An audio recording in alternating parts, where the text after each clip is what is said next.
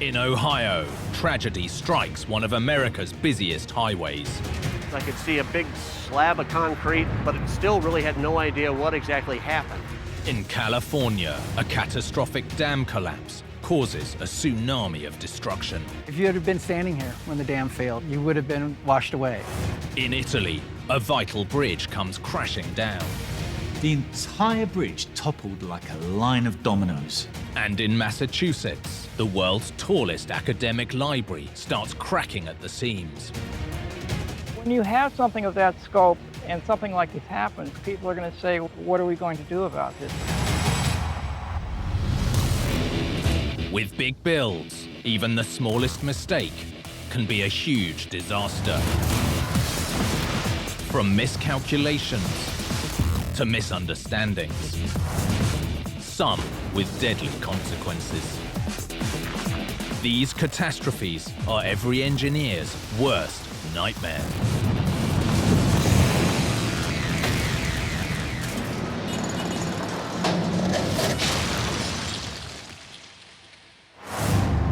In every step of big engineering, from design to construction, the devil is in the detail. The same is true when it's time to bring things down.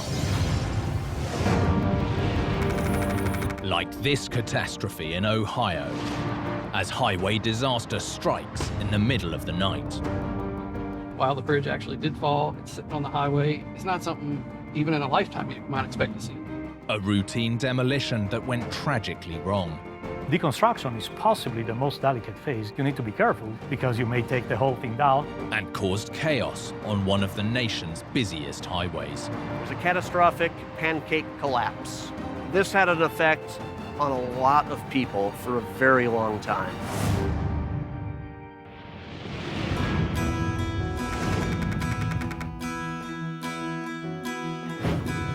Cincinnati, Ohio is a melting pot. A mix of East Coast, Midwest, and the South. But the crossroads isn't just cultural. Some of America's most important trucking routes pass through Cincinnati. With around $400 billion of freight crossing the river here every year, a lot of it on one of the nation's busiest highways, Interstate 75. Bill Reinhardt is a local reporter. I-75 stretches from Michigan all the way down to Florida, from Detroit to the Gulf of Mexico. It passes through Cincinnati, it passes through Atlanta. 3% of the annual gross domestic product of this country traveling north on 4 lanes and southbound on 4 lanes. That's not a lot of space for a lot of gross domestic product. In 2010, work began on an infrastructure project to widen and modernize a nearly 30-kilometer stretch of the I-75, including vital overpasses like this one, the Hopple Street Interchange. A local police officer for nearly 20 years, Don Whirling, explains. The Hopple Street I-75 connection right here is the main artery that takes you up to the University of Cincinnati, all of our major hospitals. So it kind of connects east and west, and it connects a lot of people coming from the suburbs, coming from Kentucky, coming from downtown. So the Hopple Street overpass is very, very important. But this isn't the first overpass at this location. It was built to replace this shorter, narrower bridge constructed in 1961. The overpass needed to be widened. At the same time, the interstate also needed to be widened to accommodate growing flows of traffic. So what they did was got rid of the old overpass and built a new one, and then simplified the on and off ramp. The old bridge might look very basic, but the structure relied on a careful balance of forces. The old Hopple Street Bridge was built in 3 sections. A 12-meter west span and a 14-meter east span, each projecting nearly 3 meters over the roadway. Balanced or cantilevered over the columns, the 2 ledges supported the longer center span, creating a 28-meter wide gap for traffic. With balance being key to the bridge's structural integrity, demolition was far from simple. Associate Professor of Engineering, G.A. Rosati, explains. The deconstruction phase or the demolition phase is probably the most dangerous phase in the life of a structure because you're taking away parts that contribute to the stability of the structure. When you come to the bridge, you start removing the deck. You need to be careful with that. Monday, January the 19th, 2015. The demolition crew was on the second night of the job. The idea was to remove the concrete from the east span, then continue all the way across before removing the steel structure. That way, the road below could be kept open for as long as possible. An excavator with mechanical jaws had chewed the concrete from the east span and was working its way towards the middle of the bridge. Around 10:30 p.m., disaster struck. Captured on grainy CCTV, the entire center span suddenly collapsed. The Hopple Street bridge just collapsed over 75. We'll need heavy rescue, and we're also going to need to shut down 75 South. Police officer Don Whirling was working the night shift when the call came through. My boss calls us and he tells us that we need to gear up, that the bridge fell. So we got our gear together and we headed out there. What should have been a routine demolition was now a major disaster. We need to stop the traffic. Don't let the traffic come off that ramp. How many injured people do you have down there? Tons of concrete fell around 6 meters. An excavator, its operator and foreman all went down with the bridge. I don't think your mind can actually grasp it until you see it. It's not something, even in a lifetime, you might expect to see. As word spread about the catastrophic collapse, reporters like Bill Reinhardt rushed to the scene. I could see a big slab of concrete with an excavator on top of it, but it still really had no idea what exactly happened. It was a close call for traffic, with one truck driver crashing into the debris. One semi slammed into it. That driver had some minor injuries. He was treated and released. That was it. Not everyone was so lucky, although the excavator operator survived the fall. Tragically, the foreman died in the devastation. But with the road open at the time, the injuries and death toll could have been much higher. On the camera, we can see cars actually going under the bridge. By some miracle, there's a break in traffic, the bridge collapses. There could have been a dozen cars underneath of it when it came down. While the city was in shock, one of the busiest highways in the country was at a standstill. I-75 southbound is a major artery, and to cut it off at any point interrupts a lot of traffic and a lot of commerce. Traffic was kind of a mess. People had to find other ways to get where they were going. Residents and travelers alike wanted to know, how could a routine demolition go so disastrously wrong? From the wreckage, investigators quickly established that the type of bridge played a central role.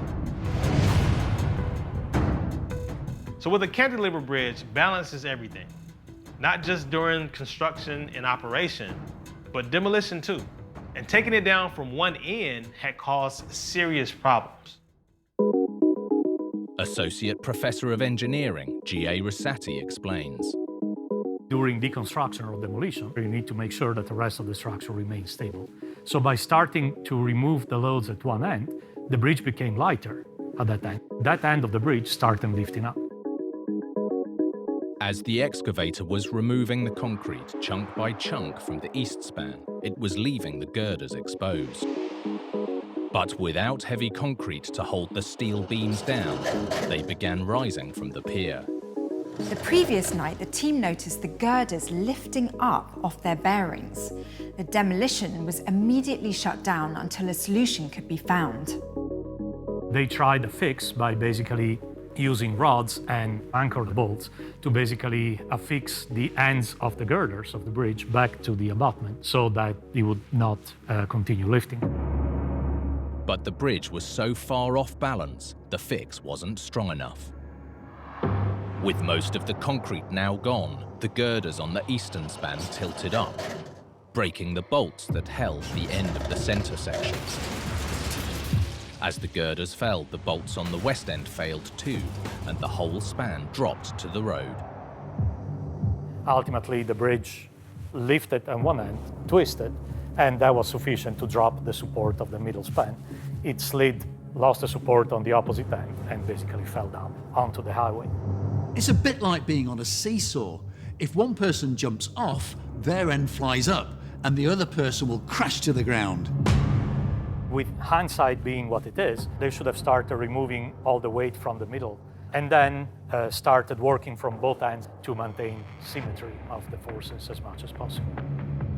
The biggest issue that caused ultimately the failure was starting from just one end that caused that seesaw effect. With a main artery blocked, getting I-75 south reopened was a major priority. With more than 150,000 vehicles needing to use this road every day, teams worked tirelessly to get this vital route up and running again.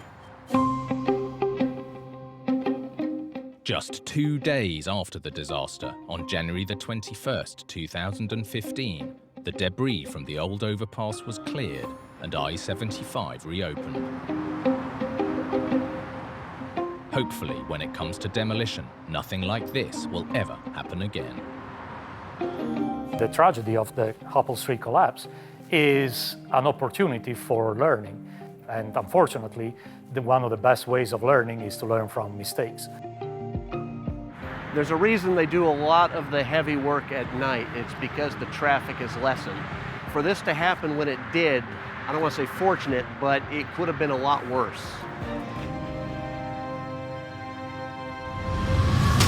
When building big, engineers need to work hand in hand with Mother Nature. Underestimating her power can result in devastating consequences. Like this disaster in California, a catastrophic collapse of epic proportions.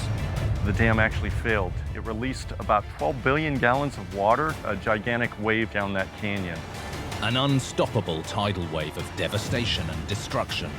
A 100-foot wall of water coming down faster than anybody can run, destroying everything in its path. And a tragedy that shook the entire nation to its core. This was the deadliest civil engineering failure in the United States.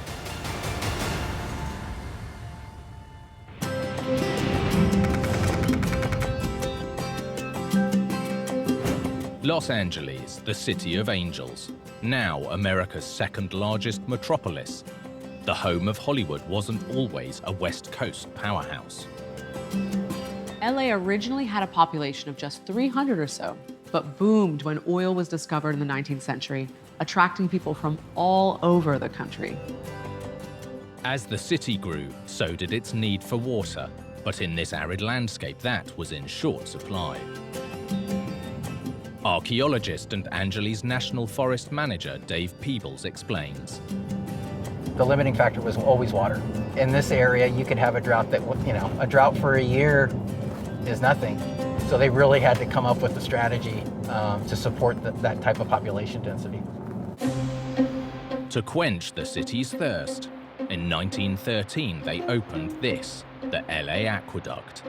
A plan as bold and ambitious as the man behind it. LA's Mulholland Drive is world famous. It's named after William Mulholland, a self-taught engineer who became a Los Angeles legend for bringing water to this thirsty, dry city. William Mulholland came up with the idea to transport water from Owens Valley. And that's about a 233-mile stretch of aqueduct that they constructed. Monumental construction. Diverting water from high up in the Sierra Nevada mountains, this was a highly efficient and truly remarkable piece of engineering. Back then, this gravity-powered engineering marvel delivered more than 80% of LA's water. And today, more than a century later, it still provides water to millions of folks from Los Angeles. But by the 1920s, the aqueduct alone couldn't keep the city hydrated. So Mulholland came up with another bold plan. to build 7 dams, creating huge storage reservoirs, the largest of which, around 60 kilometers northwest of LA, would be the St. Francis. Right now we're standing on the site of the St. Francis Dam. If you would have been standing here, 100 years ago, you would have saw a gravity arch dam, about 200 feet across the span, and then it would tie into this east-west ridge, concrete that ran along for about 500 feet along that way. Standing around 62 meters tall, the St. Francis Dam was known as a curved concrete gravity dam that relies on its weight and internal strength for stability. As Water Department Director Stephen Cole explains, it was designed very much like this sister dam. We're at the Mulholland Dam, built in 1924, exactly the same as the St. Francis Dam. It's a concrete gravity arch dam. The gravity is how much weight the dam has, and the arch is the actual layout of the dam. And that arch actually helps resist the forces of the water as it pushes against it. The St. Francis Dam was made of giant concrete arches, stacked on the ground like steps. It looked like a vast curving staircase that sealed the canyon, creating the huge reservoir. Opening in May 1926, the St. Francis Dam held around 54 billion litres of water, enough to supply the city for a whole year. The dam was the end-of-the-line storage of that overflow that you weren't using, so you could bank and store for those dry times that would eventually come. But what happened next had Angelenos wishing for drier times.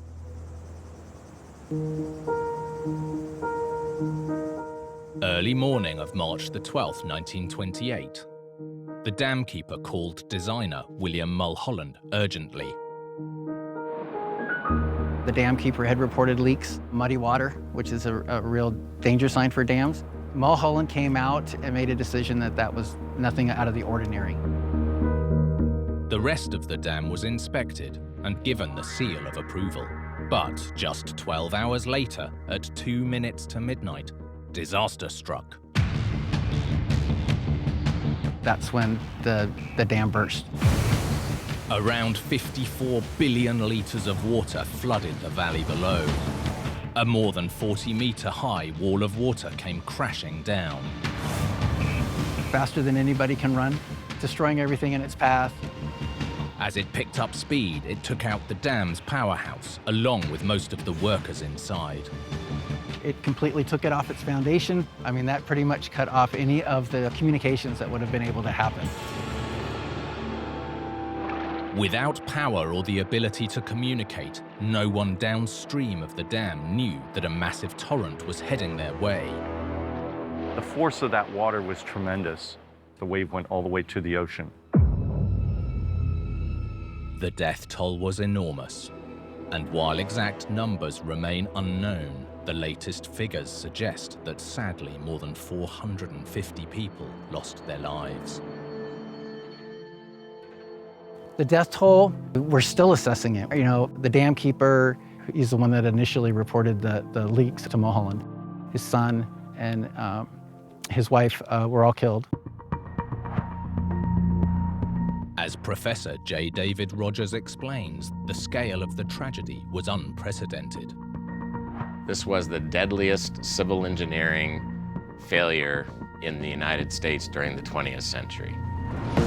With the devastation nearly total, there were few clues left behind. But investigators determined one major cause was a last-minute design change to give the dam greater water capacity. They extended the height of the dam during construction twice by 10 feet without doing any other kind of engineering tests or analysis. That seemingly small increase had major consequences. Stephen Cole from the LA Department of Water and Power explains.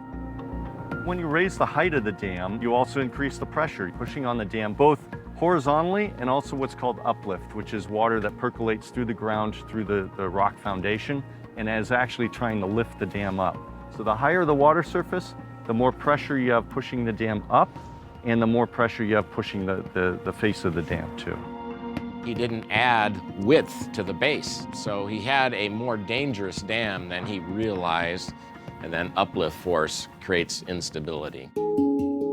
The increased height wasn't the only issue. There was a problem with the construction of the dam itself. When concrete sets, it expands or contracts with temperature changes. So normally, flexible joints are built in to minimize cracking. But here, that wasn't done.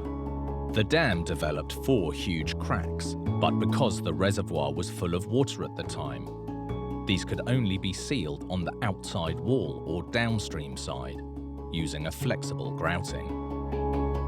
The cracks showed up early on, and by early 1928, Mulholland decided to chink those shrinkage cracks on the downstream face because he was losing water through them. Chinking is a flexible sealant that's normally used on log cabins or wooden ships. But this was one of the largest dams in the world and made of concrete, so this was uncharted territory. If you're gonna seal cracks, you have to seal them on the upstream side so that that water doesn't get internally into the dam. But with the cracks sealed on the downstream side, water was getting in, and the pressure was building up inside the dam. I think that was his greatest mistake he made in the project, because now you had the full reservoir hydraulic pressure build up internally, and that's not a good thing. You need drainage, not blockage. Had he not grouted the dam on the downstream face, the dam might have survived. To make matters worse, the dam was built on unstable ground. For me, I think one of the major issues for the dam was the geology of this area. It's really complex. Some of the challenges, I think, were the bedrock material that the dam was founded on, and the abutments of the dam, which are the sides of the dam, what they're pressing up against. The arch effect relies on the pressure of those abutments to hold the dam in place, and so that may have been a big contributor. As the pressure built, the thinner, weaker layers of rock gave way first. There was a huge bedrock landslide that took the left side of the dam and carried it down across the dam and up the other side and send this huge turbid flood downstream. Regardless of what ultimately triggered the failure, the investigation cited both engineering and geological errors. When all these factors combined, the result was one of the biggest engineering catastrophes America had ever witnessed, on a dam that was less than 2 years old. Following the disaster, William Mulholland took full responsibility. He never worked again, and new safety measures were quickly put in place. The impact it had on the profession was huge, and that was because of the awful outcome. It had a huge impact on dams engineering worldwide. St. Francis actually helped start the State Division of Safety of Dams, which was an agency that now regulates how we do our dams and maintains the safety of our dams. So that was the one shining light out of that. What little remained of the original dam was dynamited. Today, nearly 100 years later, the site serves as a reminder of the hundreds of people who tragically lost their lives. One of the greatest disasters in California history is finally being recognized here. It's just been declared a national monument. It's also been declared a national memorial. The second one in the whole state that's designated for the significant loss of life that happened.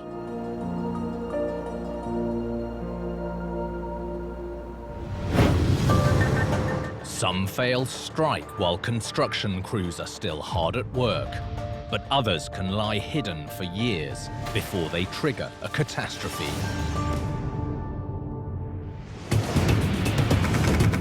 Like this disaster in Italy, a catastrophic collapse of a vital crossing. The entire concrete and steel bridge came crashing down in seconds. Devastating destruction that rocked an entire community.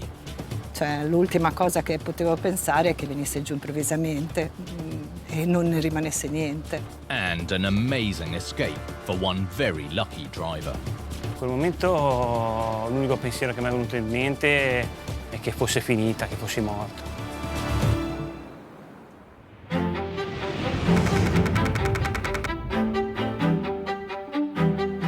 Tuscany is one of Italy's most popular tourist destinations and also one of the country's most rustic areas. Nowhere more so than the northern edge of the region, with hilltop communities forming near the River Magra, where people not only need to live off the water, but cross it too. Local journalist Emanuela Rossi knows this area well. Siamo tra il mare e l'Appennino, le montagne, una terra di transito, è sempre stata una terra di transito. L'acqua è la vita, i fiumi sono stati chiaramente la via di trasporto per una terra che comunque è difficile, quindi sono fondamentali, sono sempre stati fondamentali, sia per l'agricoltura che per la comunicazione. For centuries, the only way to cross the river was by boat.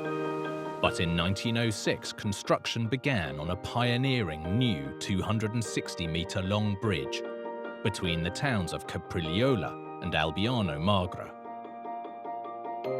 This revolutionary bridge was one of the first in Italy to be constructed with reinforced concrete. Now used everywhere, at the time, this was cutting edge. When it opened in October 1908, the 5-arch span of the Albiano Bridge was welcomed by people across the region. Il ponte di Albiano era fondamentale perché unisce l'ultimo pezzetto della Toscana al di là del fiume Magra e non ci sono alternative, quantomeno non alternative adeguate. But more than a century later, this crucial crossing would be in for a rough ride. On Wednesday morning, April the 8th, 2020, local delivery driver Andrea Angelotti was preparing for the busy day ahead. La giornata è partita come una giornata qualsiasi, una calda giornata. Fortunatamente sono partito regolarmente dalla filiale, ho fatto un attimo una fermata breve insomma lungo la strada e poi mi sono diretto verso le prime consegne. Around 10:25 a.m., Andrea was halfway over the Albiano Bridge when his day took a disastrous turn. Mi sono visto il tratto di strada davanti a me che si è come impennato e poi mi sono sentito cadere, praticamente mancare proprio il sedile sotto di me.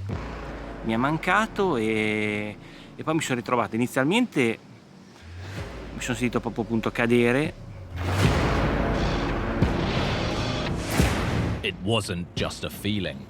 Hundreds of meters of bridge suddenly collapsed, taking Andrea and his van with it. Ma sarà durato, io penso, 2-3 secondi, anche se io lo dico di averla vissuta a rallentatore. The catastrophic collapse caught everyone by surprise. First responders and Red Cross volunteers like Ivan Velardi were shocked by the devastation as they rushed to the scene. Siamo arrivati qui e c'era un nuvolone di polvere incredibile, non si vedeva più niente. A che ci siamo guardati e abbiamo detto allora è successo davvero. There had been no warning and no chance to escape. E poi quando sono appunto arrivato giù ho realizzato quello che era realmente successo, che ero precipitato nel greto del fiume insieme a tutta la struttura del ponte. Andrea was conscious but lying injured next to his van. Ivan raced down to the wreckage. Arrivato nel letto del fiume, la prima cosa che ho notato è stato il furgone. Sono fiondato lì sul ponte, ho scavalcato, sono salito sul pezzo di ponte crollato e lì ho trovato Andrea lì disteso sull'asfalto. Injured but still alive, Andrea was quickly airlifted to hospital. In quel momento l'unico pensiero che mi è venuto in mente è che fosse finita, che fossi morto, perché quando mi sono sentito proprio mancare proprio il furgone sotto il corpo, poi invece fortunatamente una volta atterrato ho realizzato che sì, molto dolorante, però l'avevo scampata. Another driver had also gone down with the bridge, but amazingly he too survived with only minor injuries. This could have been so much worse. Luckily, this normally busy bridge was practically empty with only 2 vans on it at the time. Beh, mi fa un effetto emozionante riguardare il ponte. Sicuramente adesso riguardandolo così ho la sensazione proprio che abbiamo sfiorato una grande tragedia.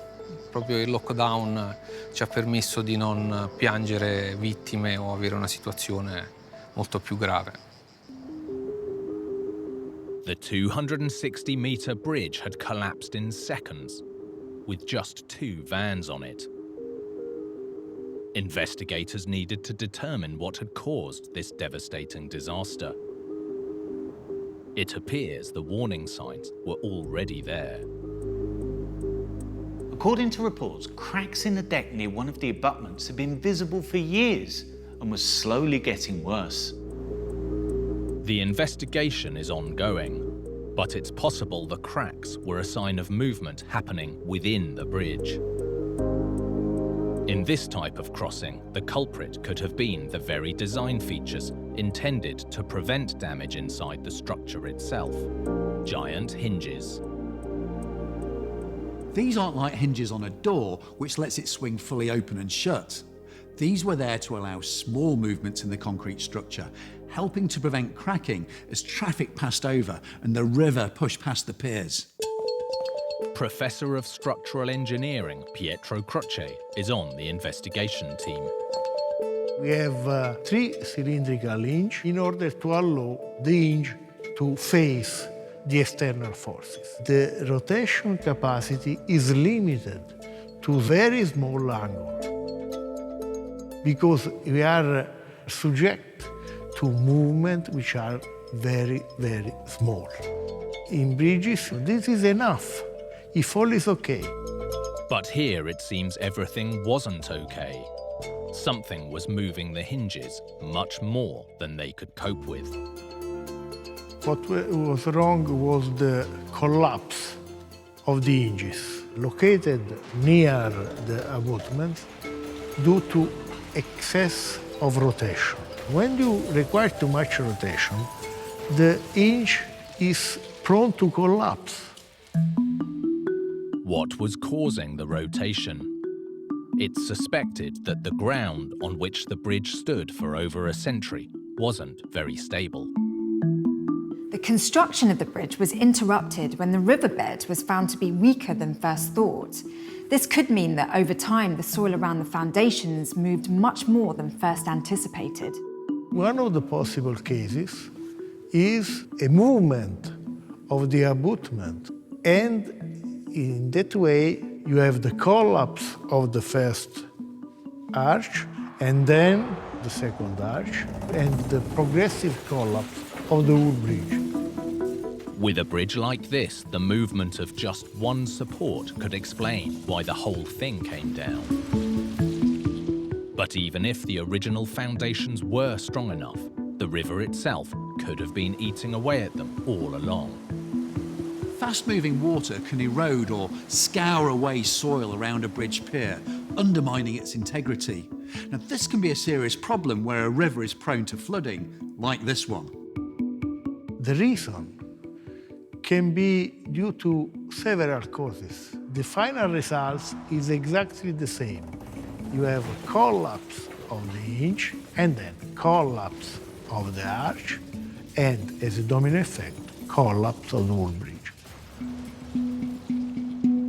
With the bridge down, a crucial crossing that had stood for more than a century was gone. Questo ponte unisce 2 regioni, 2 province, 2 comuni, cioè era un ponte essenziale, quindi in realtà ha messo in ginocchio i 2 piccoli paesini che stanno agli estremi del ponte.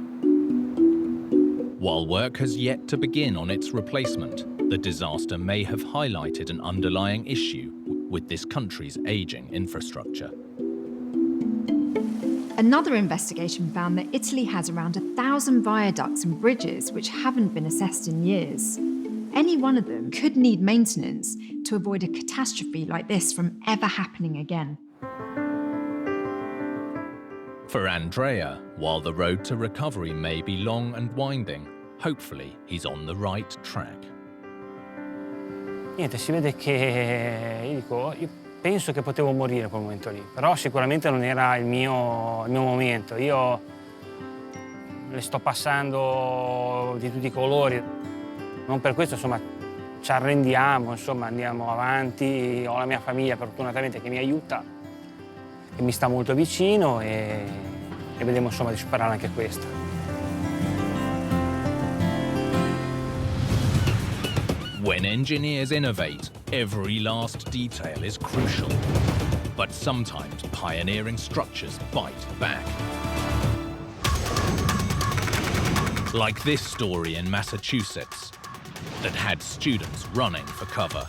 People noticed that looks like some bricks were falling.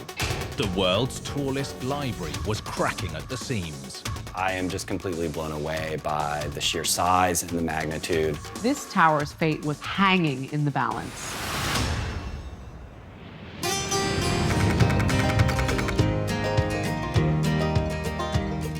Amherst, Massachusetts is a small town of 40,000. But for most of the year, the population nearly doubles thanks to its 3 colleges, including the University of Massachusetts. Aaron Rubenstein is the head of Special Collections and University Archives. The university was founded in 1863. It was part of the Morrill Land Grant signed by Lincoln, and the idea was to build agricultural and technical colleges across the U.S. A century later, the university was thriving and growing both in size and academic prominence. There was an ever-increasing need for a state-of-the-art library, but finding the space for it required some book smarts. To have enough space for books and people, experts suggested the library would need a floor area of around 5 football fields. But in an already crowded campus, spreading out would be impossible. The only way to build would be up. Completed in 1973, at a mammoth 28 stories tall, this towering library was the tallest in the world. Journalist Ron Charmless knows what makes this library so impressive. As a structure, it's nearly the length, if you put it on its side, of a football field, 286 feet, 28 stories, 5.9 million volumes. It's one of the sites that people want to see when they come to visit UMass Amherst. In the 90s, the library tower was renamed in honor of a prominent Massachusetts scholar and civil rights activist. W.E.B. Du Bois was born in Great Barrington, Massachusetts in, I believe, 1886. And he was ahead of his time as a racial pioneer. And I think naming this library after him, making it such an impressive structure, speaks to that. Although the tower looks to be made of solid brick, it's just a facade. Max Page is a professor of architecture. The Du Bois Library is in some ways a very simple building. It is a tower made out of structural steel with a facade, an exterior, attached on. In this case, it was a brick facade purely for beauty. The facade is made of prefabricated panels about 9 meters high, with a layer of bricks already fixed in place. The panels are then hung on the outside of the building, kind of like picture frames. The 28-story tower was constructed of steel and concrete, covered with hundreds of these brick-covered panels, each weighing almost 3 tons, supported from below by 12-centimeter deep L-shaped braces. The facade really is attached and hangs on to the main structure, and that's where those very heavy-duty brackets played the role, because they were built into the main structure of the building and held up the facade, the 30 feet of bricks. Every once in a while, when I come in the front door and I look up, I am just completely blown away by the sheer size and the magnitude. But just 3 months after opening, this record-breaking library's hardback cover was beginning to crack. this glorious opening of this tallest library in the world, and then people noticed that looks like some bricks or parts of bricks were falling. There was a little concern about it, but it wasn't really until several years later that finally someone said, we worry this is a real problem, like maybe the building will fall down. So that's when there was a huge investigation into it, and the library was then closed. This was shocking. The library was only open for 5 years before people feared that it would fall down. Engineers scoured the facade for clues to explain the crumbling. When the investigation took place in 1979, and an initial engineering firm said that this could be really catastrophic, they moved the library books out, they said no one could go in, they put a fence around it, and they also put down bales of hay all around the library so that if the bricks fell, they wouldn't bounce and explode and hit people nearby. No clear cause was found, and rumors began to circulate. There are a lot of myths surrounding the Du Bois Library. One of them is that they didn't account for the weight of the books when they calculated its structural strength. It's not true. They absolutely did account for the weight of the books in the structure of the building. One rumor had it that the library was sinking into soft ground because of a nearby pond, hence the cracking exterior. Again, this wasn't true, but clearly something was going on. I think people were worried that those small brick pieces meant it was just the beginning, and that in fact the whole facade, which is all brick, all 28 stories, would come crashing down, or maybe the whole building was flawed. Further investigation revealed that the problem wasn't with the whole wall. In fact, just a few bricks were cracking, known as spalling. Spalling is a generic term for when bricks come under stress and buckle and ultimately kind of break apart.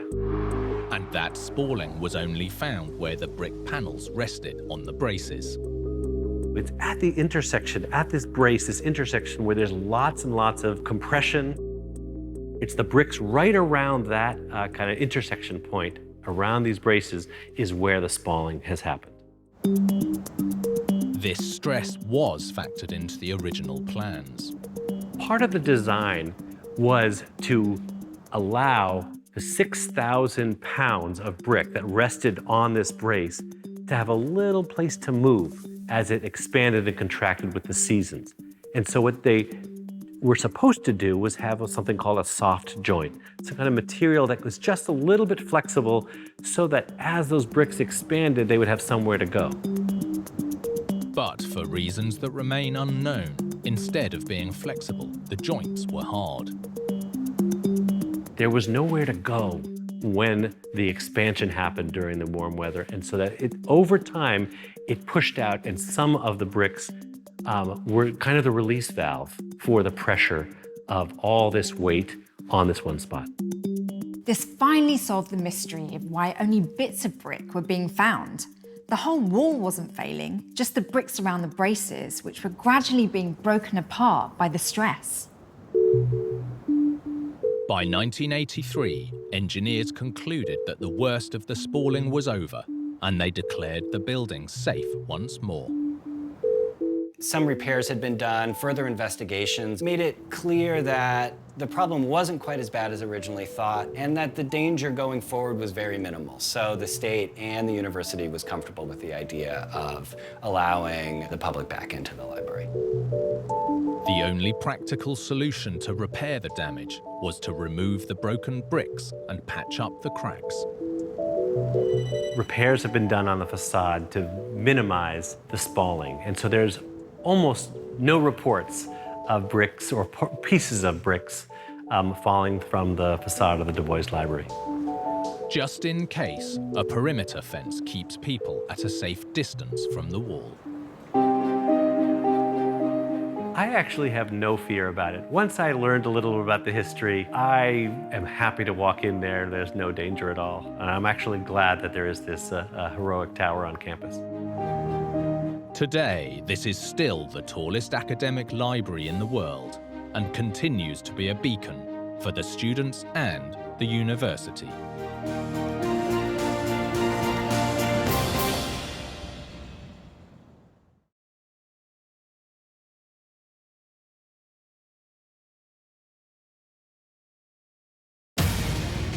In Miami, a major disaster leaves a nation in mourning.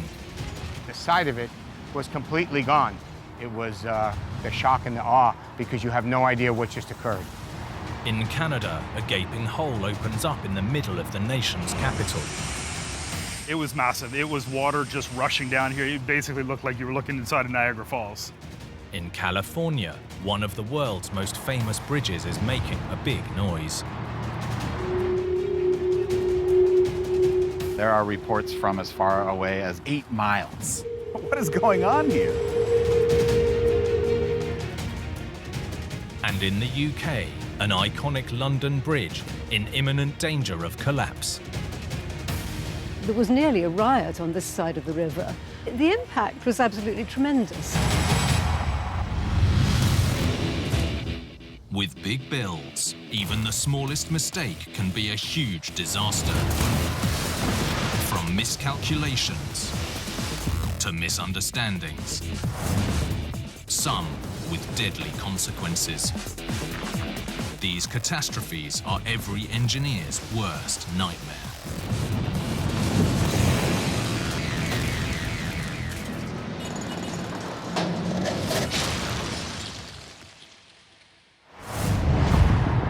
In everything they build, engineers must consider the relentless forces of nature. Any weakness can be exposed with devastating consequences. Like this disaster in Florida, a tragedy that struck a beachside community and made global headlines. Champlain Towers, it collapsed. A condo building that was devastated in the middle of the night. I thought it was a storm. The ground shook. Thunder does not make the ground shake. One of the deadliest catastrophes in American engineering history. Some of the officers were actually in the garage trying to help people out. I'm amazed and proud of those 3 young men and what they did when they got here. This building went straight down. I mean, it was just flattened. The 4 unit, the 3 unit, the 2 unit, the 1 unit. If you were there that night, you didn't make it.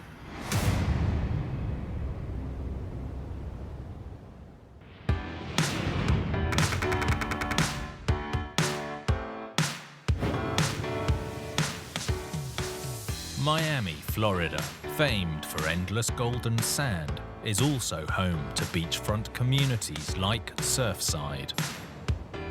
Wendy Rhodes is a local journalist. This is the beach in Surfside right here. Surfside is a very small, quiet family community for people to come and just relax and enjoy the beautiful nature and beaches that Florida has to offer. It's really quite lovely. Surrounded by sand and surf, an uninterrupted view is a must. To achieve that, builders use a technique known as flat slab construction. Structural and forensic engineer Joel Figueroa Valinas explains.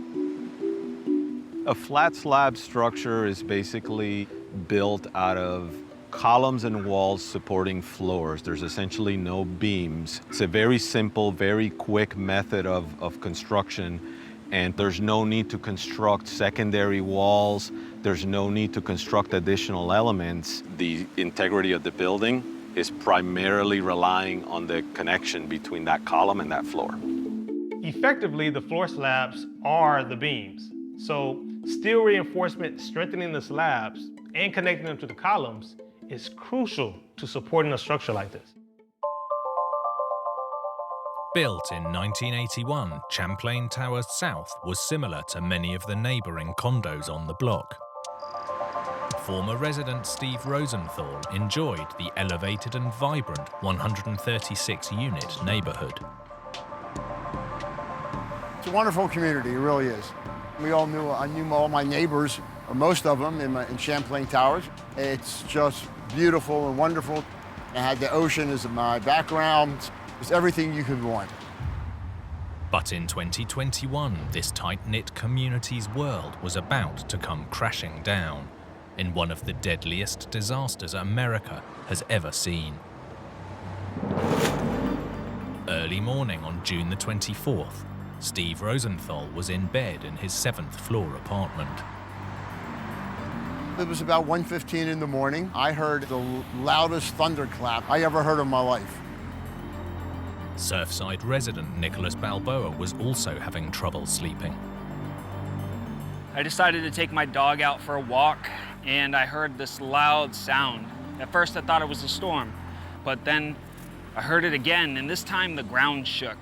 Thunder does not make the ground shake. This was no thunderstorm. The bed began to shake. The room began to shake. I ran out of bed, go to the living room. Well, it's just all dust. Can't see anything. Although Steve didn't know it yet, the whole center of his building had collapsed. I go to the front door, I open up the door, and I get hit with a plume of smoke. Like a sonic boom, it just knocks me back. Seconds later, the entire eastern side also came crashing down. Capturing the only known photograph from inside, Steve was now trapped in his 7th floor apartment. Everything that's behind that rubble, all gone. And the destruction just stopped like 2 feet from my door. Emergency services raced to the scene. Surfside Police Captain John Healy was among them. We train all the time, and I don't think any training could prepare you for what you're about to see. Some of his officers were already on site. Bodycam caught their reactions. Captain, hey, the Champlain Towers, the building, it collapsed. The front of the building was still standing here, but the side of it was completely gone. It was the shock and the awe because you have no idea what just occurred. 55 of the 136 condo units had been reduced to rubble, leaving the rest of the tower potentially unstable. Fire Rescue Battalion Chief Brandon Webb knew time was against them. The pool deck had collapsed into the garage. That exit wasn't there anymore, and the debris was blocking the door. So the only way out of the building was either from an upper floor by ladder or through the parking garage that was flooded and partially collapsed. Some people, like 7th floor resident Steve Rosenthal, were trapped on their balconies. The fire engine cherry picker is now rescuing people, starting with the corner units. Even when you're in the cherry picker, you're thinking, well, is the front of the building going to collapse on us? While the fire rescue team was evacuating people from above, Captain Healy's officers were searching down below. Hello? Where are you? Are you okay? What? Are you okay? Is anybody down there injured? Some of the officers were actually in the garage trying to help people out. A portion of the building that was still standing but partially collapsed, trying to help people. So when I see that, I'm amazed and proud of the courage of those 3 young men. We had gotten the people off the balconies, we had gotten the surface trap people out, but we had identified that there were still people in the building. We could see flashlights on the upper floors. They started their way up with fire crews, doing targeted searches of the remaining building. As news of the tragedy quickly spread, journalists like Wendy Rhodes were stunned by what they saw. It was a horror show. It literally looked like a dollhouse that had been split open, and you were looking inside the dollhouse with all the furniture. Nicholas Balboa heard a boy crying for help. He quickly alerted the rescue team. When we found him, he was in his PJs, right? You know, everybody knows what home is, right? That's where you're safe. And for it to just completely fall out from beneath you randomly in the middle of the night is just, I couldn't imagine.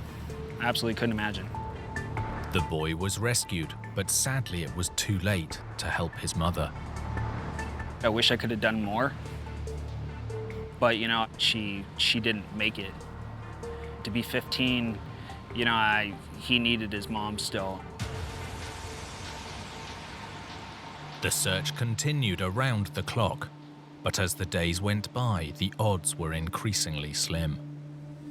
I knew it was bad news. I think everybody knew it was bad news. This building went straight down. I mean, it was just flattened. So we knew from the beginning that the odds of finding survivors was going to be pretty low. After 32 days of searching the wreckage around the clock, the final victim's body was found. In total, 98 people had lost their lives in one of the worst construction disasters the US had ever witnessed. They were my neighbors. Of the 98 that perished, I probably knew 60 of them for sure. The 11, the 10, the 9, the 4 unit, the 3 unit, the 2 unit, the 1 unit. If you were there that night, you didn't make it. The world was watching and they wanted answers. Everybody's question was, what happened? How could this have happened? What went wrong?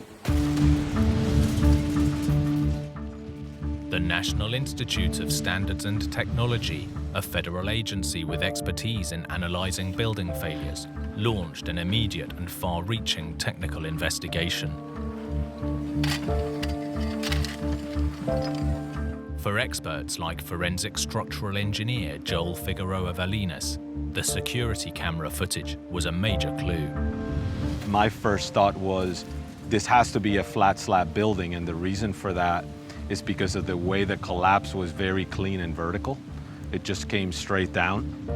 In flat slab construction, the joints of the slab connect the columns. One of the downsides is reduced redundancy. There's not a lot of belts and suspenders in that type of construction. Just one failed connection with a column can be catastrophic. Once one of those floors fails in their entirety, gravity takes over. So the building essentially comes down as fast as gravity can bring it down. The type of structure explained the speed of the collapse. The big question was what had caused it to fail in the first place. Eyewitness accounts alerted engineers' suspicions to one area. Mehrdad Sassani is a professor of structural engineering.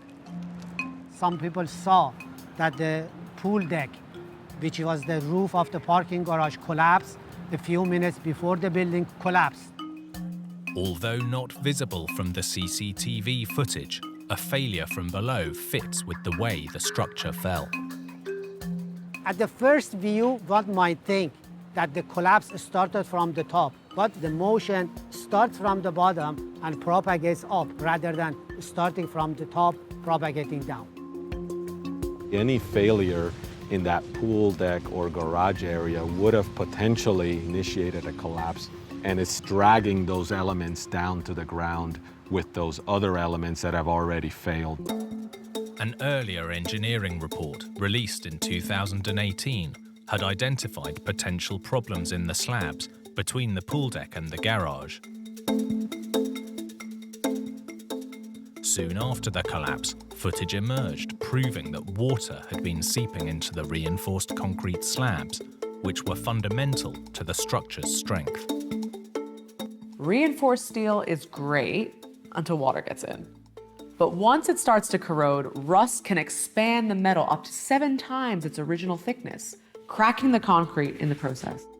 Which makes all of that reinforcement potentially deficient to carry the structural loads and even to stay interconnected with the other concrete elements.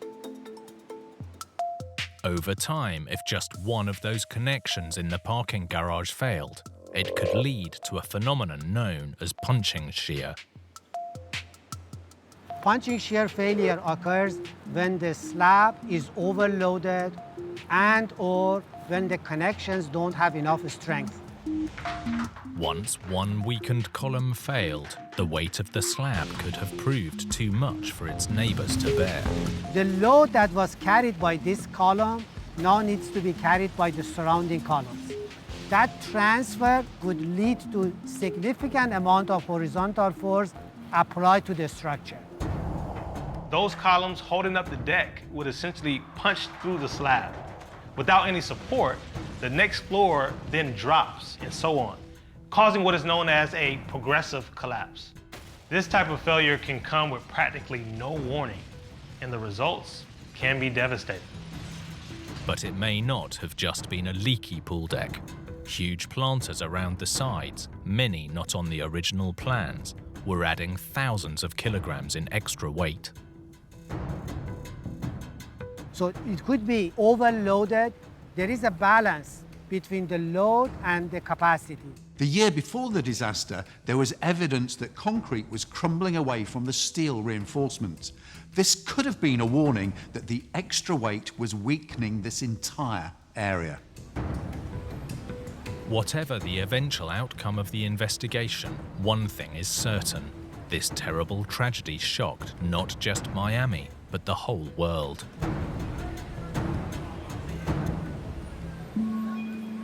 Ten days after the collapse, the surviving Western Tower was deemed unsafe and demolished. Residents living nearby began to question the structural integrity of their own buildings. These people, they need answers. They need to know that they're safe in their own homes, and when they go to bed at night, their building isn't going to collapse. Political leaders called for immediate inspections of other older condo complexes. And while the investigation is still ongoing, potential problems of any kind in any building have to be examined and dealt with. If we as engineers are to learn anything from this, is that there are three main things to have a durable structure. One of them is design, the other is quality control during construction, and the third is maintenance. And if any of those are missing, then we should really revisit how we're doing this process. And for the 98 Surfside residents who sadly lost their lives, their memories will never be forgotten. I saw a side of humanity that I've never seen. And I hope I'm never in such a tragedy that I have to, see it again. I hope I can see it on a daily basis and that it doesn't take something this horrible to bring us together as one people. You learn a lot about your friends and the community when a tragedy like this happens. People have stepped up for me, and life goes on. It has to.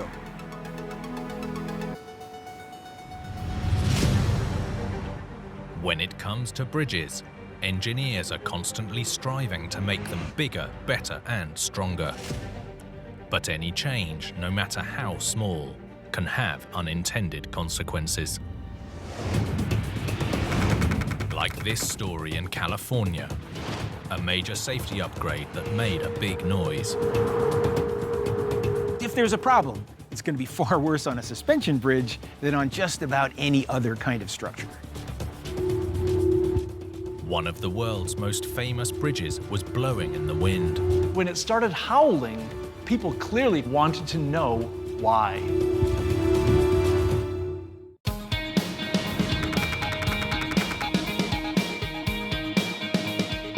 San Francisco, California, the city by the bay, is regularly voted as one of the most beautiful places on Earth. Gabe Moline is a local journalist. Otis Redding in 1967 sat on a dock right over there in Sausalito and wrote "Sitting on the Dock of the Bay" while he was looking at this beautiful city right before him. I just think that's an incredible image. For 80 years, this stunning cityscape has been dominated by the Golden Gate Bridge, one of the most famous structures on Earth.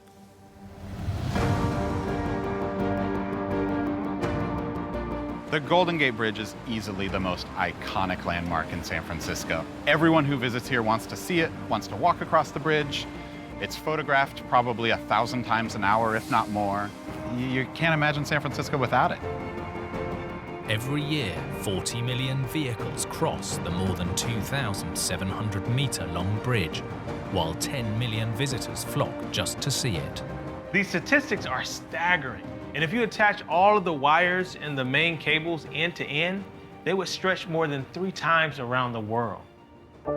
And it was all to connect San Francisco with the north across the deep and wide Golden Gate Strait. At its narrowest point, the channel is nearly 2 kilometers across and more than 100 meters deep. Add in earthquakes and high winds, and building a bridge here was one serious challenge for bridge engineers. Dr. Stephen Ressler is a former US Army and civil engineer.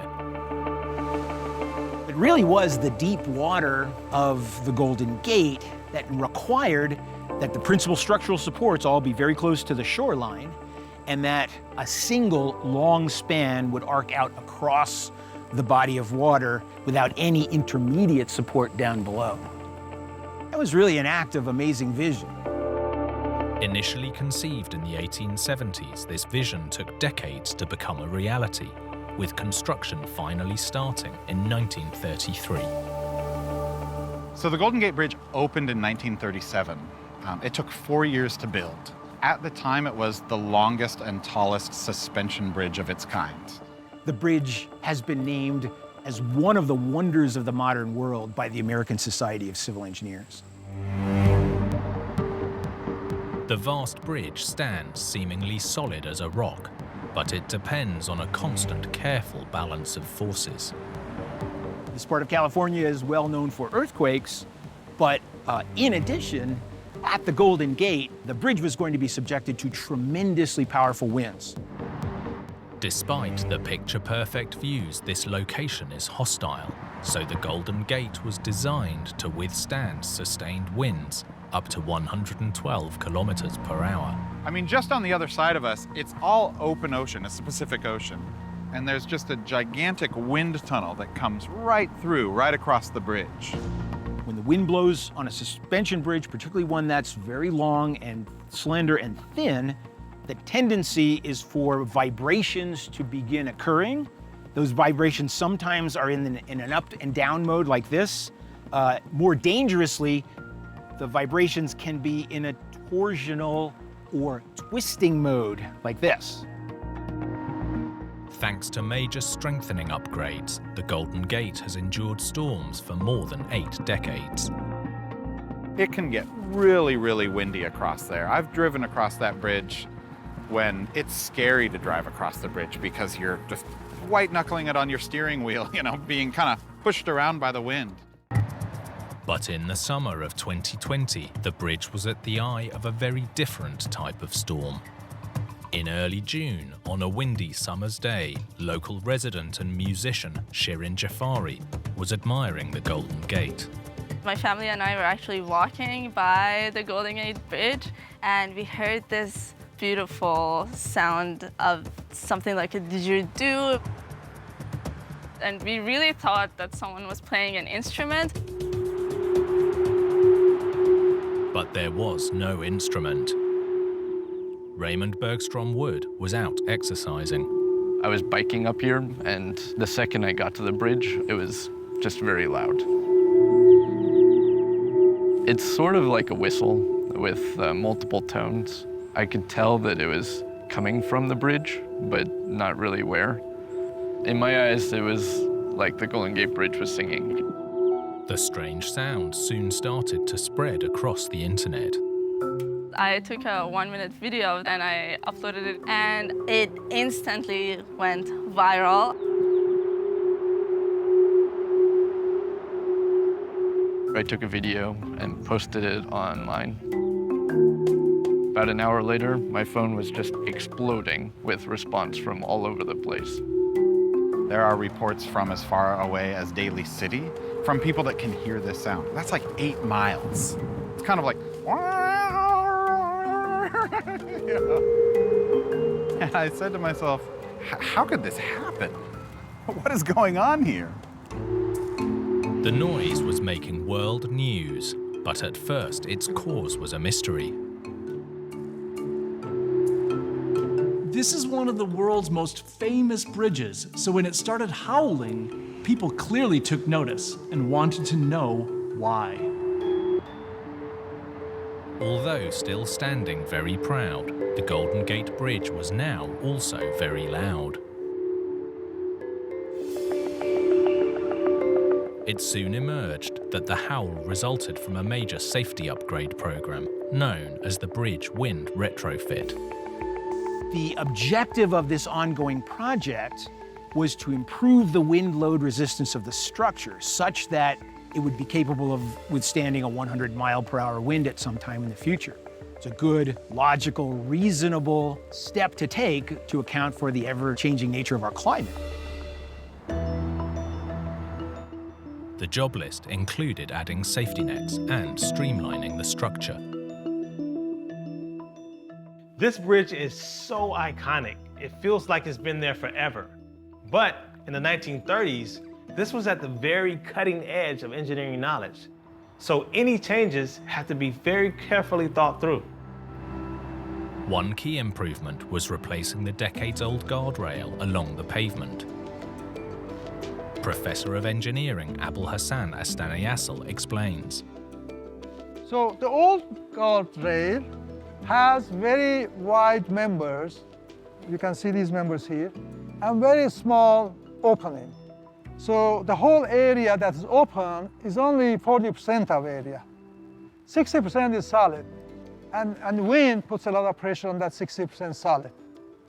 So they decided that let's take this out and put a new guardrail on the west side, which is much more open. So now the wind can pass through it and the wind pressure will drop. The act of slimming down those vertical slats so that they present less area to the wind could actually have a fairly substantial effect on lessening the amount of force that the bridge feels in a heavy windstorm. But this clever fix to protect the bridge turned out to be the source of the strange sounds. When the wind passes through this new guardrail, now the wind is trapped with the roadway. And the top member, this handrail, has a very special curved, streamlined profile. So the combination of air getting into the bridge area and combined with this handrail profile is creating the sound that's very much similar to the sound of flute. The drone left many wondering, should engineers have predicted the noise? Not so, says civil engineer Stephen Ressler. Is it reasonable to expect that engineers who were designing a railing, purpose of which, in this case, was reducing the amount of wind force applied to the structure, is it really realistic or reasonable to expect that engineers would have looked beyond those principal purposes and asked the question, well, is this railing going to create an unusual sound? With no signs of the sound stopping, in late summer 2020, bridge authorities announced that they were actively working to resolve the now famous drone. Engineers have been wind tunnel testing to pinpoint exactly which bits of rail are making the noise. The hope is that the Golden Gate Bridge will once again be as quiet as it had been for the first 8 decades. With the investigation still ongoing, the bridge's strange music continues to divide the critics. There are certainly people that are very, very mad that they have to put up with this sound who live nearby. But there are some people who really like it. There are some people who harmonize along with it. And when engineers do finally fix the drone, for some, the silence will be golden. With big infrastructure, engineers can dedicate years to just one project. But make just one mistake, and the consequences can be devastating.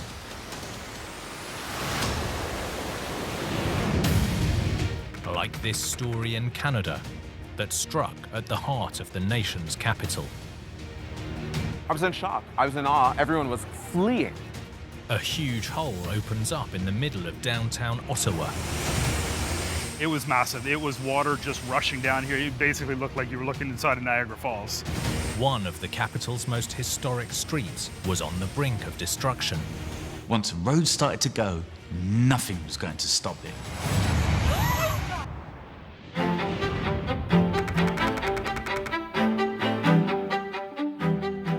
Ottawa, Canada, established on the banks of the Ottawa River, was a remote logging town before being hoisted to fame as the nation's capital in 1867. Stefan Keys is a local news anchor. Ottawa has really come into its own from small lumber town to a city of 1 million people. federal buildings and public servants and high tech, and we're really also very much an academic city as well. A thriving capital city needs public transportation to match. But until 20 years ago, Ottawans depended almost exclusively on buses. So there are actually lanes just dedicated to buses and roads dedicated just to the bus system. But it made the roads very congested.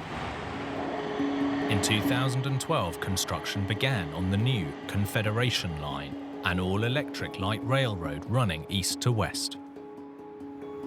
It was huge for the city. It was a game changer. We felt like we'd finally be like a Toronto or a London. We weren't just going to be this little small town that everyone forgets about. For much of its length, the line would run on the old bus route, but in downtown, it would go underground. So they dug very deep below ground, and it was going to go from east to west to start and open up in phases. Large stretches of the tunnel were bored through solid limestone.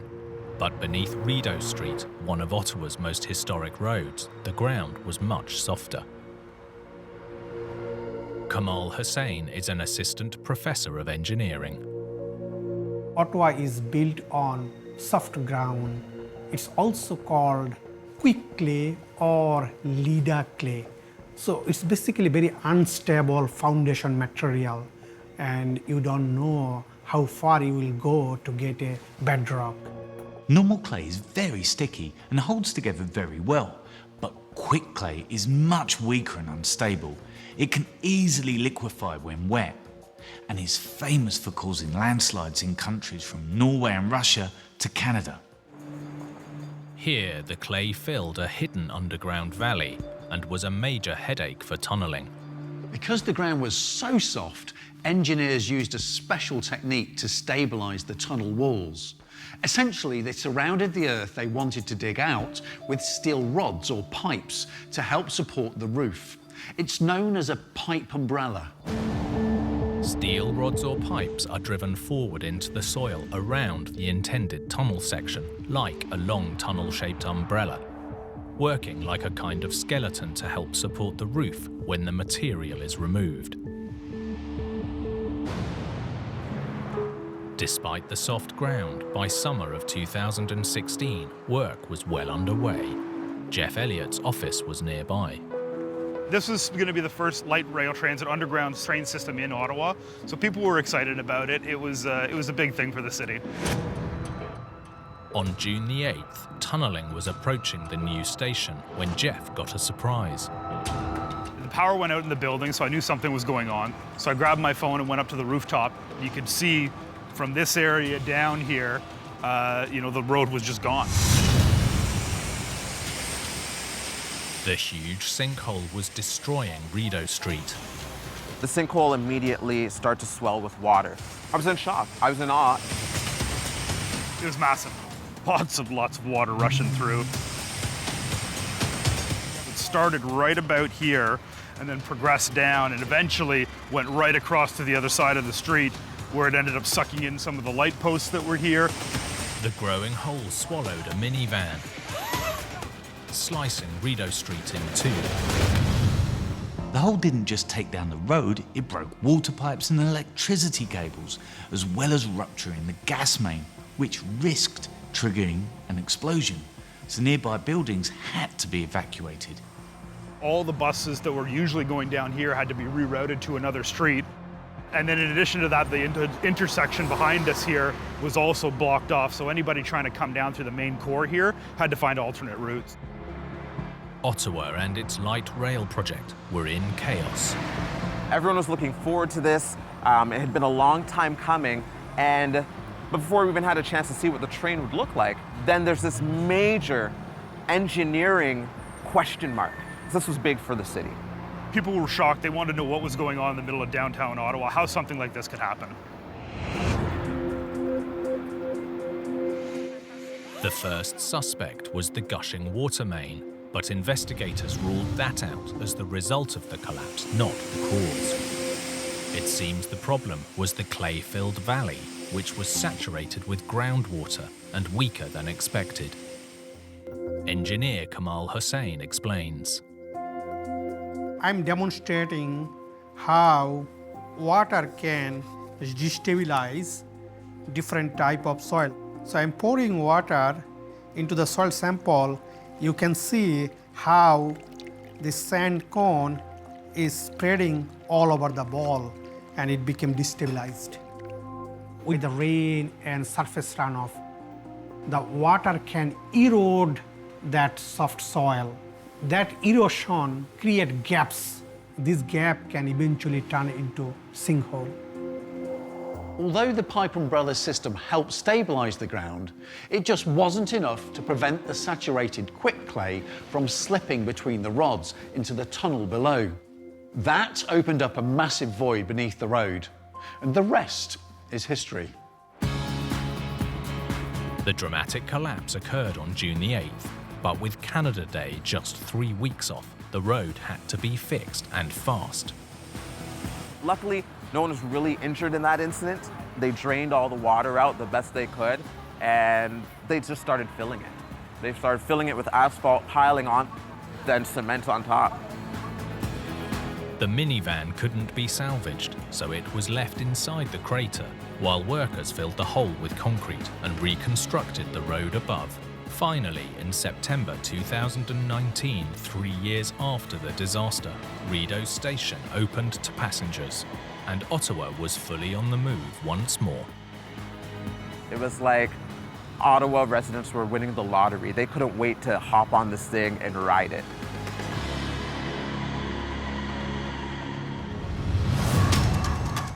In big engineering, careful maintenance can be just as crucial as construction, because sometimes lurking within, a minor problem can become a major catastrophe. Like this bridge in the UK, a historic crossing in danger of imminent collapse. The impact was absolutely tremendous. It was devastating. Potential disaster lying hidden in plain sight. Corrosion had gone unchecked for decades, putting the entire structure at serious risk. One of London's most famous bridges could have fallen down. The city couldn't take any chances. They had to shut it down fast.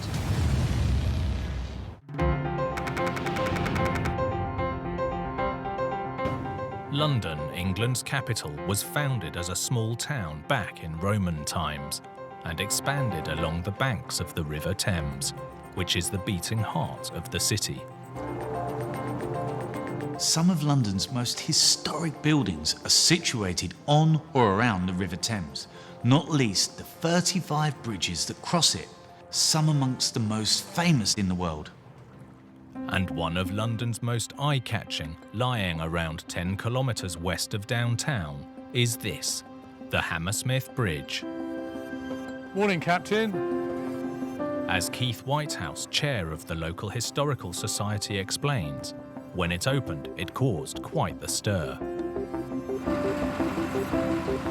Hammersmith Bridge was built in 1887. It was the first suspension bridge on the Thames, and when it opened, there was hordes of people turned up, royalty, dignitaries, to make a big splash of it.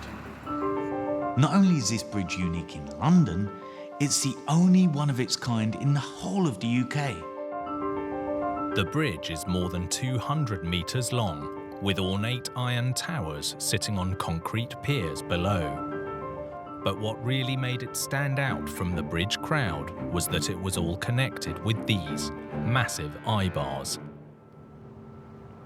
Here, instead of cables, a series of eye bars were used as the main supporting elements, essentially like a giant bicycle chain attached to the large cast iron pedestals that hold the whole structure in place. This historic crossing is aptly known as an eye-bar suspension bridge, with each end of the eye-bar chain sitting on roller bearings at the pedestals. The steel roller bearings allow the bridge to move horizontally under heavy loads, reducing the stresses on the towers. For more than a century, it's been a big hit with Londoners like local resident Jane Bain. It's so iconic. I love the bridge. I think it's wonderful. I can't imagine not waking up every morning and looking out of the window and seeing the bridge there. It's just magical. But while the bridge may be magical, a problem lying hidden inside put it in danger of disappearing forever.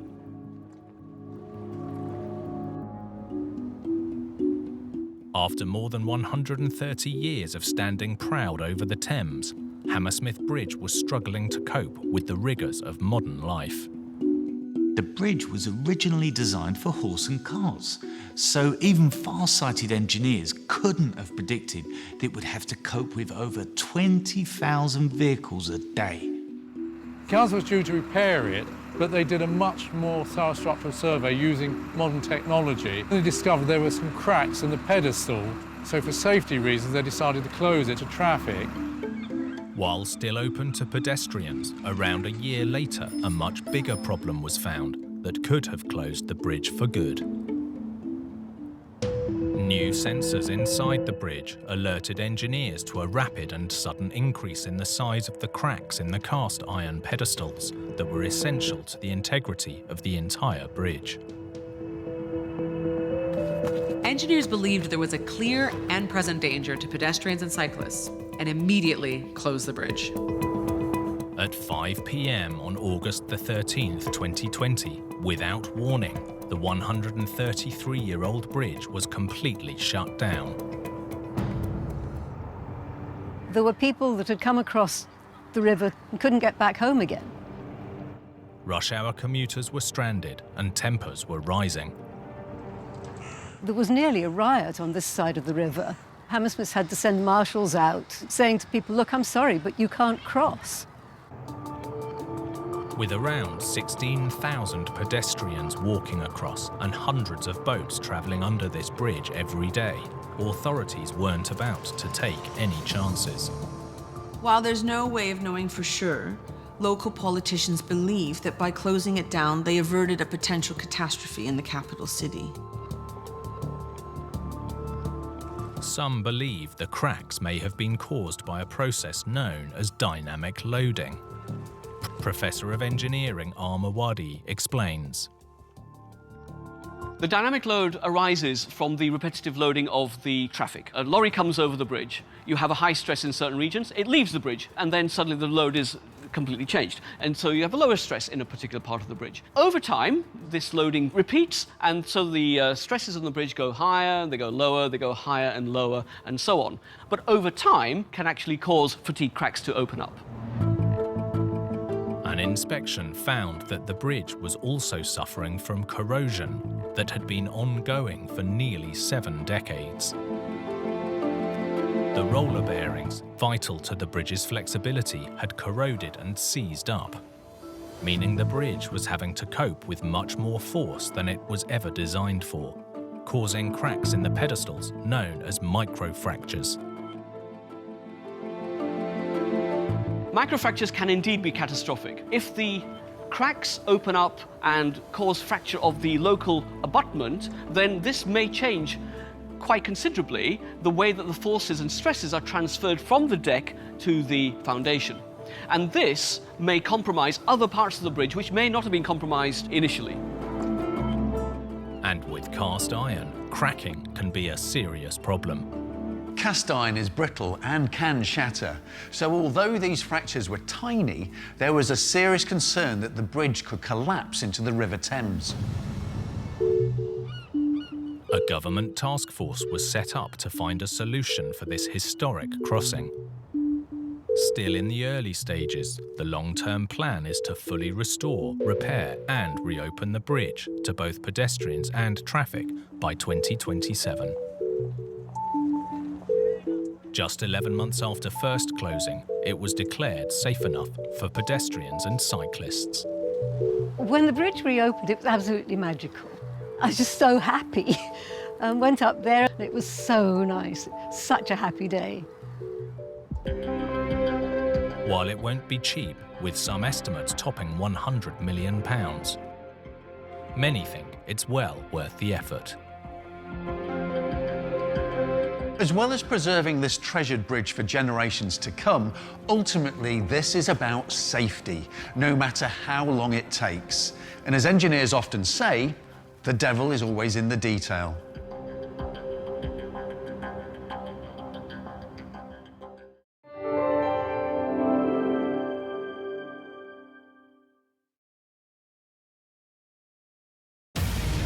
In California, catastrophe strikes one of America's most vital intersections.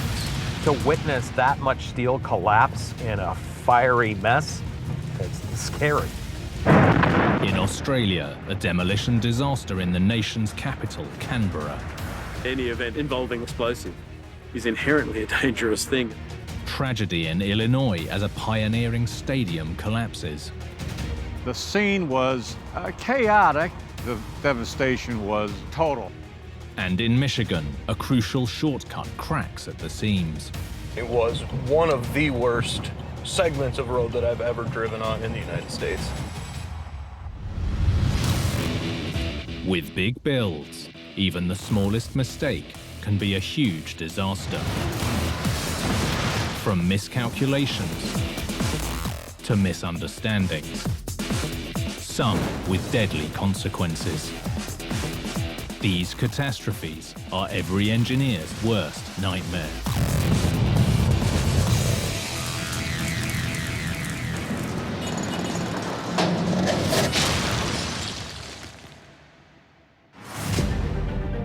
With big construction, engineers try to prepare for every possible outcome, but sometimes the most unlikely fail can strike the hardest.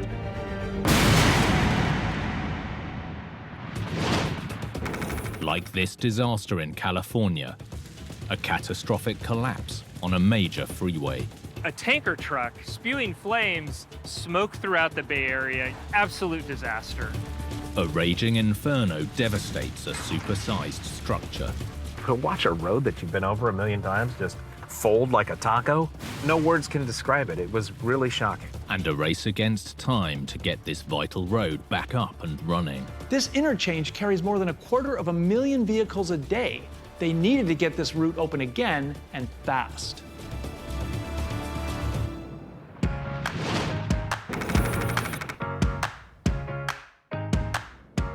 San Francisco, the city by the bay, sits at the tip of a 65-kilometer-long peninsula surrounded by water. For decades, the only way north from the peninsula was by ferry. But all that changed in the 1930s when the city added not one, but 2 iconic bridges. Bart Ney is the California Department of Transportation's Chief of Public Information. We're in the Bay Area. We have always built the future. 2 massive and historic bridges. The Golden Gate Bridge in San Francisco and the San Francisco-Oakland Bay Bridge here on the East Bay. All of the roadways here sort of feed towards the Bay Bridge, which is the gateway to San Francisco. Although the Golden Gate gets all the attention, in reality, the 7-kilometer-long Bay Bridge is the area's workhorse, carrying well over 1 million vehicles a week. And the unsung hero is this winding labyrinth of roads, the MacArthur Maze, connecting the Bay Bridge with 3 major freeways. Peter Hartlob is a local journalist. It's the most essential stretch of highway in the Bay Area. You're going to use it to commute to work. You're going to use it to go to grandma's house. I mean, it's something that everybody knows and uses. It's a rather complex and robust piece of engineering that takes 3 major arteries, Interstate 80, Interstate 580, and Interstate 880, through the East Bay and distributes them onto the Bay Bridge so you can head into San Francisco. Originally completed in 1936 to coincide with the opening of the Bay Bridge, over the years the maze has evolved to truly earn its name. We're approaching the maze. There's a flyover over me here. I think this goes to San Francisco. We've got one coming over here. I think it goes to Oakland. I'm not sure. I've lived here almost all my life. I still get lost on the MacArthur Maze. It is an absolute just bowl of spaghetti. If you look at it from above, it's almost like looking at somebody's heart. There are so many arteries coming in and out of this distribution center. While the maze might look like a gigantic mess, the engineering behind each intertwined section is very carefully designed for an area that's famous for earthquakes. It was built extremely robustly and built to last. It was also built with the thought that this is earthquake country and there would need to be some flexibility in it. And that's why over the years, The MacArthur Maze has done well in earthquakes. The maze stood firm against huge tremors that decimated the Bay Area. But in 2007, it was struck by something entirely unexpected.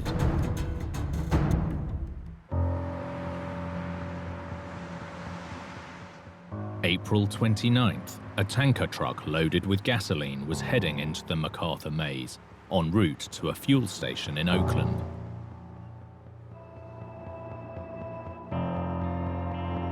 It was the early hours of Sunday morning. Very little traffic, very quiet on the roads. Just before 4 a.m., the tanker hit a guardrail and overturned, spilling thousands of litres of gasoline. Thankfully, the driver escaped before the truck exploded. The unfolding disaster was caught on camera. Caltrans Communications Chief Bart Ney was at home when he heard the news. I was in bed, I was asleep. It was 4 o'clock in the morning. And I was called by the Bay Bridge project manager. He said, turn on the news. He said, it doesn't matter what channel, just turn on the news. Just 20 minutes later, as the fire and heat intensified, the top span of the maze suddenly gave way.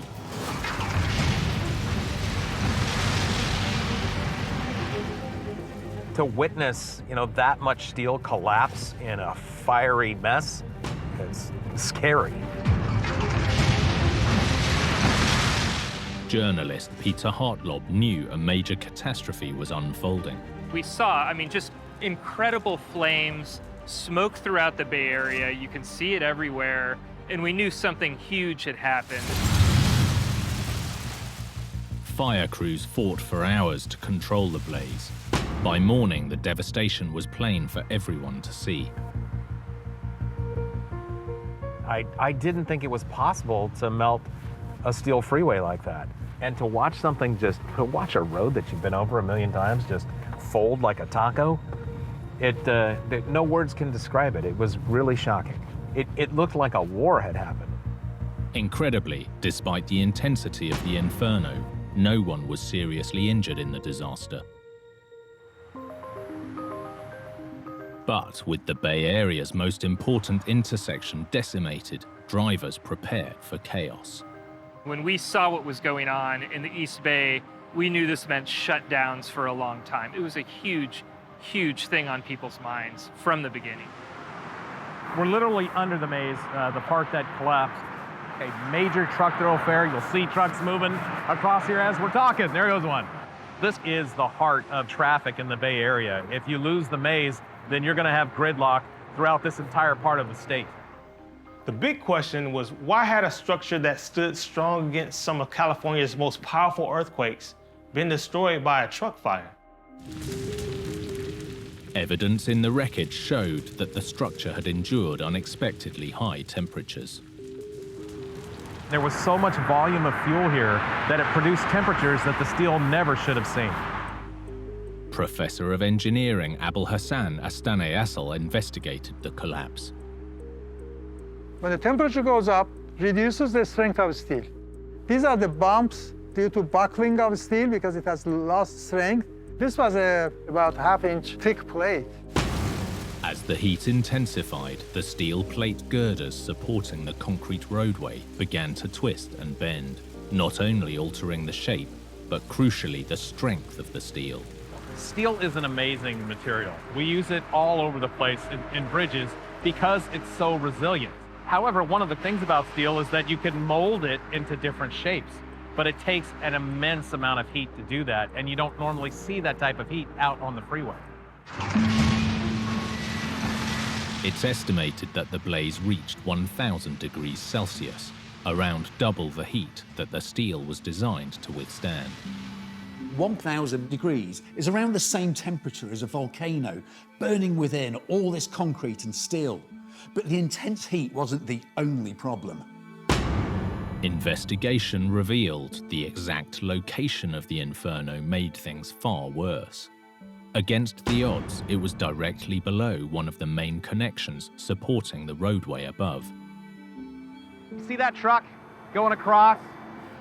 The truck probably began its fall right about there on that curve, and it landed right there against that support.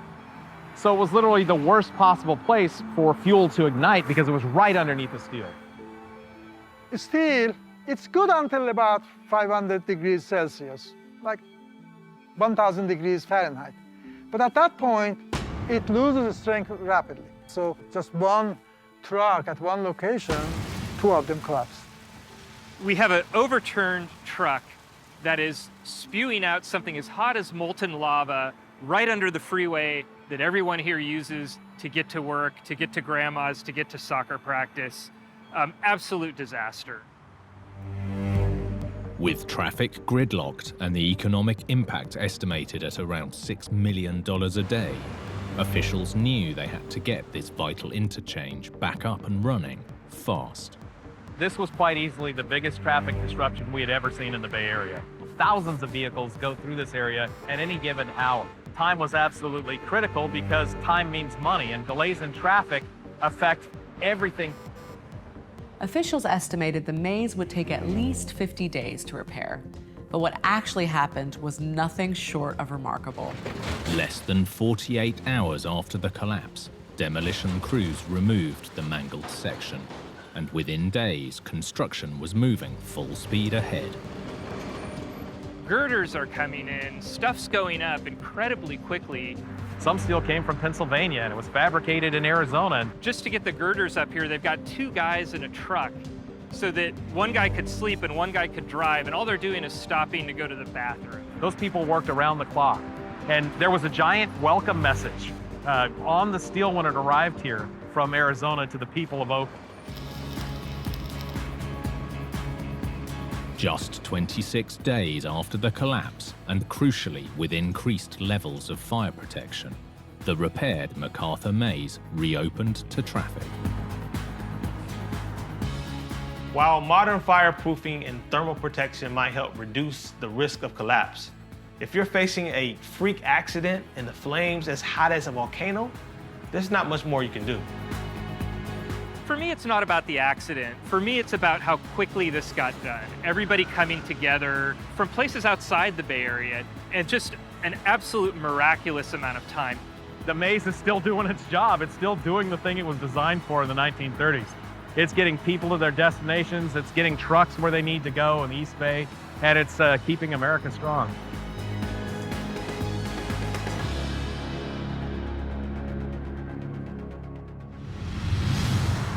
In engineering, safety and planning must always go hand in hand. Get the design wrong and safety goes out the window. Like this catastrophe in Australia, where a routine detonation turned to tragedy. Everybody was looking forward to it. It was going to be something that we should tell our children about. Thousands watching as a hospital demolition ends in devastation.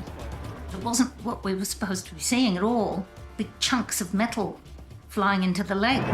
And a blast that sent shockwaves across the nation's capital. When you're using explosives in front of a huge crowd, you have to get things right.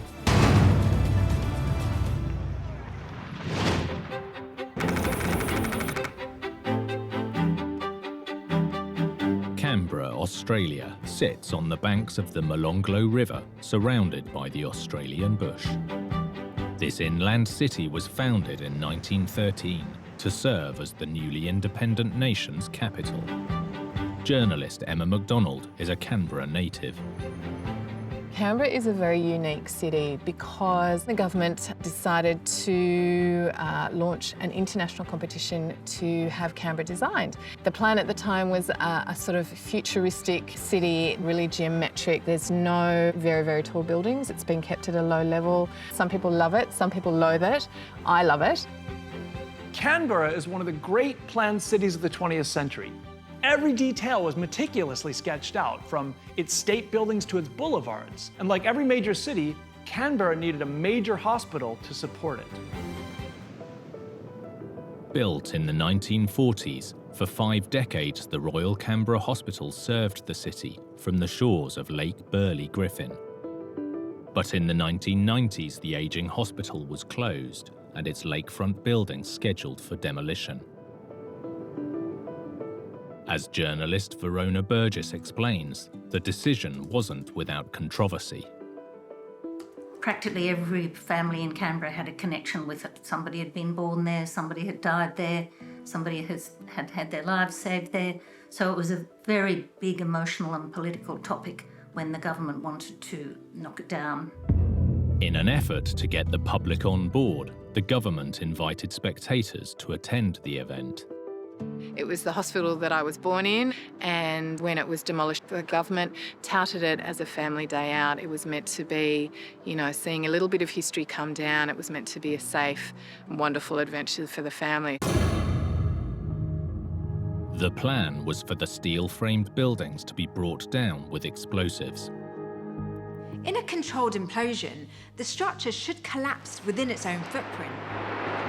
At least that's the theory. Explosives engineer Dr. Graham Mackenzie explains. The key to do it is take the columns out at the bottom of the building to start it moving down. Then each of the floors in turn, the columns supporting the top will be blown, then the next floor columns will be blown. So what's happening is the building's moving down. If it's off-centre, the building will go sideways. You want it to go straight down. In a controlled implosion, the placement of the charges and the timing is key. The concept is you use the minimum amount of explosive to facilitate the best progressive collapse.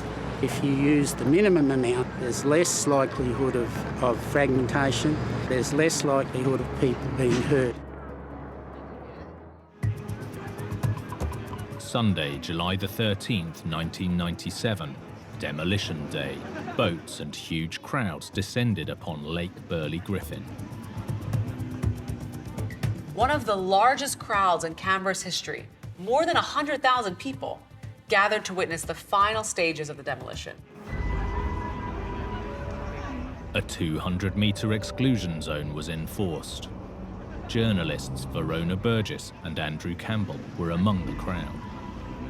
I was at the Canberra Yacht Club, which directly looks across the lake, and it was quite a festive occasion because the government had wanted to make it a community event. I was based here just on the bridge. There was a level of excitement and there was an air of anticipation in the crowd. Everybody was looking forward to it. We'd been told it was going to be something that we should remember and tell our children about. There were people literally only a few hundred metres away from the actual explosion site. Shortly before 1:30 p.m.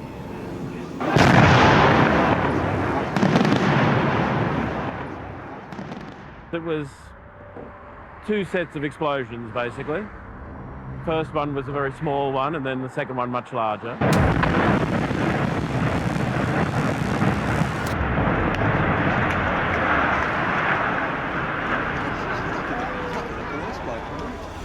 It was not anything like what we'd expected. You expect to see the building kind of collapsing in on itself and just a big cloud. But what happened instead was we started seeing bits spurting out the side of it. For Verona, it was clear something had gone very wrong. These bits of concrete and metal are flying into the lake. This isn't right. This can't be right. This isn't what it was supposed to be. Instead of imploding, the blast shot shrapnel over the lake as far as 800 metres, 4 times the distance of the exclusion zone, directly at the crowds. And then this big piece came sort of hurtling towards the yacht club, and I think that was when I realised this is actually a disaster. While 9 people were injured, tragically 1 girl, standing about 400 metres away, or twice as far as the exclusion zone, was struck by debris and died instantly. It was terrible. It was awful to think that this little girl had just lost her life for no reason.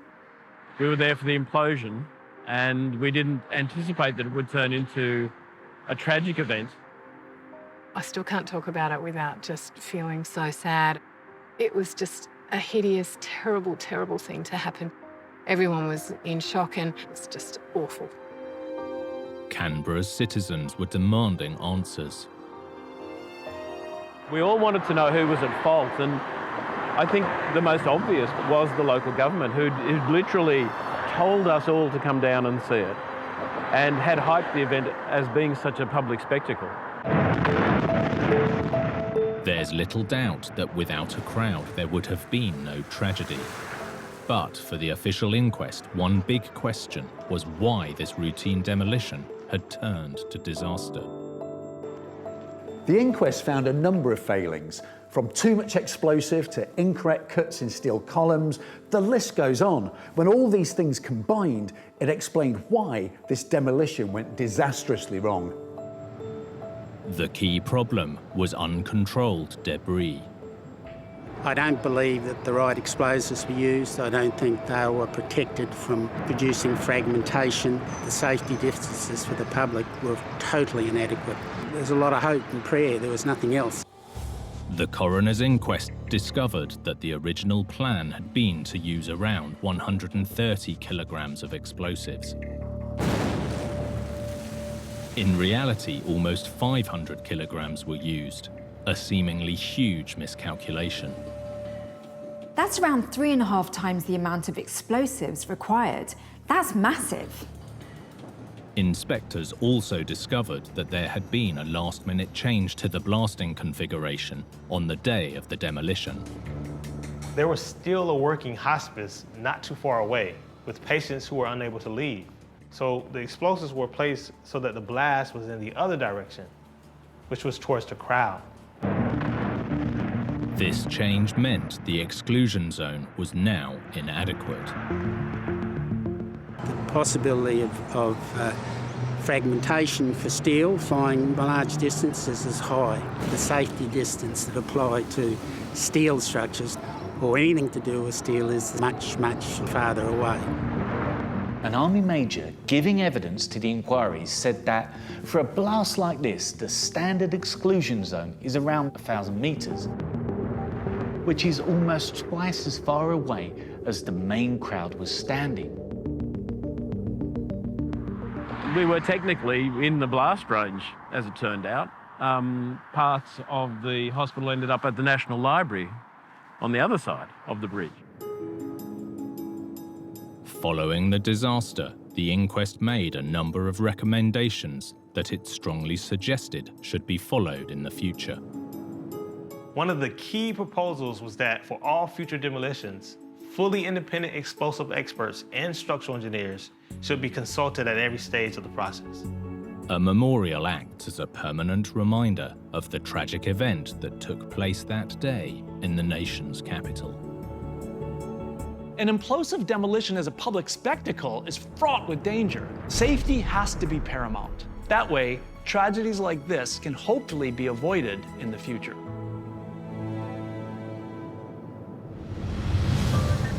In engineering, every step from design through construction has to be rock solid. One mistake can bring everything crashing down to earth.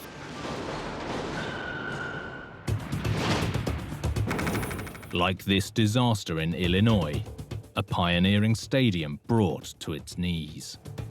I noticed right away that the roof had pancaked down. Engineering errors that shook a community. You knew you had serious injuries, and some of these people were our neighbors and friends. The burning question, what had gone so catastrophically wrong?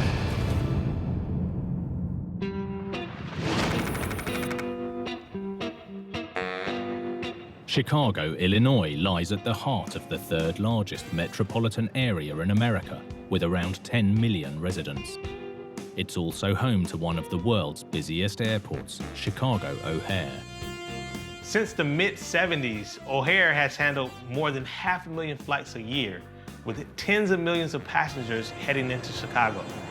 All of those people coming and going created an economic boom along I-90, which is now known as the Golden Corridor. For O'Hare's neighboring community, Rosemont, the golden opportunity transformed the town.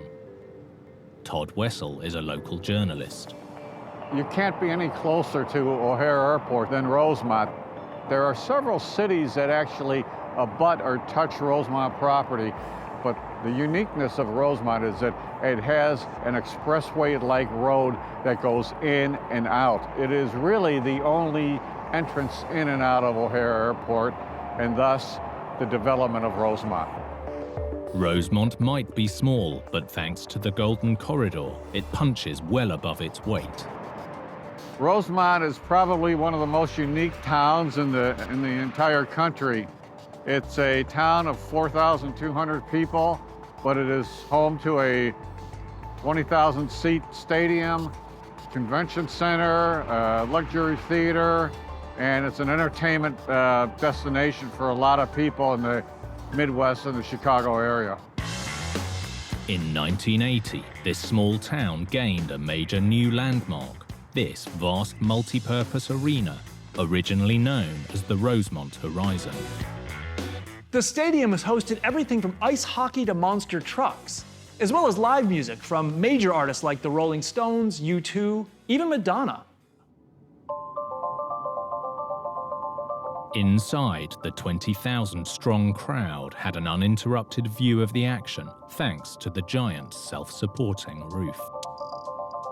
Constructing an arena this size is always a massive engineering challenge, but building one directly under the flight path of Chicago O'Hare gave engineers a real headache: noise. As you can see, many, many thousands of planes travel very, very close to the arena, and they fly down the Kennedy Expressway and land right at the airport. But jet engines and live music don't mix. So engineers came up with a clever solution. Instead of steel or concrete, they would use wood. Professor of Engineering, Dr. Solomon Kadira explains. The reason why the Rosemont Horizon roof was to be wood versus steel, which is common to use for roof, wood is much better noise insulator compared to steel. Wood is full of tiny gaps or pores, which help to trap air molecules, dampening sound from the outside world. The fact that this arena is close to O'Hare, many planes going on top of it, and you definitely want to deaden the noise inside the arena. Construction on the $19 million stadium began in September 1978. The main structure of the arena was relatively simple, essentially 4 stories of concrete, but the epic wooden roof was unique. 16 wooden arches resting on 32 concrete buttresses would span almost 90 meters across the stadium, with hundreds of girders bolted between them, creating a solid frame, topped off with wooden planks and a 2.5 centimeter thick weatherproof canvas sheeting. At the time, this was the largest commercial roof of its kind east of the Mississippi. It was an engineering masterpiece. During the summer of 1979, the gigantic wooden roof was taking shape. When they were building the Horizon, it was special to have it here. It was something we were all very excited about having. On August the 13th, 18 workers were on the roof installing the final 2 arches. Just after 8 a.m., without warning, the innovative wooden frame collapsed.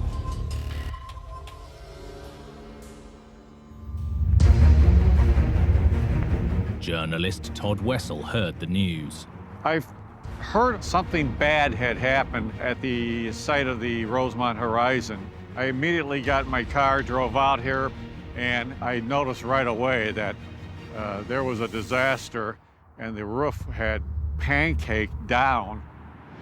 A firefighter at the time, Roy McCampbell, raced to the scene. It basically looked like a lumber yard because it was just a pile of lumber at that point. The wood didn't look damaged. It looked like it had just all fallen over. You knew you had serious injuries, and some of these people were our neighbors and friends. Rescue crews from surrounding communities helped scour the wreckage. It was obvious that the devastation was total. The scene was chaotic. I remember seeing A fireman I've known for 40 years, he was crawling on top of the roof looking for survivors. Our goal was to ascertain who needed care and if we could find people that were injured at that time. There were other members of the teams working to find people that were buried. Rescuers freed many of the trapped workers. While 16 were injured in the collapse, tragically 5 lost their lives. The deaths of many people due to the collapse, that was just awful. You could always build a new stadium, but you can't replace the people who passed away. The authorities immediately launched an investigation. The concrete structure was unscathed, so something must have gone wrong with the wooden frame. One of the reasons that was speculated on are the planes in and out of O'Hare International Airport. Planes, when they come over buildings, of course, they produce large amount of noise, decibels very high. If they are very low, they also will affect the wind flow, wind pattern. Jet wash can create waves of air pressure, but engineers didn't think that that alone could explain the collapse, and dug deeper for problems within the structure itself. Closer inspection revealed the real issue lay in the method of construction, which had left the roof unsteady. The reason why the Roseman Horizon roof failure occurred is because of global instability. The entire structure globally was not connected. In the design, hundreds of smaller girders were supposed to be connected to the giant arches using angle irons, each secured with 3 bolts. But the investigation revealed that less than half the bolts were in place, and hundreds of those had no nuts fitted. The members were not connected rigidly to each other during construction. They were apparently in the process of connecting them, but also there were some bolts that's missing. More than 53% of the bolts were not installed. Yet, it turns out that was part of the plan. They wanted to keep the roof as a flexible roof. If you install all 3 bolts and make it stiff, make it tight, rigid from the beginning, then what happens when the entire roof wants to settle down? Then there is some resistance to that settling, which creates some strange force distribution. So what they decided is, let's just install 1 bolt connecting the arch to the girder, let the structure be flexible. Engineers knew the roof would be unstable until fully secured. So steel plates, known as compensating plates, were bolted where the girders met the arches to keep things steady during the construction phase. The compensating plate that was supposed to be installed on the top of the arch, connecting all those members together, it was either not properly installed or it was not installed at all.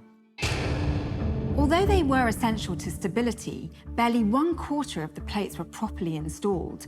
The entire roof structure was a house of cards, just waiting to fall. There was yet another problem. One reason that contributed to the lateral instability is when they were building the roof, they were stockpiling materials on the side of the structure. So at certain locations, they were what we call concentrated load.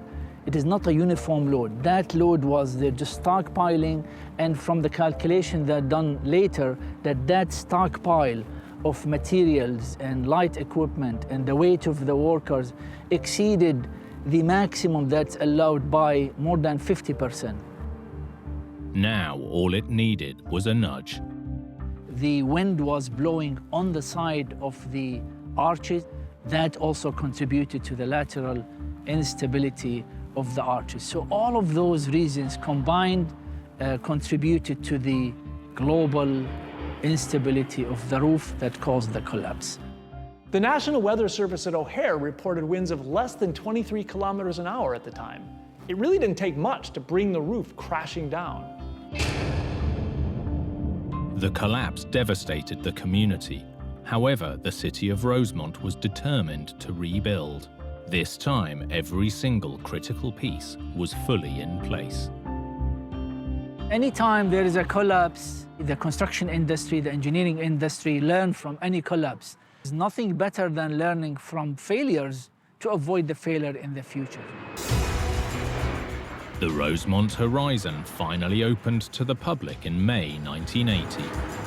Once the stadium was built and ready to go, we attended the very first show here, George Burns and Kenny Rogers, and we knew from the get-go that this was going to be a real winner for our community.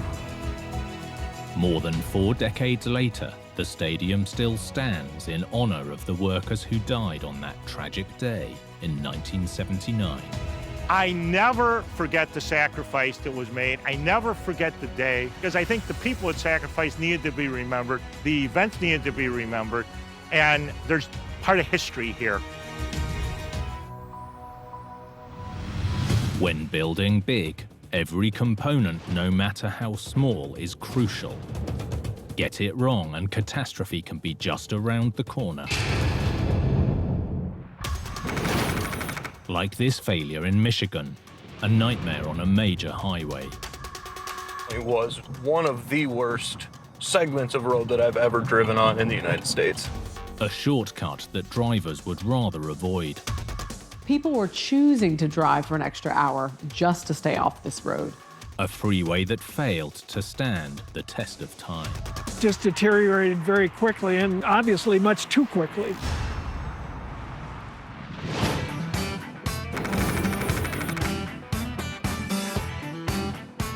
Grand Rapids, Michigan was founded in 1826 and thrived thanks to the powerful Grand River that flows through it. Jim Hager is a local journalist. We are right in the heart of downtown, and the Grand River is behind me. The Grand River is the largest and longest river in Michigan, and it runs through Grand Rapids. The river behind the rapids drove this city's success. 150 years ago, this river served as a primary transit arm for the logging industry. You didn't have trucks, you didn't have trains, you had the river and the logs would float down the river until they got here. As the city grew, the Grand was dammed to provide power for industry, while the existing river traffic moved over to rail and road. We've created these rivers of concrete, and they become vital to our economy. You need good roads. Back in the 70s, the state identified one route south of the city that would be essential for future growth, the Paul B. Henry Freeway, known as the M6. The M6 is a 20-mile freeway that was built in the early 2000s. This expressway is considered a significant shortcut for the people traveling from Chicago to Lansing and anywhere in outstate Michigan. The M6 was designed to deliver a smooth ride for decades to come, thanks to an age-old material, concrete. Dr. Angie Okono is a civil engineer. Concrete sounds very simple, and yet it is very complicated. You have to be very careful about the exact ingredients. So this is the stone.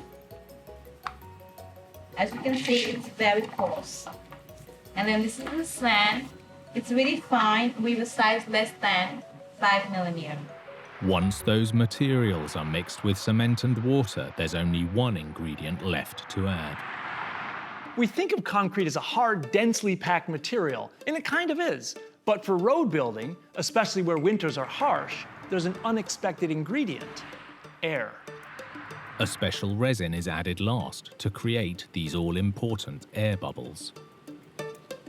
As temperatures change with the seasons, these tiny pockets of air allow the concrete to expand and contract without cracking. Getting the bubbles right is vital. The $700 million M6 took 3 decades from planning to construction.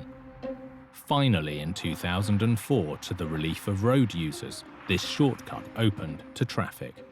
Usually when you lay concrete on a road as a pavement, you expect it to last 50 years before having to carry major maintenance work. As local engineer Jade van der Kamp knows, getting roads like this right is vital for a nation reliant on its automobiles. In the United States, we drive everywhere. This is how we get from point A to point B. And having the infrastructure to do that is incredibly important. But after only 7 years, it became clear that the M6 had a serious problem. It just deteriorated very quickly, and obviously much too quickly. It just began developing these giant potholes, and not just the size, but the number of them. It was just a pothole-filled road. By 2017, a 6.5-kilometre stretch had become a daily nightmare for 50,000 commuters. Jade was part of the team tasked with assessing the problem. The worst part of that road was like driving over inverted speed bumps, essentially. So if you think of when you drive over a speed bump going down the road, you typically slow down a lot, except now you're doing them at 50 miles an hour or 70 miles an hour. And it really was quite violent. The whole vehicle would shake. It was one of the worst segments of road that I've ever driven on in the United States. Analysis of vibration levels revealed the road wasn't just bumpy, but a risk to vehicles.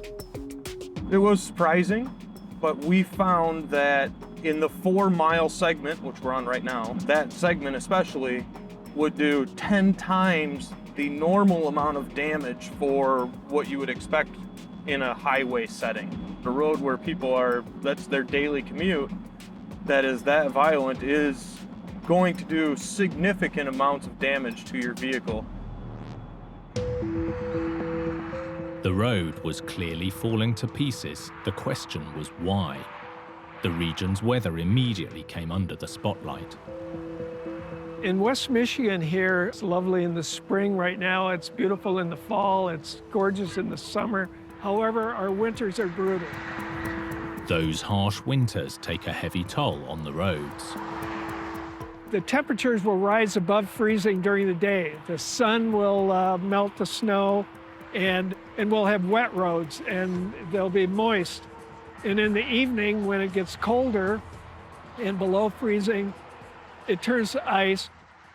With time, most roads develop cracks, and when it rains or snows, water gets in. Now that's no problem in the warmer months. But in the winter, when the water freezes, it causes the cracks to grow. And then this cycle is going to repeat again, because then the next time that you have a freeze, because you have the micro cracks, you have more water seeping in, again it's going to freeze, expand, and then you're going to keep propagating the micro cracks. But the cold weather alone didn't explain the speed of the failure. A closer inspection revealed a hidden flaw. The very thing that should have ensured the integrity of the concrete, the air bubbles. Analysing the concrete, experts believe the bubbles, although already tiny, might have been too small, the result of using new, untested resin to create them. The state's Department of Transportation also suggested that the journey from the concrete mixing location to the construction site could have played a part. Ironically, transporting the concrete on rough roads before it was poured might have shaken some of the air out of the bubbles. With the bubbles too small to do their job properly, harsh salts and the freeze-thaw cycle rapidly accelerated the damage, causing the M6 to crumble. In 2017, a $9.5 million project was announced to replace the failing concrete on the worst affected parts with new asphalt. When we found out it was going to be replaced, I think the initial reaction was finally. After a 6-month closure, the M6 reopened to the relief of local drivers. My personal experience was it was great to be able to use all the lanes again. It was so much smoother than it had been, and I didn't avoid it anymore. It was nice. I mean, it's went from probably the worst road that I've ever driven on to one of the nicest roads that you've driven on.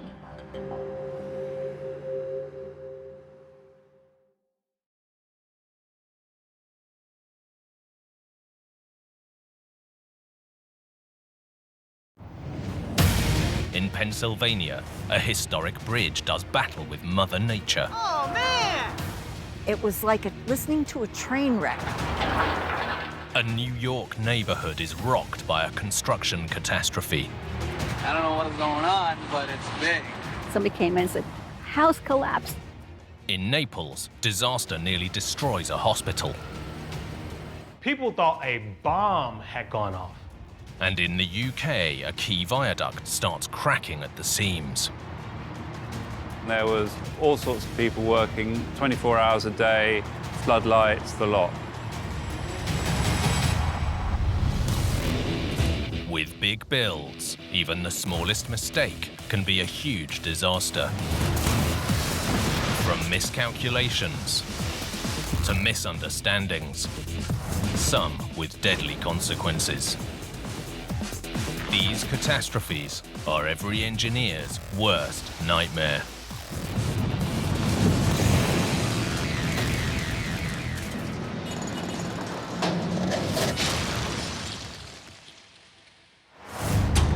Even with the strongest structures, engineers are in a constant battle with the forces of nature. Underestimate their power, and the results can be catastrophic. Like this disaster in Pennsylvania. Dramatic destruction that caught a city by surprise. This lady starts screaming, "The bridge is falling, the bridge is falling." A landmark crossing torn from its foundations. I never thought something that was so solid could possibly be swept away. It really scared me. As Mother Nature goes head-to-head with engineering. It was a demonstration of the power of water that I had not seen before.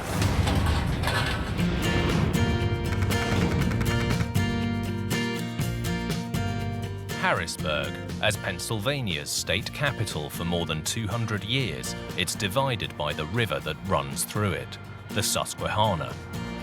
Sue Yenchko is a long-standing resident of the West Shore community.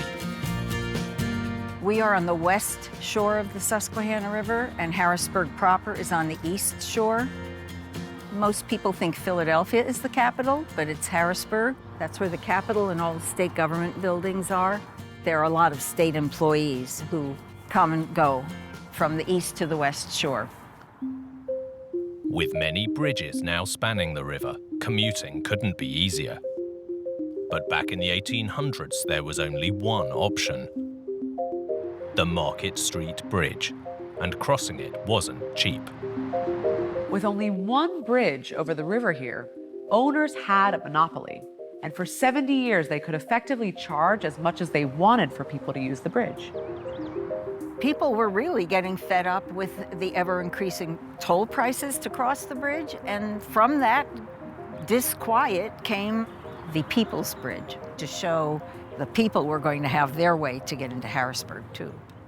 Like many crossings of its day, the People's Bridge, also known as the Walnut Street Bridge, would be a through truss design.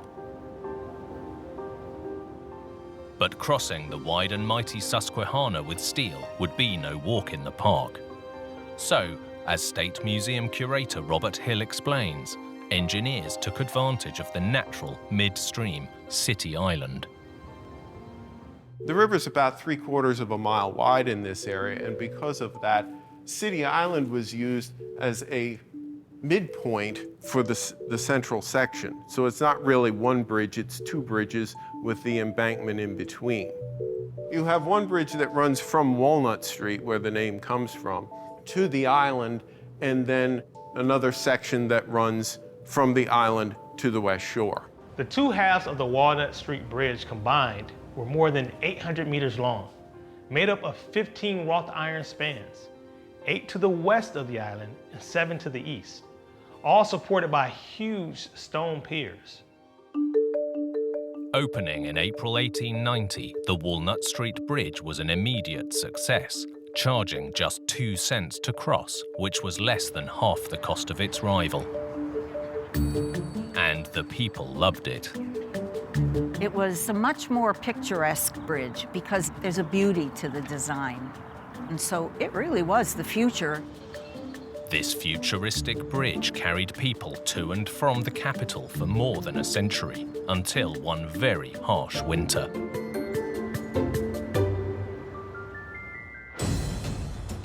January the 20th, 1996, an unprecedented cycle of freezing and thawing left its mark on Harrisburg.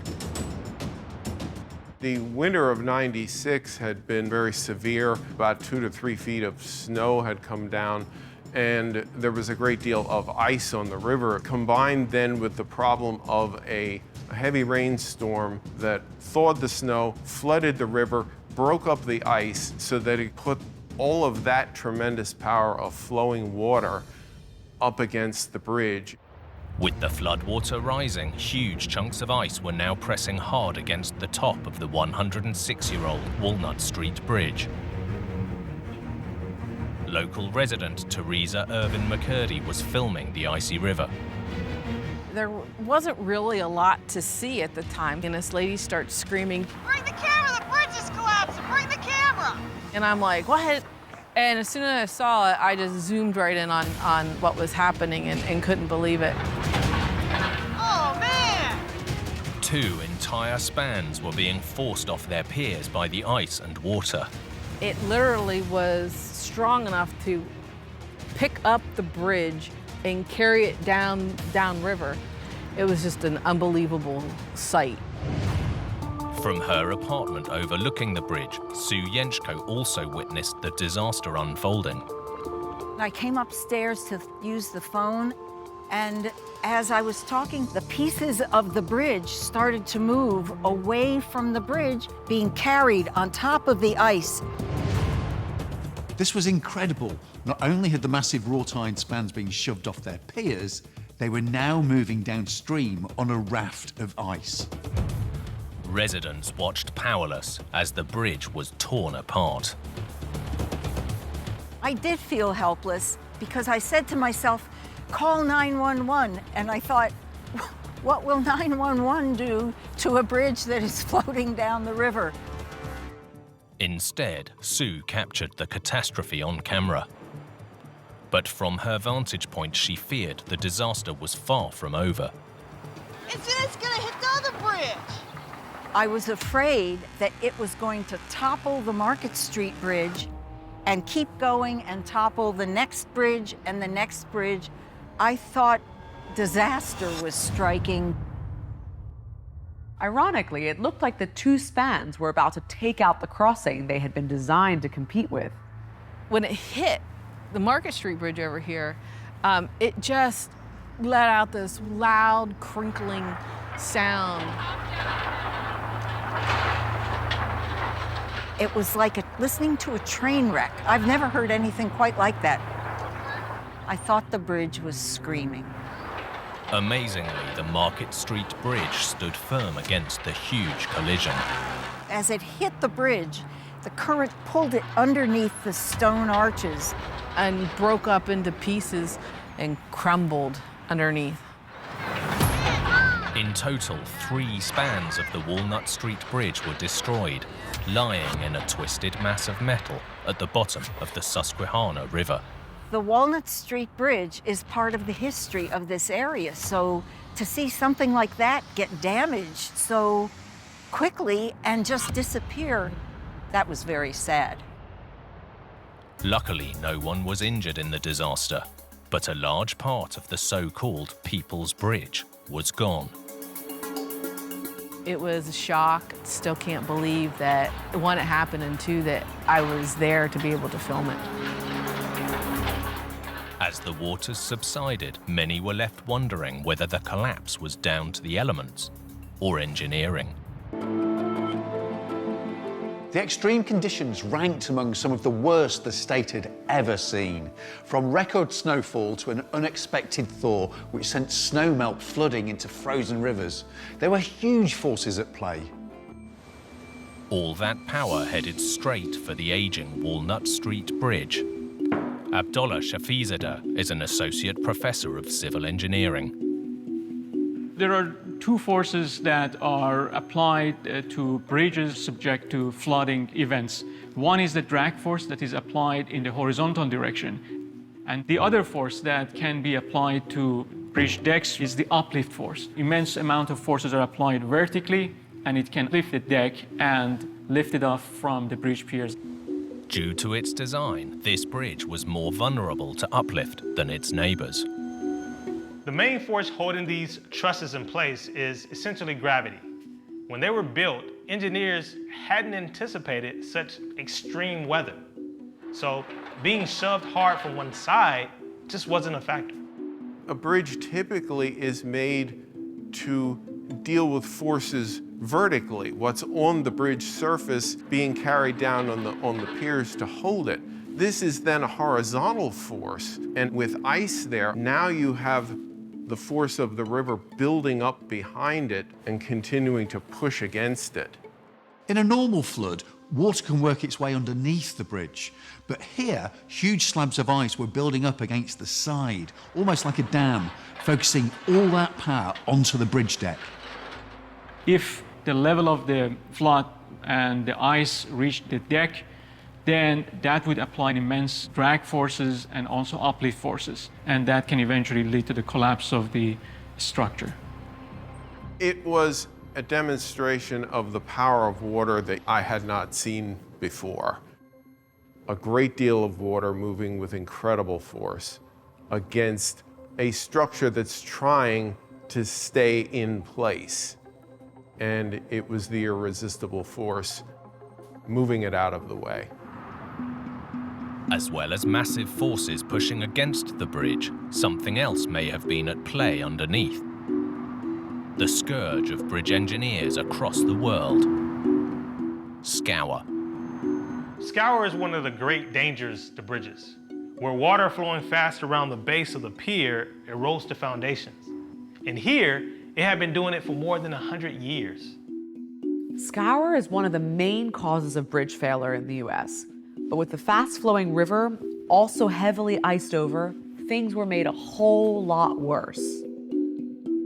The problem becomes more severe when we have ice cover, particularly rough ice cover, which increases the velocity of the flow, and that can intensify the formation of a scour, in turn impact the integrity of the piers, move them away from their foundation, and then unseating of the bridge deck and eventually collapse of the structure. In the end, the flooding combined with decades of scour proved too much for the century-old People's Bridge. All of that tremendous power of flowing water, you could see afterward, had pushed those heavy stone piers quite literally back several feet before tearing the iron off the top of them and taking them down to the Market Street Bridge.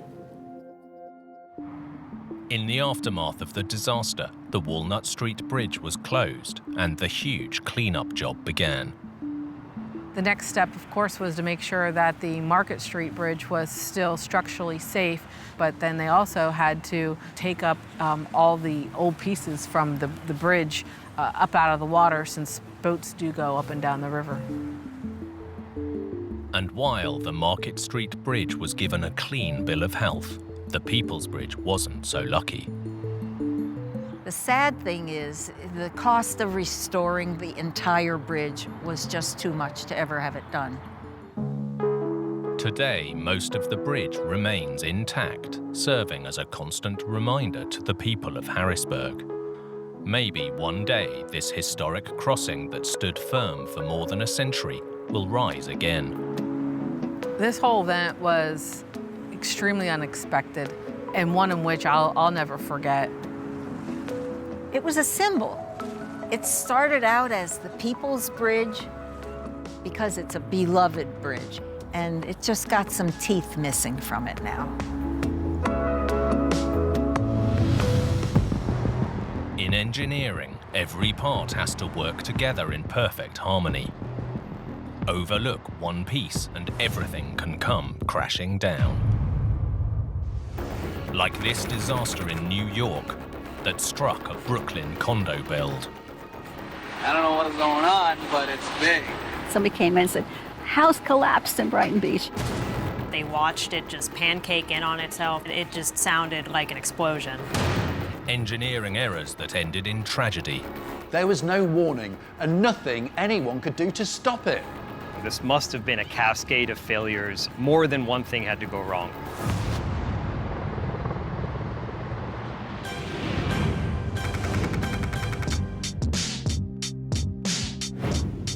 New York City is world famous for its iconic Manhattan skyline, but it isn't actually the most populated borough in the vast city. With more than 2.5 million residents, Brooklyn is the Big Apple's most populous borough. If it was a city in its own right, this would be the 4th largest in the nation. And within Brooklyn, each neighborhood has its own distinct identity, like here at Brighton Beach. Pat Singer is director of the Brighton Neighborhood Association. We're in the place that I love. This is Riegelman Boardwalk and our famous Brighton Beach. I fell in love with Brighton Beach coming here as a child.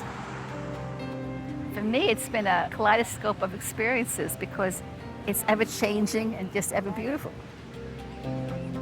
Local journalist Hannah Frischberg knows the area well. Brighton Beach is definitely a different vibe than people associate with New York. People think of Manhattan, they think of Times Square, and they think of the big tourist hotspots. And then Brighton is very residential. People down here, they still got extended families living with them. But in this fast-moving city, nothing stands still for long. Demand for property in the 5 boroughs keeps growing, so developers are constantly working on new projects to bring more housing to neighborhoods like Brighton Beach. In August 2011, work began on a new condominium in Brighton Beach. Adrian Brugger is a civil engineer. It's a 5-story multi-apartment building with about 20 units and parking on the first floor. So this is what one would expect in developments in that area. The structure was relatively conventional in layout.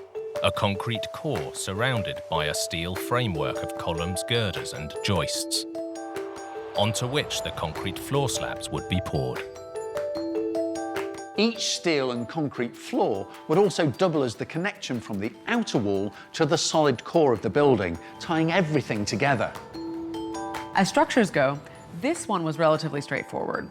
And in true New York style, it was going up fast. 4 months into construction, the first 2 levels were complete, as was the steel framework for the upper levels. The construction at this time was progressing relatively quickly, as in the core of the building was already in place. This was concrete masonry unit surrounded by steel columns, and then light steel extruded sections on the outside. And at this time, the contractors were pouring the 3rd and 4th floors of concrete. On November the 8th, contractors were on site to pour the 3rd level. At 2:30 p.m., disaster struck. Local resident Pat Singer heard the news. I had a storefront office. Somebody came in and said, a house collapsed in Brighton Beach, you know, and you, oh, but you couldn't get over there because there was so much ambulances and fire department, everybody over here. The front of the building had failed catastrophically. People who were in the area when the building went down said it was horrible. They said that they watched it just pancake in on itself. They said it just sounded like an explosion. These workers were focused on pouring the concrete. They had no idea anything was wrong until the structure just dropped. Tons of concrete and steel had collapsed. Emergency services worked tirelessly to rescue the workers, but for one member of the team, it was too late. Engineering professor Adrian Brugger knows the story. Tragically, 1 construction worker lost their life and 4 more were gravely injured. I think there are a lot of bad construction stories in New York. I mean, there's just a lot of construction in New York, but any time that something ends in a loss of life, it is a headline. With the building in ruins, New Yorkers were demanding to know what had caused the catastrophe. As a civil engineer, I know that for something like this, for a structure under construction to actually collapse to the extent that this has collapsed, more than one thing had to go wrong. This must have been a cascade of failures or bad decisions. One of the most dangerous events in this type of construction is when the concrete is actually being poured. Suddenly, you have a huge amount of extra weight pushing down on the structure below. If there's any weakness, there's a good chance this is when it will be exposed. Investigators focused on how the structure had been held together. One of the main reasons why this failure occurred is that the outer columns on the perimeter of the building were affixed to each other so poorly that they were not actually holding the building together laterally. Here, the floor joists were a key connection between the columns supporting the outside of the building and the central core. But it turns out they were only loosely held in place. The outer columns that are holding the periphery, where the facade would go, where the windows would go, were not properly fixed at the top and the bottom. In places, the girders were held with only one screw, some with none at all. When securing steel together, 2 screws will hold everything firm, but use just one and it can work as a hinge, making rotation more likely, which is bad news for stability. So the slab itself is not actually connecting those outer columns to the core of the building, which, if you can think of the core very much like a spine of a building, it's sort of the backbone of the building. So you just have these lanky columns on the outside, and if they're not being restrained in any way, it's very easy for me, I don't have to put a lot of force on this to actually topple these columns over. The steel structure couldn't handle the load of the concrete being poured above. As the weight of the slab increased, everything above the second floor began to move sideways. Further investigations revealed another problem that had added to the instability. When you're pouring a new slab like this, you have to pump tons of concrete from ground level up to the floor you're building. But the exact technique used here seems to have caused problems for the structure.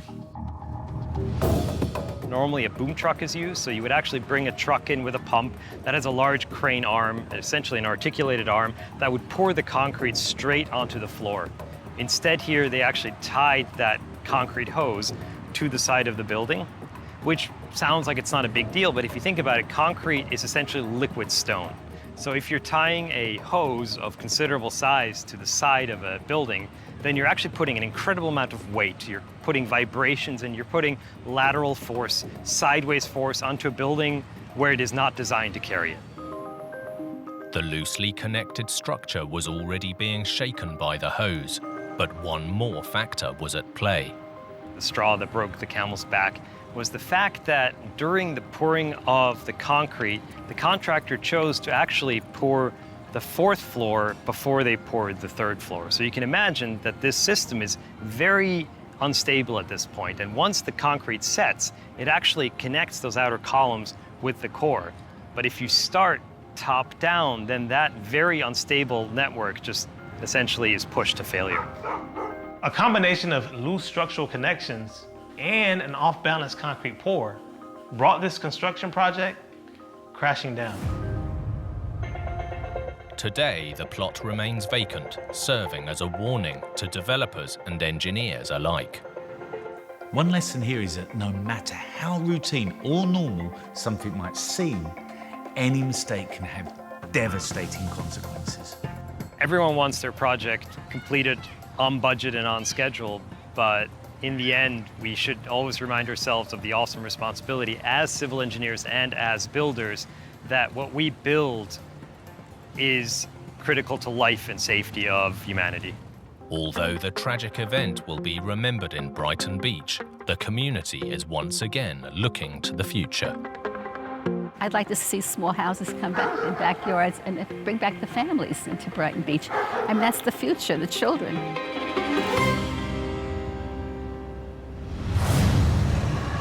When building big, engineers must always consider what lies beneath. Any weakness could trigger a catastrophe.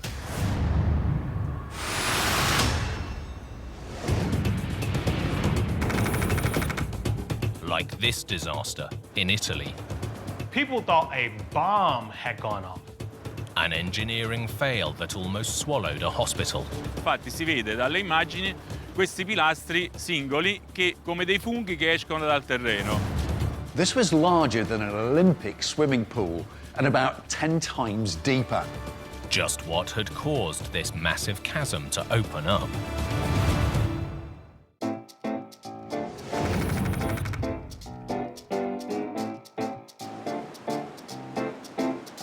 Naples, Italy's third largest city with around 3 million residents, is famed for its history, culture and natural beauty. Marco Caiano is a local journalist. Napoli è una città speciale per tantissimi motivi, non solo per un qualcosa tipo il mare, il castello o il Vesuvio che abbiamo alle nostre spalle. Napoli è una città particolare perché è viva, perché ti riempie di amore, ti riempie di gioia, riesce a darti felicità con i suoi vicoli, con la sua pizza, con la sua gente. Founded more than 2,000 years ago, Naples has always lived with the threat of disaster from its neighbour, Mount Vesuvius. Vesuvius is famous for burying Pompeii almost 2,000 years ago. It's considered one of the most dangerous volcanoes on the planet, with 3 million people living close by. It last erupted in 1944 during the Second World War and is still active today. Vivere all'ombra del Vesuvio per qualcuno è un'emozione continua. Tendenzialmente per i giovani quello è un monte. Per chi invece ha vissuto l'ultima eruzione o per chi l'ha sentita raccontare dai propri nonni, è comunque un essere vivente che nel giorno in cui si arrabbierà con la popolazione metterà a rischio tantissime persone. Building a city on this volcanic landscape has always been a challenge. Geologist Gaetano Sammartino knows what lies beneath. Allora, innanzitutto c'è da dire che il territorio della città di Napoli è un territorio dal punto di vista geologico molto complesso. Questa complessità deriva da che cosa? Dalla presenza di 2 centri eruttivi differenziati, che sono i campi flegrei che stanno sul lato, diciamo, posto ad ovest della città di Napoli e il Vesuvio sul lato posto ad est. Hemmed in by so much volcanic landscape, Naples really is on dangerous ground, but humans have added to the complications. The Greeks and the Romans dug networks of underground tunnels and cavities, and over the centuries, the city has continued to grow above them. È una città bucata nel sottosuolo, come se fosse una grande groviera, e questa è anche un'attrattiva turistica incredibile. Infatti si fanno delle passeggiate enormi nel sottosuolo da una parte all'altra. The fact that Naples has thrived for so long in this landscape isn't just a testament to engineers, it's a miracle. Early morning on Friday, January the 8th, 2021, an emergency was reported at the city's Hospital of the Sea. Marco Caiano covered the story. Era una giornata di gennaio mediamente fredda, buia. Alle 6:30 si è sentito un boato enorme e del fumo bianco si è sollevato da quel buco. Marco approached the scene with caution. C'era acqua ovunque perché i pompieri continuavano a lanciare dell'acqua nel fosso. C'era un odore acre, c'era tanto rumore di antifurti, rumore delle autobotti dei pompieri. A giant chasm had opened up in the car park. Un'emergenza può colpire chiunque e finire 20 metri sottoterra, coperto da alto terreno, magari in auto. This was one massive crater. We're talking 2,000 square meters of car park, just vanishing into the ground. This was an absolute disaster. The collapse cut power to a nearby COVID recovery center, forcing it to close. In the early morning hours, the gaping hole had swallowed 3 cars. The fire department combed the debris with search and rescue dogs. Thankfully, no one had fallen with the vehicles. La voragine che si è aperta, qualsiasi altra ora del giorno, avrebbe fatto contare i morti, perché quello è un parcheggio che vede gente che entra e che esce in continuazione. In quel momento non c'era nessuno, c'erano solo 3 auto, quindi immaginare l'esplosione, il crollo fatto alle 12. With the hospital car park in ruins, Neapolitans wanted to know what had caused the collapse. Dalle prime voci, quando chiaramente circolavano questi WhatsApp sui cellulari di tutti, si è pensato a un attentato, a una bomba, a una fuga di gas, perché il boato era stato fortissimo. Witnesses reported hearing an explosion at the same time as the sinkhole opened up.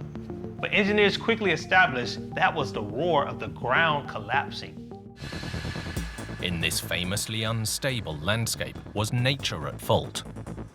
Since the late 1800s, the Naples area has suffered around 200 sinkholes, swallowing everything from trees to vehicles and threatening to destroy some of the city's most historic churches. Within the wreckage, there was clear evidence that this was no natural sinkhole, but the collapse of a man-made underground room. Vincenzo Nunziata is a structural engineer. A una certa profondità rispetto al livello del parcheggio c'era questo solaio su cui gravava tutto il peso del terreno e del parcheggio stesso. Quindi il solaio con i suoi pilastri sosteneva questo carico. Looking at the videos, you see the slab is smashed at the bottom of the sinkhole, but rows of columns are still standing upright in the debris. And for engineers, that suggests a type of failure known as punching shear. Si vede dalle immagini questi pilastri singoli che come dei funghi che escono dal terreno. Sopra questi pilastri c'era il solaio. Su questo solaio c'era un carico che era il carico del terreno più la massicciata del parcheggio. E probabilmente si è verificato o che il carico era troppo elevato o qualche altra problematica che ha comportato appunto la rottura in appunti singolari. Punching shear is a danger to all slab and column structures. If the slab is overloaded or the connections are overstressed, the columns literally punch through the slab and everything above it collapses. That explained how the slab had failed. The next question was why. Although investigations continue, one theory is that excess rainfall had shifted the ground above the slab. Quando piove in maniera molto copiosa, chiaramente quest'acqua, essendo favorita dalla mancanza del terreno di avere la capacità di infiltrarsi, quest'acqua defluisce in maniera molto veloce e si concentra in aree molto ben definite. Quindi la concentrazione di questi volumi idrici può creare delle erosioni localizzate che possono favorire, diciamo, l'innesco di queste voragini. And as the weight shifted above, the slab collapsed. Whether triggered by weakness or excess rainfall, the point is that there were massive unanticipated forces working on the connections with the columns, and the slab failed. After the collapse, the sinkhole was cordoned off for further investigation, and engineers declared the Hospital of the Sea safe. But the events of that day serve as a reminder that Naples will always be living with extreme forces of nature. Napoli è una città dove l'uomo l'ha fatta da padrona sulla natura, creando non pochi problemi proprio quando la natura poi si ricorda che deve fare la natura, quindi quando ci sono delle forti piogge, quando ci sono degli acquazzoni, quando ci sono le grandinate, quando c'è il forte vento. Like any disaster, this was a reminder of the huge challenges engineers face every day as they strive to keep our modern world turning.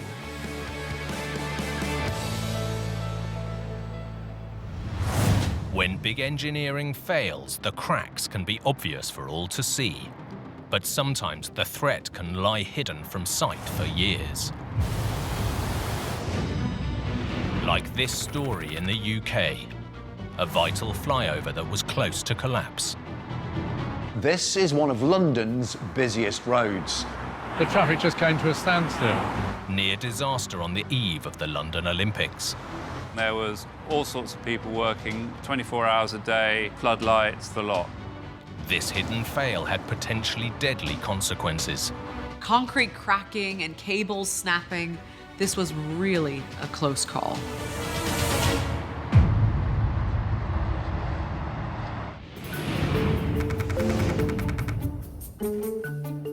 London, England's ancient capital, grew from a Roman settlement into one of the busiest cities on the planet, complete with one of the biggest urban headaches, traffic.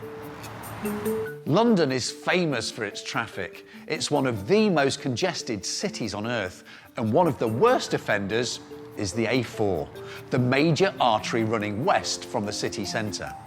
In the 1950s, the London suburb of Hammersmith was a major bottleneck, and the A4 was in desperate need of more capacity.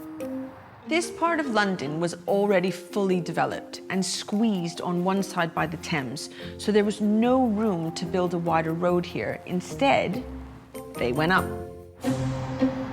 In 1959, to carry traffic over Hammersmith, work began on a more than 600-metre-long elevated roadway. Richard Farthing lives nearby. It was built to relieve all the traffic. Because this is such a major interchange going north, south, east and west, it all had to go around the Broadway. And now the east-west traffic all goes over the top here. Ever since, the 16-span viaduct has been known as the Hammersmith flyover. It's vital because there is no other real way by road to get into London. When it came to construction in this densely packed urban landscape, engineers had to get creative and precast the viaduct in small segments outside of town. Because of the space constraints, the segments were cast miles away before being shipped to the construction site and lifted into place. A bit like flat pack furniture. But if something went wrong with this structure, people's lives would be on the line. The viaduct was built from 202 segments, alternating between full-width beams and smaller boxes, working like a skeletal spine of hollow concrete. Then everything was held together by long steel cables, each nearly 3 centimetres in diameter. The key to this structure was the tension from those steel cables. It held all the individual precast sections together so they could effectively work as one long bridge.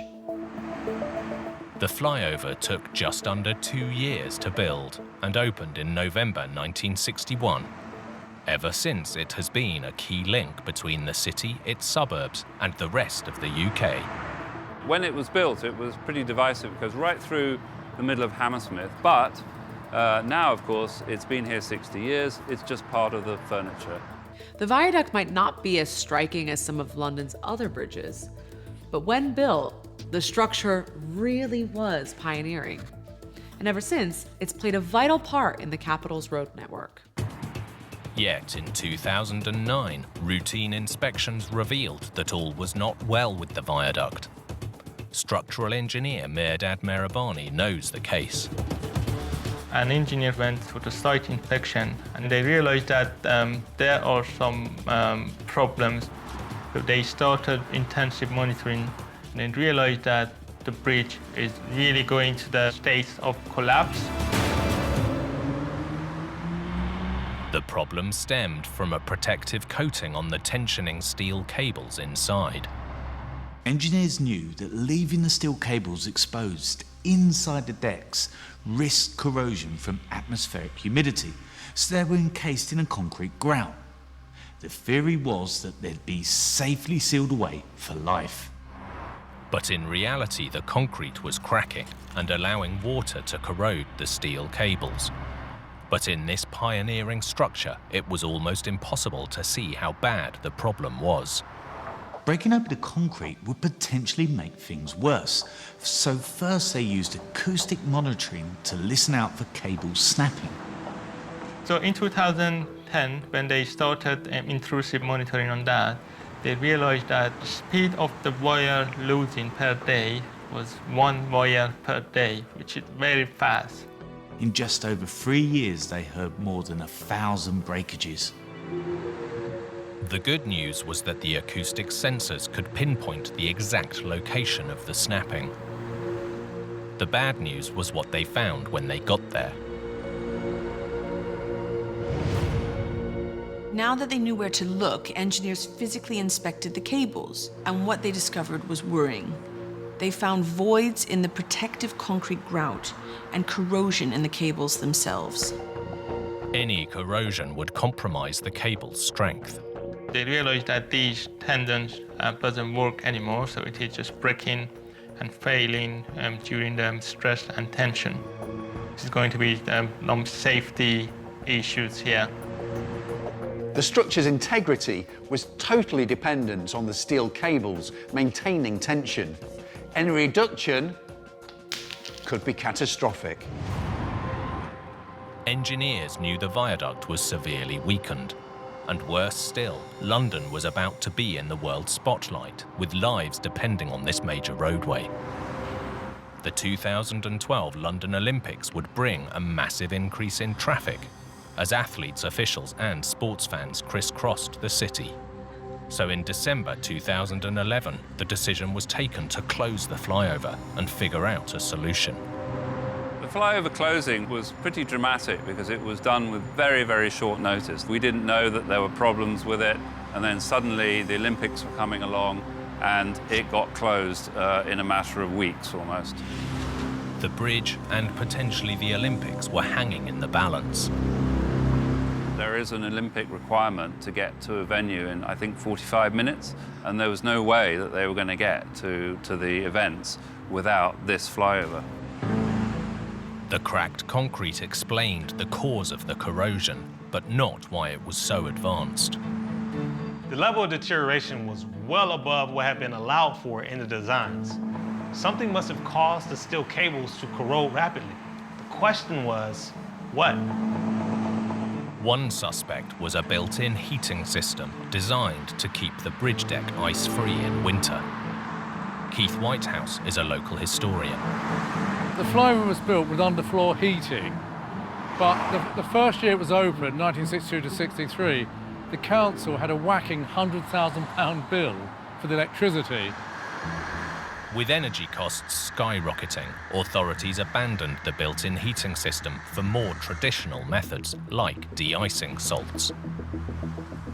Back in the 60s, the plan was for the internal heating to keep the viaduct clear of ice. But when the de-icing salt started to be used instead, not only was water getting in through the cracks, it was now salty, which is a corrosive cocktail for steel. When it rained, the salt was washed into the structure of the bridge, causing serious corrosion. The fact the bridge was leaking was compounded by poor drainage, and the steel had been under attack for years. It's so lucky the engineers realized how serious the problem was before anything failed. But now, the challenge was how to fix it. With the Olympic Games just around the corner, a solution was needed and fast. But this pioneering viaduct had always been held together from within. It wasn't possible to replace the cables inside the structure. So instead, they bolted on a kind of exoskeleton of new cables to keep everything properly tensioned in place. So they used additional tendons outside of the bridge, but because that post-tension cable needed to be completely merged with the existing concrete, that they needed a new technology. So that new technology causes ultra-high performance fiber-reinforced concrete. Not only is the new fiber-reinforced concrete highly crack-resistant, by being strapped to the outside, it's also easy to keep an eye on. Any problem, you can monitor it in real time, and then if there is any problem, you can fix it before it is going to be too critical. The solution wasn't just ingenious, it also extended the lifespan of the 5-decade-old structure by another 50 years.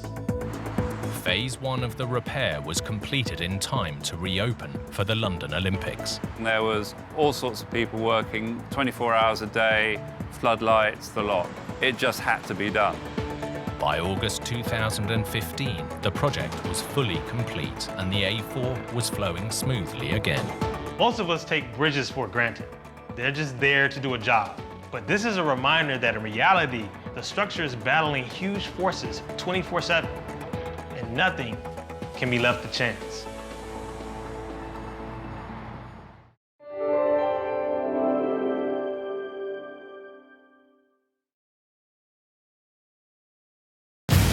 In Italy, a catastrophic crane collapse on a major construction project.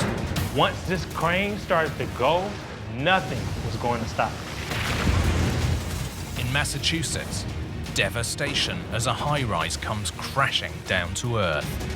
One eyewitness said the sound was like 10 jets taking off. How could a 16-story building just crumble to the ground? In New York State, disaster strikes a vital river crossing. It was cataclysmic, it was sudden, and it was violent. And in Sweden, chaos as a bridge build smashes onto a railway line. It was shocking. All that concrete absolutely collapsed. This was a major accident.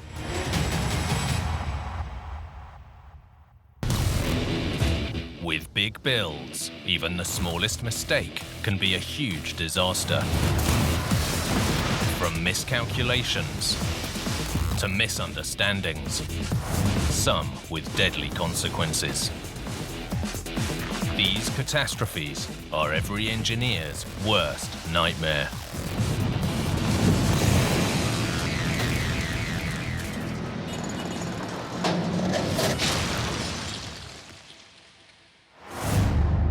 For engineers, protecting big structures against the elements is an ongoing battle. Overlook one detail, and the results can be catastrophic. Like this deadly bridge disaster in New York State that felt the full force of Mother Nature. The bridge crashed more than 25 meters into the river below, taking vehicles down with it. The devastating collapse of a crucial crossing. A truck was found more than half a mile downstream because there was so much water moving through this channel. This tragedy caught everyone by surprise and left local citizens reeling. We're talking 84 to 100 feet of just steel and cement crashing into this roiling creek below.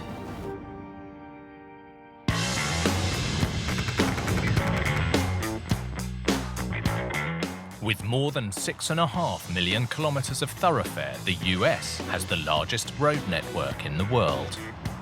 And one of the nation's most important stretches is this, Interstate 90. The I-90 is the longest highway in the entire US and stretches over 4,800 kilometers from Boston in the east all the way to Seattle in the west. One key section of I-90 is the New York Thruway, running over 600 kilometers from the Massachusetts border to Lake Erie. Mark McGuire is a retired journalist. The New York State Thruway is a major corridor in the Northeast for both pleasure travel and commerce. So this has been a traditional thoroughfare for America. In a state carved up by water, the Thruway has a staggering 815 bridges, including this one. The 165-meter-long Schoharie Creek Bridge, crossing waters that flow down from the Catskill Mountains. The Schoharie Creek, you can see it in the summer here. It is placid, it is calm. In the spring, when you have a combination of rain and snowmelt, you could turn a placid body of water like this into a raging, roiling river. And a fast-flowing river can be very dangerous for bridges, causing a type of erosion known as scour. Scour is one of the great challenges of river engineering. Fast-moving water can erode or scour away the soil around the base of the shallow footings, leaving the piers exposed to the elements. But, like many bridges, here the piers are protected against scour by a layer of stone or rock called riprap. You'll often see riprap, or rocks, placed around structures to protect not only against scour, but also wave or ice erosion. Geotechnical engineer Peter Deming explains. Riprap is a large stone, and usually it's a broken stone so that it interlocks and has a high friction and it joins with other rocks. The water tries to move the riprap and it can't get below the riprap, because the riprap is so heavy and it's able to stay in place even with the water flowing by. The riprap is what prevents the scour from reaching deep. The bridge standing today opened in 1988, but it wasn't the first crossing here. Its predecessor was built in 1954 to coincide with the opening of the Thruway. For more than 3 decades, the first bridge served as a vital passage around 25 meters above Schoharie Creek, widely used but largely unnoticed. Drive this Thruway every day, you drive highways like this. You go over this, it doesn't even look like a bridge. You just think it's another patch of road. The Schoharie Creek Bridge wasn't intended to be iconic or eye-catching. It was just a run-of-the-mill interstate bridge like you'll see crossing numerous waterways all over the U.S. But in 1987, one devastating event etched the bridge into the minds of people across the country.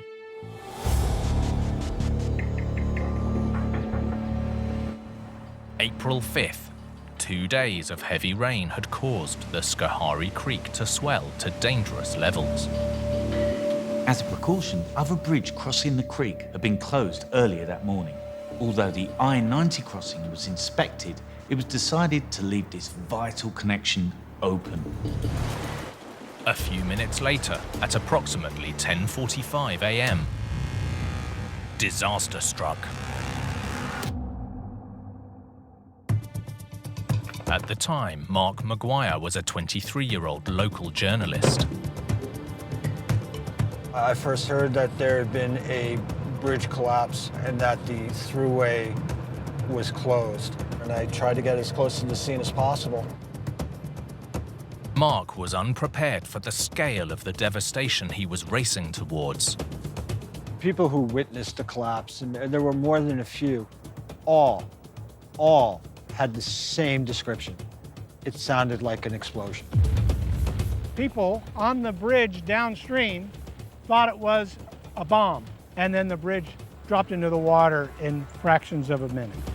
We're talking 84 to 100 feet of just steel and cement crashing into this roiling creek below. 4 cars and 1 truck went down with the bridge. Emergency responders rushed to the scene. State police, the sheriff's department, divers. There was even an aircraft searching the water. But in this raging torrent, it soon became clear that the likelihood of a rescue was gone. The truck and the automobiles that came down were found in the Mohawk River more than half a mile downstream because there was so much water moving through this channel. 10 people were in the 5 vehicles that fell into the water. Tragically, none survived. 1 minute's there, next minute's not. It was a dark day. A vital connection was now gone, lying in the creek below. And people wanted to know, how could an interstate bridge 25 meters above the water be destroyed by a swollen creek? One key suspect was the bridge's shallow foundations. Geotechnical engineer Peter Deming helped spearhead the investigation. The investigation needed to remove the water so we could look at the foundations. So we brought in demolition contractors to remove the slabs that were still up in the air to make it a safe investigation. And we were able to go in after drying it up and do a physical examination of the pier.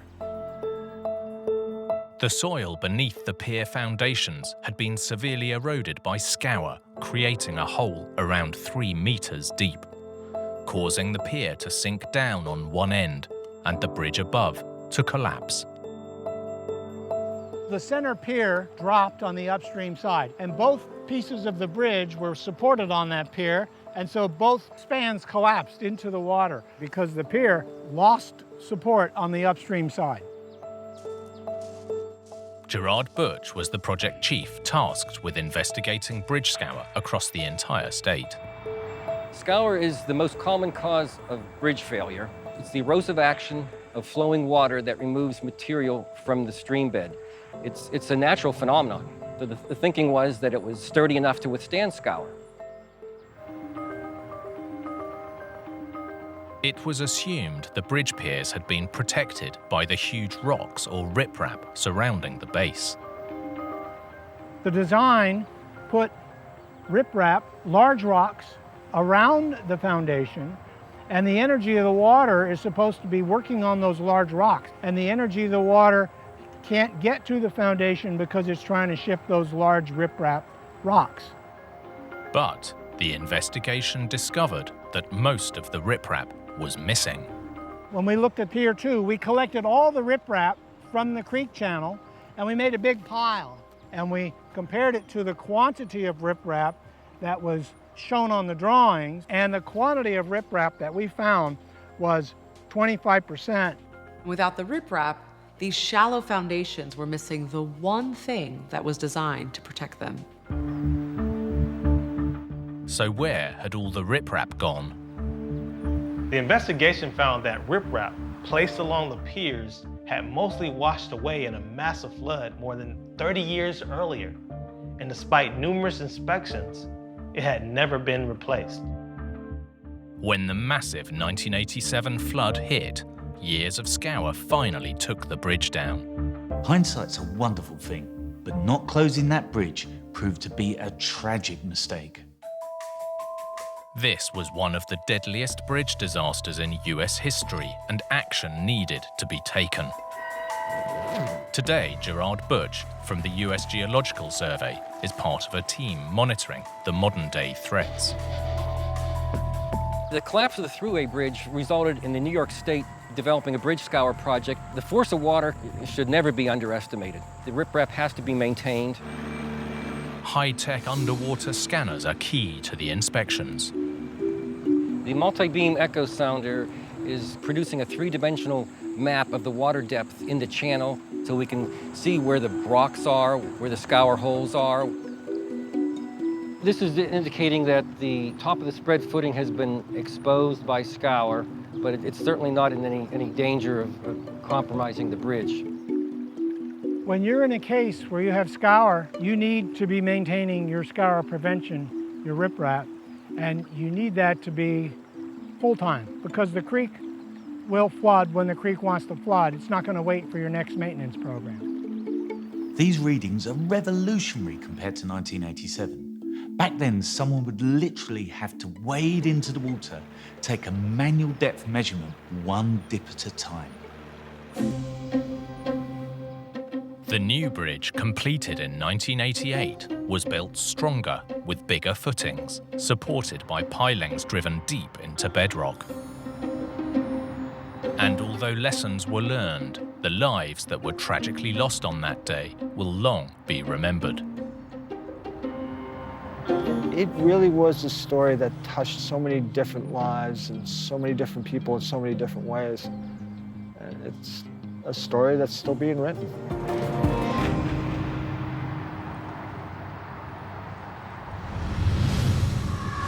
With big construction, how you build is just as important as what you're building. The smallest mistake can have dramatic consequences. Like this catastrophe in Italy that derailed a new bridge.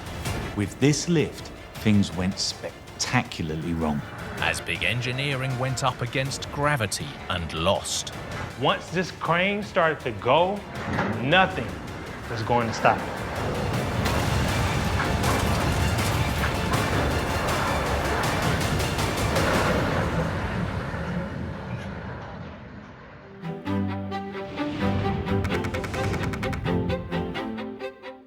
Varese, northern Italy, is nestled into the shadows of the southern Alps.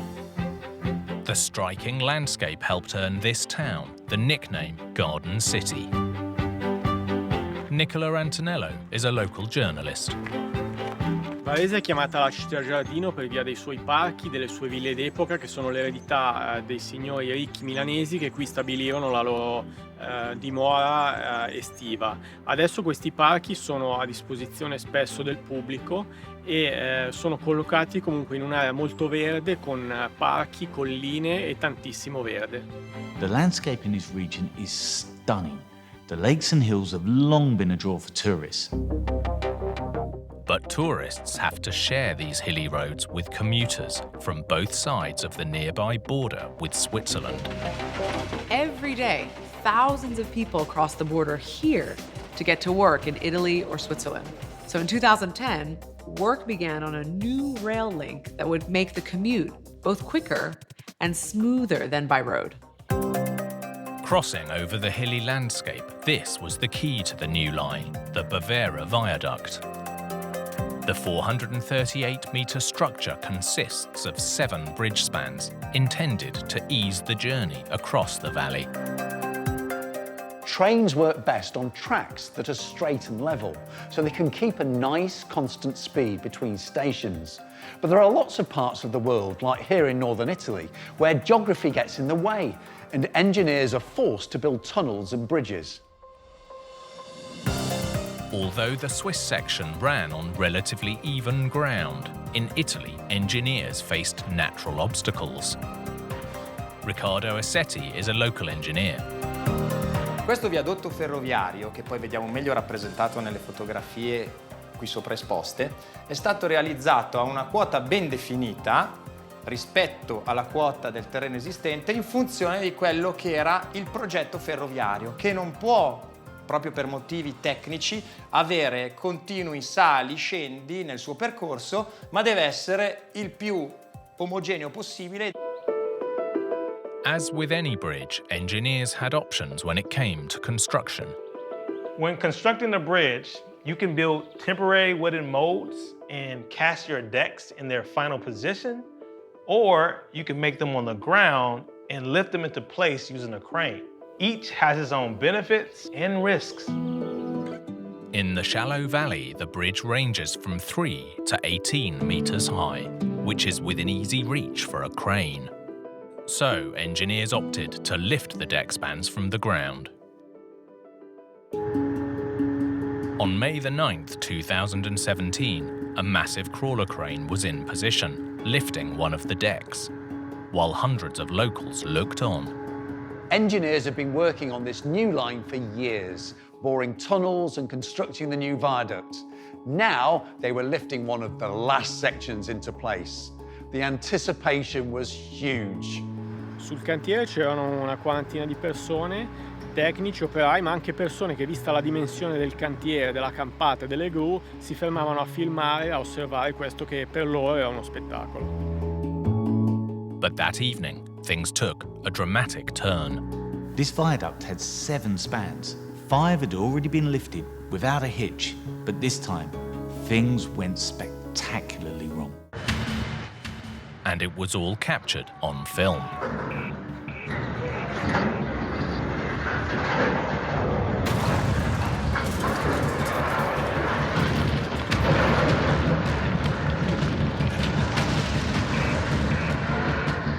Once the crane started to go, nothing was going to stop it.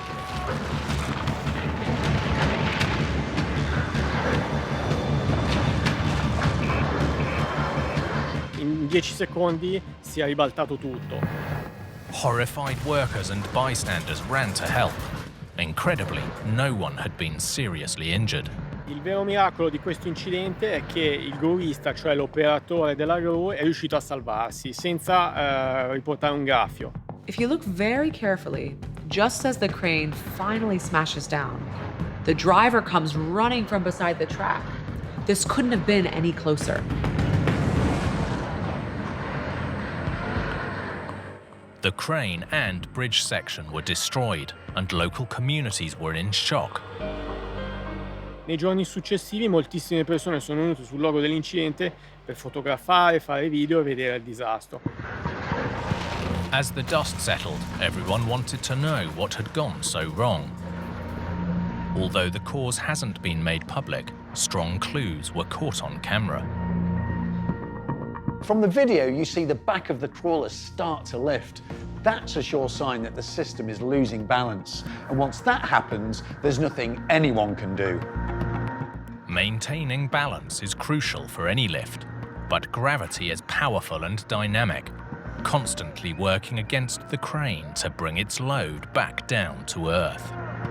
The further a crane reaches, the more effort force there is pulling down on the boom. Just like when you lift something with your arm outstretched, it feels heavier than close to your body. To help balance out those forces, cranes have counterweights known as ballast, but they still have their limits. Push them too far and over you go. With this crawler crane, the counterweights were attached to the back of the cab and suspended from a rear arm known as the mast. But here, as the load was moved further from the crane, the delicate balance failed. Civil engineer Riccardo Assetti demonstrates. Tenendo fissa la posizione del contrappeso, può variare la posizione invece del carico che noi andiamo a collocare in quota, per esempio la posa della trave a una certa altezza.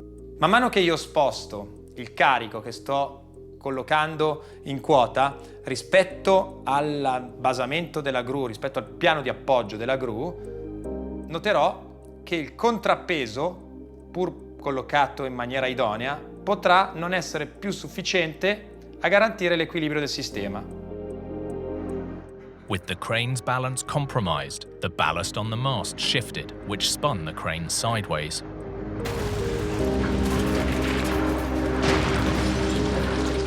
Se giro di 90 gradi lo stesso sistema, spostiamo la distanza, o meglio, facciamo diminuire la distanza tra l'elemento che può stabilizzare e il punto di rotazione stessa, cosa succede? Succede che la gru si ribalta. Although no one was hurt, local residents were worried the project would be indefinitely suspended. But just 3 months later, a new span was lifted into position with perfect balance, and the viaduct was one step closer to completion. Every project has dozens, if not hundreds, of risky moments. This is just a reminder that just when it seems everything's going according to plan, something can always go wrong. The new viaduct opened on December the 22nd, 2017, and trains have safely been using it ever since. Ai cittadini alla fine con l'inaugurazione hanno vissuto due sentimenti. Da un lato la soddisfazione di un'opera che finalmente rendeva Varese una città più internazionale e dall'altro lato un sollievo perché finalmente dopo 8 anni di cantiere la ferrovia era terminata.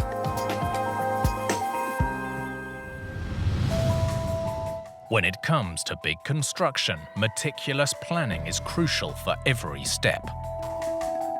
Because any mistake at any stage and the results can be devastating.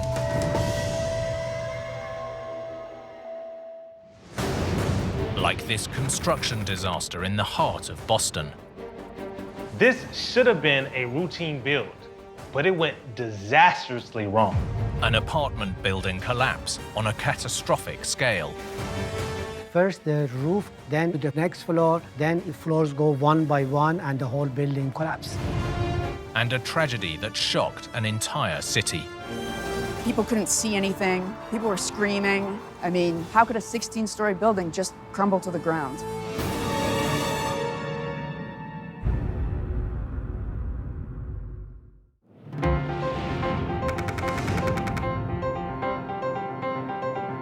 Boston, Massachusetts, founded in 1630.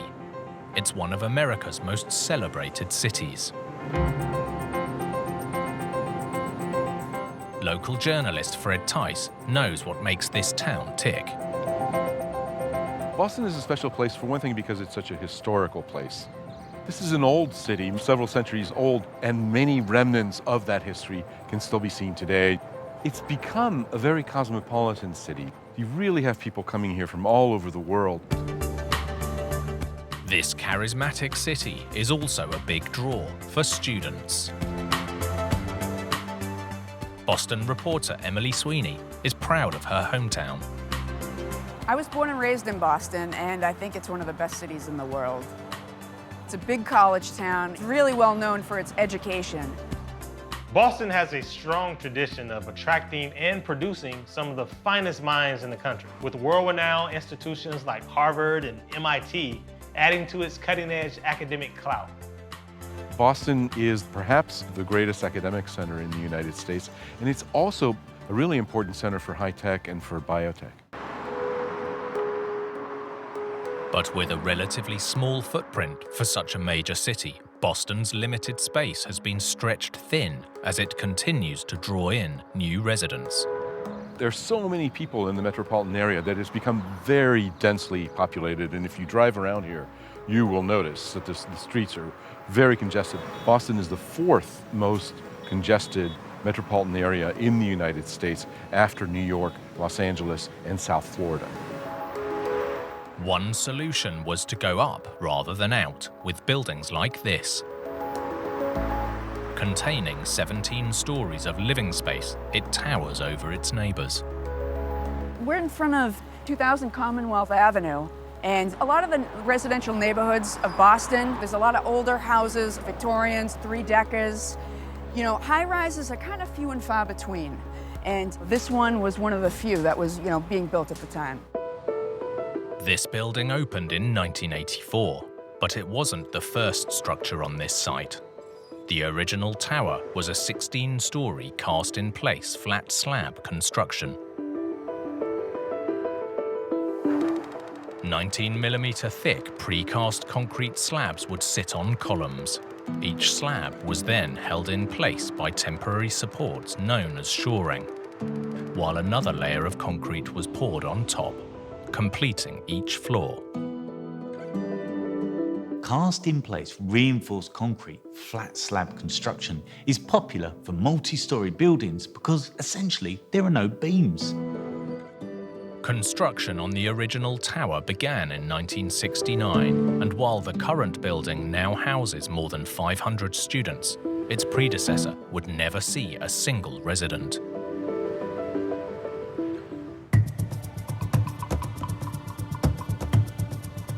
January the 25th, 1971, with construction nearly complete. Around 100 workers were on site when trouble started. It was a Monday. It was around 3:30 in the afternoon. Suddenly, there was this sound. Workers could hear creaking, moaning, groaning. The foreman immediately yelled a warning to the workers on the 16th floor of a possible roof collapse.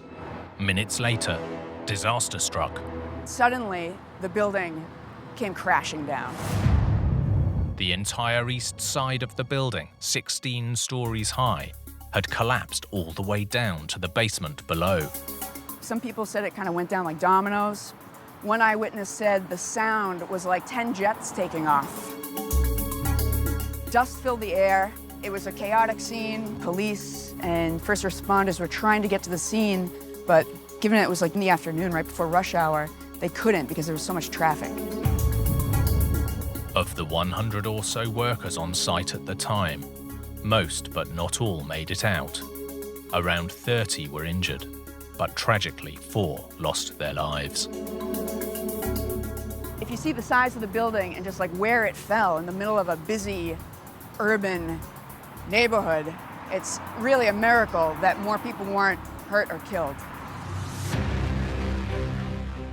The tragic and catastrophic destruction shocked the entire city, and Bostonians wanted answers. Everybody in Boston was wondering, how could this happen? Were there any warning signs? How could a 16-story building just crumble to the ground? The mayor of Boston appointed a special panel to investigate the cause of the disaster. Based on eyewitness accounts, the structure had started to fail shortly before the fatal collapse. Mehrdad Sassani is a professor of structural engineering. First, the roof of the building failed. It took some time for the roof to fall on the next floor. And after it fell, the progression was very fast. Floors go one by one, and the whole building would have collapsed.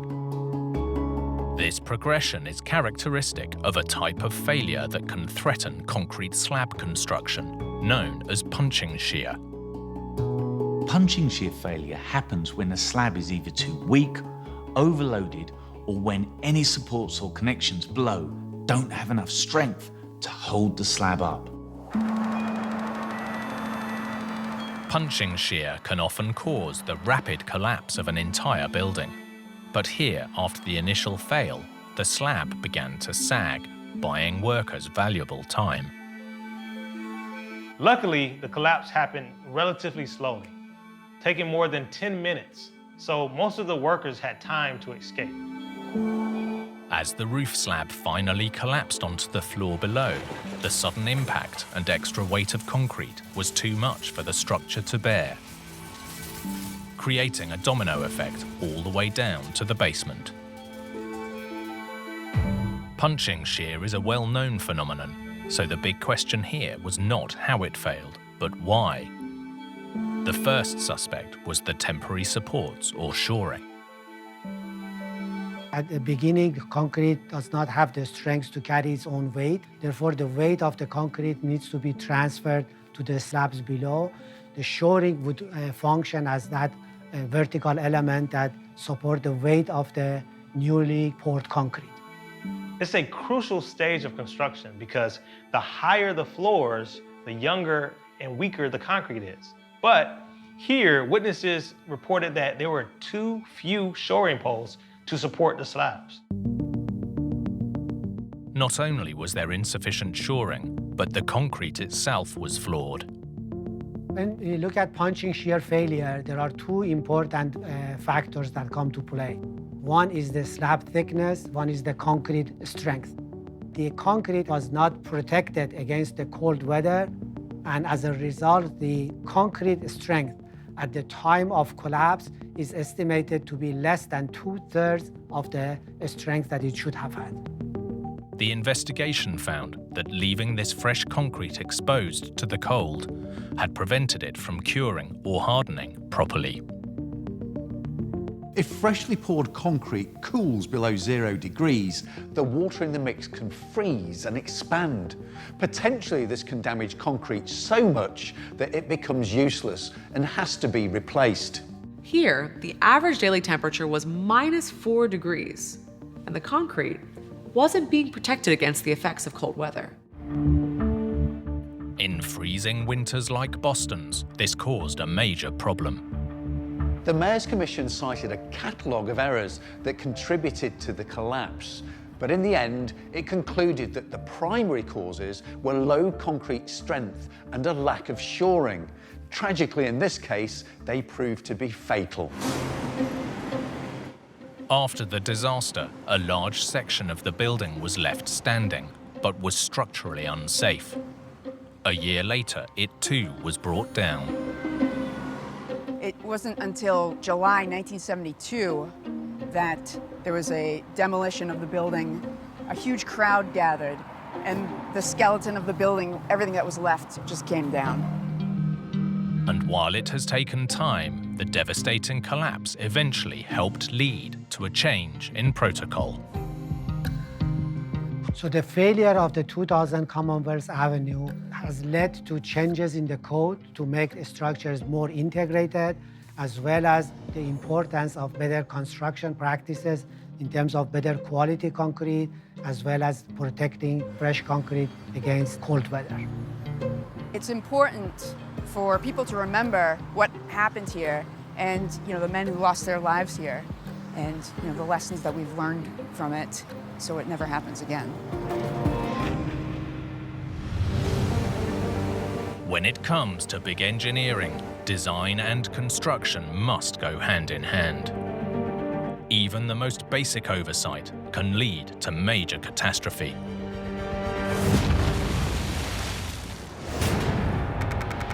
Like this construction disaster in Sweden, where devastation struck on a crucial crossing. It was shocking. All that concrete absolutely collapsed. This was a major accident. A bridge catastrophe that caught everyone by surprise.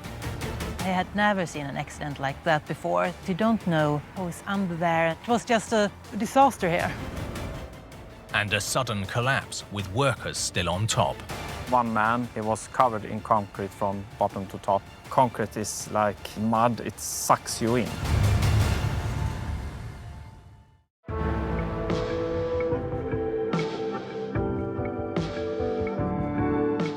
Around 200 kilometers northwest of Sweden's capital Stockholm lies the small town of Ludvika. Although its modern-day population is just under 15,000, it was once a powerhouse at the heart of Sweden's lucrative copper mining industry. One mine, about an hour from Ludvika, was once the largest copper mine in Europe. As an added benefit, the leftover rock could be turned into a hard-wearing, bright red paint, which has become famous across Scandinavia. With the mines came the railroad to move this valuable metal out for production, a vital means of transportation that Ludvika still relies on. Anders Hansson is a TV reporter. It's vital for this region that the train keeps running. A lot of people commute from other cities, and we have to ship out a lot of industrial goods. Running right through town, the railroad separates the community from Ludvika's main source of recreation, Lake Väsman, making this bridge one of the busiest thoroughfares in town. There's the town on one side and there's the lake on the other. The lakeside is very popular. The bridge is the only place where you could cross the railway. The first bridge built here in 1905 was a single-lane steel crossing that was struggling to cope with the demands of modern traffic. The old bridge was a quite narrow steel bridge. One lane, so 2 cars couldn't meet on the bridge. Tricky for the community to reach the lake. So they demanded a new bridge to be built. The old bridge was very bad. It didn't do its job. People had to wait for other cars since they could not pass on the bridge. A new bridge was badly needed. In 2017, construction began on a bigger, better crossing. But with a busy rail line running directly below the worksite, the team needed a strategy to build without halting train traffic. To minimize disruption, the bridge will be built using a technique known as cast in situ.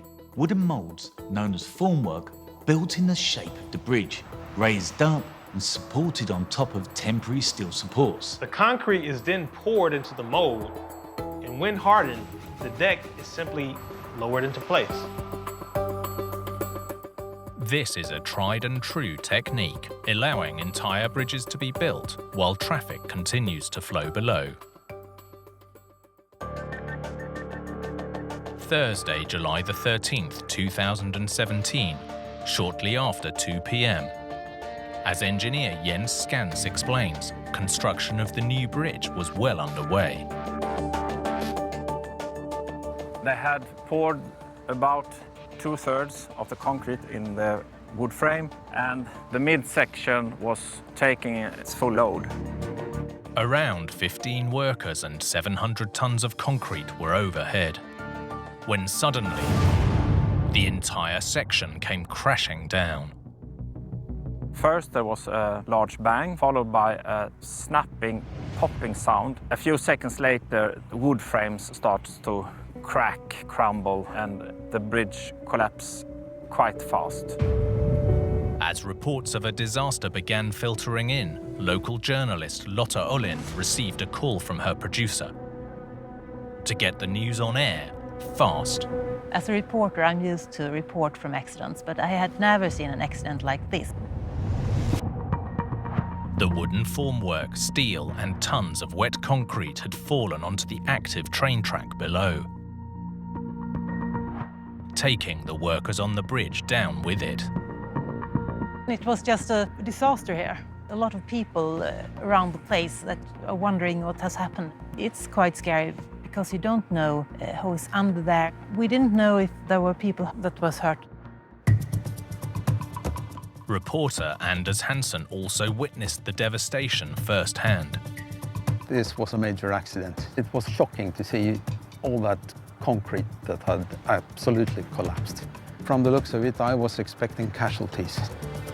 Especially since one worker was thrown headfirst into the wet concrete. He was covered in concrete from bottom to top. The rest of the team there were trying to pull him up because he couldn't get up. He was submerged, head down in the concrete, and it's so thick that you can hardly move in it because concrete is like mud, it sucks you in. Scary. Thankfully, the worker survived. And while 11 more were injured, 6 of them seriously. Despite the devastation, there were no fatalities. This thing was so big, you wouldn't believe. It's only when you stand there and look upon it that you realize how big a bridge of this kind really is.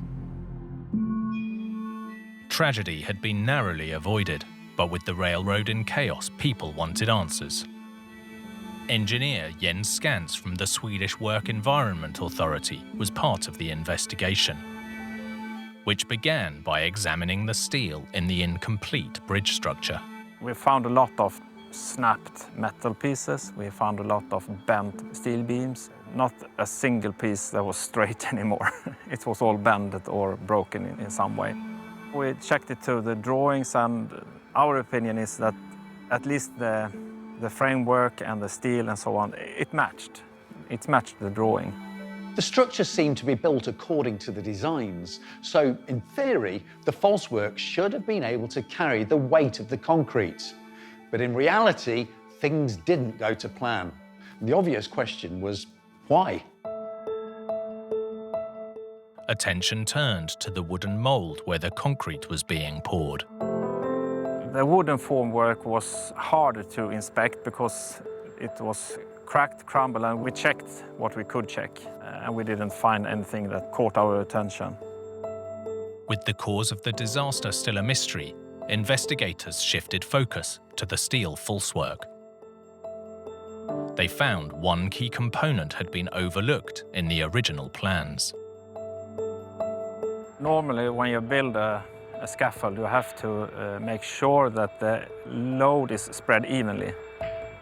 And to do that, you have to have a lot of diagonals, creating a pattern of loads taking the weight down to the ground.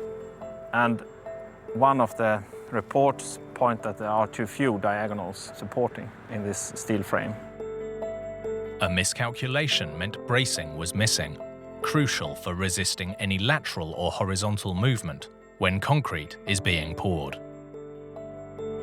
When you're pouring tons of heavy, wet concrete, one thing you're going to get is movement. So if that isn't properly braced, any lateral movement could bring the whole thing crashing down. The weight and motion of the wet concrete overwhelmed the temporary structure, causing the catastrophic failure. At the end, they found that the bracing that was supposed to hold up the mold was too weak. They had been working so hard in order to try to make the trains run all the time. This was really bad. With a vital connection severed for both commuters and commerce, a fix was needed fast. Since the railroad is so important for this area, they wanted to open the tracks again as quickly as possible.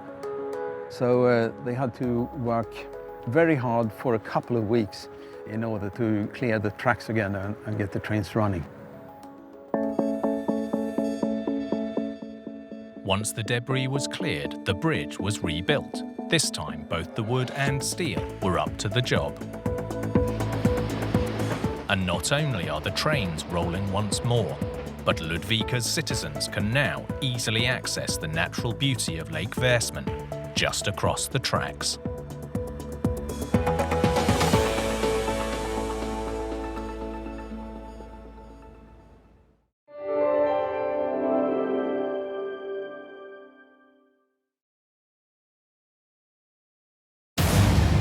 In Sweden, tragedy strikes as a landmark bridge is destroyed in seconds.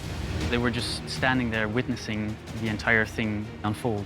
A massive construction disaster at a New Jersey casino.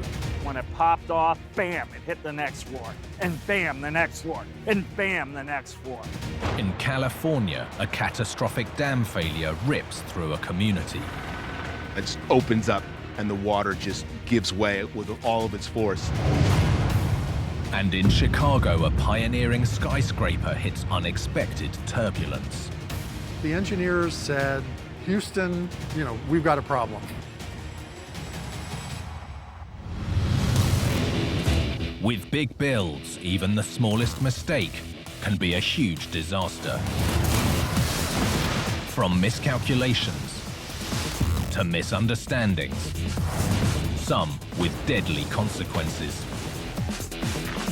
These catastrophes are every engineer's worst nightmare.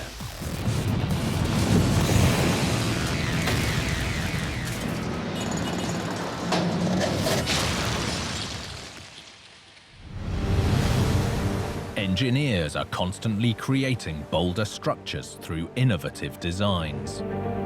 While they might look stunning from the outside, sometimes a weakness can be lurking within.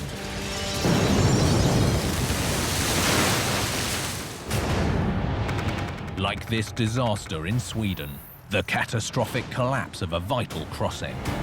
Such a large ship, it just caused the entire bridge to collapse. Devastating destruction in the dead of the night.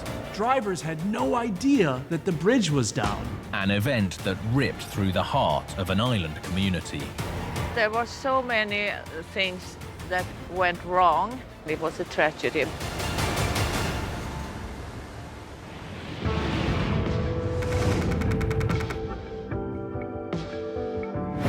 Sweden, its rocky coastline boasts more islands than any other country on Earth. The nation's access to water is key to its success. For hundreds of years, the Swedes were a maritime powerhouse, trading all over the world. Today, they still export everything from cars to petroleum to flat-pack furniture, a lot of it by sea. The nation's west coast borders the North Sea. From there, ships gain easy entry to the Atlantic Ocean and major shipping routes. Journalist Ruben Dieleman knows these challenging waters well. This is the west coast of Sweden, which is a very rugged terrain. During wintertime, it can be extremely icy, cold, foggy as well. And that makes it all the harder for ships to pass through these narrow passages. Ships aren't the only vital traffic. People and businesses also rely on a network of bridges. Like this one on the island of Tjörn, the only road connecting it to the mainland. There are about 30,000 people who live on this island and who are very much dependent on the mainland. So this is their lifeline, I would almost say. But this isn't the first crossing here. Its predecessor, completed in June 1960 and known as the Alma, was revolutionary. Sweden has a long history of engineering. At the time of construction, this was the longest arch bridge in the world. With an almost 300-meter main span, the bridge's steel tube structure relied on an ancient design feature, the arch. Mario Ploss is a professor of structural engineering. The Alma Bridge is strong, and it's also effective in the sense that the vertical loads from the self-weight and the traffic are transferred to the support of the arches through the shape of the arch, so that it only gets normal forces along the arch that carries the whole weight of the entire bridge. For nearly 20 years, the bridge stood out as a symbol of Sweden's success. But this eye-catching crossing was on a collision course with disaster. January 18th, 1980. In the early hours of the morning, the cargo ship MS Star Clipper was traveling north towards the Alma Bridge. It was a very cold, very icy, dark and foggy night. You couldn't see a thing, basically.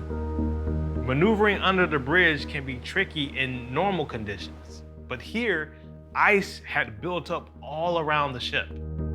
To safely sail under the arch, the 33.5-meter tall vessel needed to turn sharply to port, lining up with the center of the shipping channel. Such a large ship underneath a relatively small bridge through a narrow passage on top of those weather conditions was very, very difficult to navigate. At 1:30 a.m., disaster struck.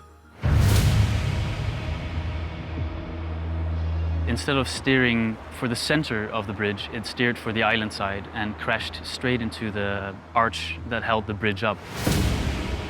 The force of the impact was so huge that the main span came crashing down almost instantly onto the ship and into the water. The crash knocked out the ship's radio, so no warning could be sent. In the ice and fog, the approaching vehicles had no idea that the bridge was gone. In the confusion, it was 40 minutes before the authorities closed the road. Meanwhile, local resident Rita Cordenius was waiting up for her husband. I was at home looking after my daughter, and I stayed awake because I was thinking this is strange, this is not normal. And then I listened to the radio. And then I could feel, oh, that's why he is not coming. 7 vehicles had fallen from the bridge. And tragically, all 8 people who fell with them lost their lives. Sadly, Rita's husband was among them. It took so long time before they could stop the people. Too late. I prayed and hope I can get through this. And I did.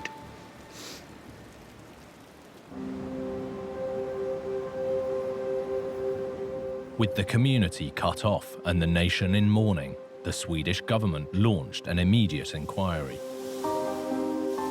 It was a major disaster, a pretty impactful event for the entire region, because their entire lifeline, their vital connection to the mainland was cut off. It was pretty obvious what had happened. The big question was why the impact caused such a catastrophic collapse. It was clear that bad weather was a key factor. But the report highlighted potential weaknesses in the structure itself. Professor of Engineering Mario Kloss explains. The big mistake with this bridge was that it was not designed for being hit by a big ship. There was no protection against it, and the bridge was not designed to withstand it. This is a fatal flaw with any arch design. So an arch bridge like this is very good in carrying its vertical loads, but it's rather sensitive for a side impact, particularly a bridge like this that consists of a steel tube, because suddenly it becomes much weaker than it was before. Think of this steel like an empty can of soda. If you try to crush it from the top, it's pretty difficult. But when you apply just a little pressure from the side, there's very little resistance. Now, imagine a 16,000-ton ship hitting that can from the side on. It's going to do a lot of damage. The impact in one area was enough to buckle the steel tube, undermining the strength of the entire bridge. You can compare it with a chain. So if you break one link in the chain, then the chain won't work anymore. It's the same with the arch. If you remove one part or destroy one part of the arch, then the arch doesn't work anymore, and then the whole arch goes down. It was also discovered that the steel arches were lacking what's known as stiffeners. Steel plates riveted within the hollow tubes to give the arches extra horizontal strength. So inside the steel tubes, where the loads came down, There were some stiffening plates, but in the longitudinal direction along the arch, there were no such plates inside the tube section. And this made the tube more vulnerable for side loads. While stiffeners would have made steel tubes stronger, ultimately being struck by a ship of that size would probably have brought the bridge crashing down anyway. This vulnerability, combined with bad weather and bad luck, triggered one of the worst disasters in Sweden's history.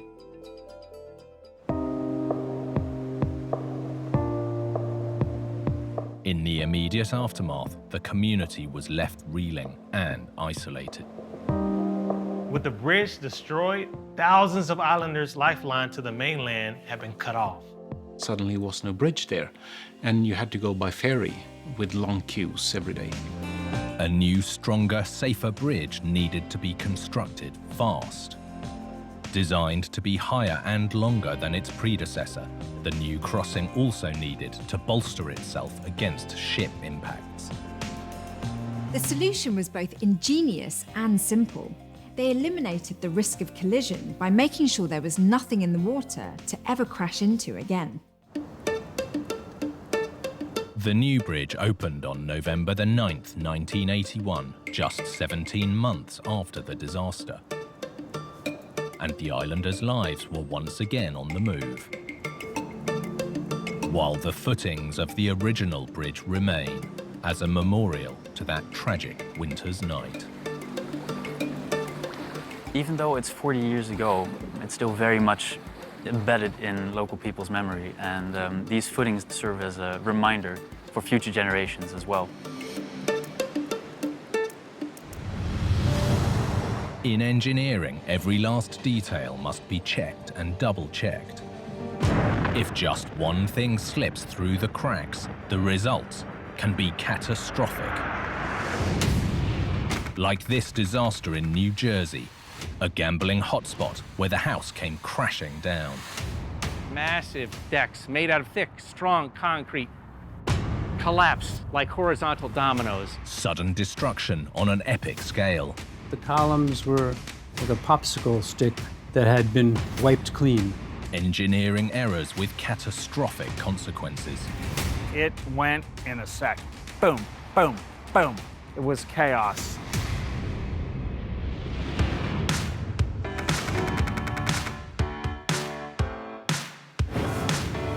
Atlantic City, New Jersey, a legendary town known for its beaches, boardwalk, and gambling.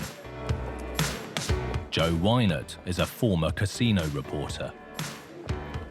We're on the world-famous boardwalk in Atlantic City. The first casino opened in 1978, and it was a godsend for the city. And millions of people have been coming here to walk the boardwalk, swim in the ocean, visit the grand hotels.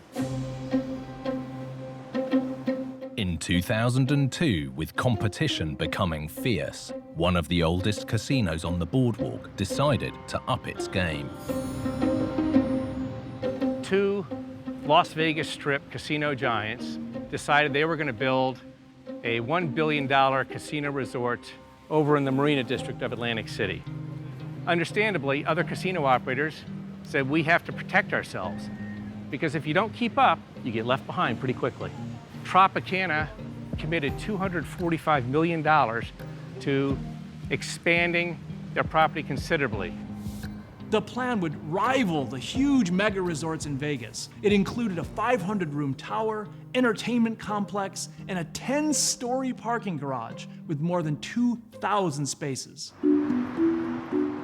To speed up construction on the garage, each of the 10 stories would be created off-site as large reinforced concrete slabs just over 6 centimeters thick. Once at the construction site, each story was attached to concrete columns, creating a thin foundation for each level.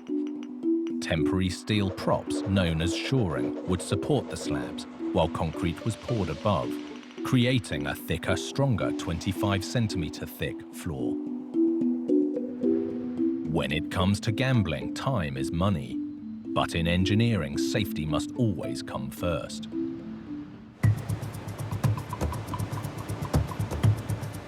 Early morning on October the 30th, 2003. Construction workers were pouring the concrete on the 8th floor of the parking garage. The pressure was on, the job was running behind due to bad winter weather, and the deadline was fast approaching. Just 3 hours later, at 10:40 a.m., disaster struck.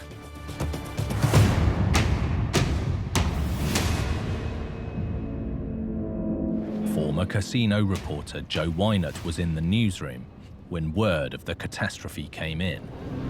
We got notice from one of the editors that the Tropicana garage had collapsed. While still under construction, the top 5 levels had failed suddenly and without warning. What I saw was something that you never expect to see in life. Just these massive parking garage decks, thick, strong concrete, collapsed like horizontal dominoes. The devastation was huge. Tons of freshly poured concrete slid down over collapsing slabs, through stairwells and an elevator shaft. Construction accident attorney Bob Mongaluzzi also witnessed the devastation. When I got down here, this was cordoned off, multiple blocks in every direction. These slabs had literally collapsed off of the columns. Fire and rescue teams were desperately searching for survivors among tons of twisted steel and concrete. It was chaos. There were firemen, policemen, ambulances, helicopters. I've never seen so many flashing lights or first responders in my life. You knew instantly that this was a catastrophic event. There was going to be a lot of guys working that pour, and my heart sank. Despite rescue crews' tireless efforts, 21 workers were injured in the disaster. And tragically, 4 lost their lives. There was no warning that day. It went in a second. For those who survived in floors below, they talk about how they heard this cracking and crash and then looked up and then just saw the entire floor, like the sky, falling down. The catastrophe left the city reeling. This was the worst construction disaster since casinos came to Atlantic City. People wanted to know just what had gone wrong. These were all local men. You know, people were shaken by this, and it was devastating. Principal engineer David Peraza was brought in to investigate the disaster. They were about halfway through when all of a sudden P8 and 5 more levels under it collapsed, and the slabs fell like a trap door opening up. For investigators, the evidence was clear. A key element was missing. There were no reinforcement bars connecting columns to the slabs. It was as if the columns were like a popsicle stick that had been, wiped clean. No clear connection. Under building code regulations, steel reinforcement bars should have run through the floor slab, all the way into the supporting column's core. A connection vital for securing the parking levels into place. But here, they were missing. In effect, it staples the concrete together. The fact that there wasn't any reinforcing steel attaching the slabs to the columns meant that they were vulnerable to separating from the columns. Further investigation revealed there had been a change to the original plans. Picture on the left here, this represents what the original design was. So you see that you have a column that is 2 feet wide, and framing into it is a beam that is 2 feet wide, so that all of the reinforcing bars that were in the beam were forced to go right through the column automatically. However, on the amended design, the dimensions were changed, meaning the reinforcing steel was no longer automatically connected to the columns. The column is now only 1 foot wide, and then you've got a wide beam that has 8 or 10 bars in it, but they're not going through the column. This new design meant that no reinforcement bars went into the column from any direction. Basically, you had this concrete slab just sitting like this, overlapping onto the column. When they're pouring hundreds of thousands of pounds of concrete, that concrete starts to flex and it just popped that off. And when it popped off, bam, it hit the next floor, and bam, the next floor, and bam, the next floor. There were also reports of a problem with the metal poles or shoring, used to hold up the floors while the concrete was drying. Each floor supports the one above as the building grows taller. Crucially, the concrete below has to fully cure before it is strong enough to take the load from above. The investigation found that shoring on the lower levels had been removed before the concrete above was fully stable. What they found was that these poles were bending. Normally, they have a little thing at the top, like a wing nut. You hit it like that, and then you could loosen it and pull it out. Here, the pressure was so intense they couldn't do it. They were taking sledgehammers to knock it out. With the structure already compromised lower down, pouring concrete for the 8th floor proved too much, and the whole garage collapsed. Here, it seems there was a combination of factors, from errors in the steel reinforcement to insufficient shoring, that ultimately led to the collapse. The disaster hadn't just destroyed a parking garage, it had destroyed lives. There's always going to be pressure to bring projects in on time and within budget. But whatever setbacks there are along the way, health and safety always has to come first. With lessons learned, construction resumed. And in November 2004, a year after the tragedy, the project was finally complete. To have something like this happen was just out of the blue, and hopefully it's something we'll never see again. You know, Atlantic City is really a small town, and there's not a person in this city that wasn't affected by this collapse. Everybody, and it still reverberates today. I think ultimately it's a story of Atlantic City's resilience. This was a black eye for the city, but it overcame that and it continued to prosper.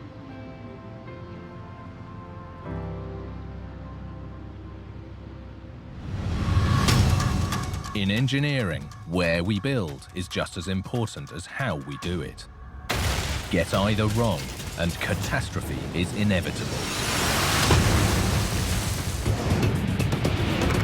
Like this disaster in California that devastated a community. They had gone past the point of no return. You can't stop it. A fault that brought a dam to its knees.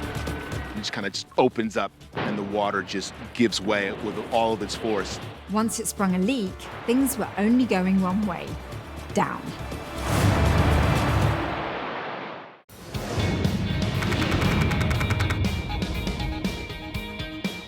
Los Angeles, California. For more than a century, its stunning climate and landscapes have drawn more than just filmmakers.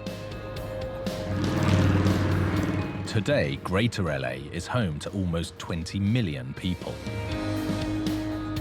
Conservationist David McNeil is a lifelong resident. People ask me what is quintessential Los Angeles, and sure, we have movie studios, we have Hollywood, we have the beaches, we have the mountains. We reinvent ourselves all the time, and that's the unique thing about it. You see buildings get torn down and new buildings go up. You see history get erased and new history created. LA is the second largest city in America, but it's essentially built on a desert. And with an ever-growing population, there's always been a massive demand for water. The climate zone for Los Angeles is arid, and everything that you see that's green is kind of brought in or irrigated. LA's growing thirst for water outstripped supply more than 100 years ago, with the city long depending on aqueducts and dams. The infrastructure, dams, in Los Angeles in particular, are the one water source essential for everyone's turning on their water and having running water in their homes. In the 1940s, the hunt was on for a new dam site within the city of LA, but planners were short on options. Engineering professor Jonathan Stewart explains. If you look at a map of the city of Los Angeles, there's a very large basin. It's called the LA Basin. It's mostly flat. And flat's not all that great if you're managing a water system. Reservoirs work best when they're higher than the area they're built to supply, so gravity pushes the water to people's homes. In the flat LA Basin, choices are limited, but there was one clear contender, the Baldwin Hills. Baldwin Hills, this uplifted geological unit right in the middle of the LA Basin, is the perfect site for a dam and a reservoir because it's on top of a hill.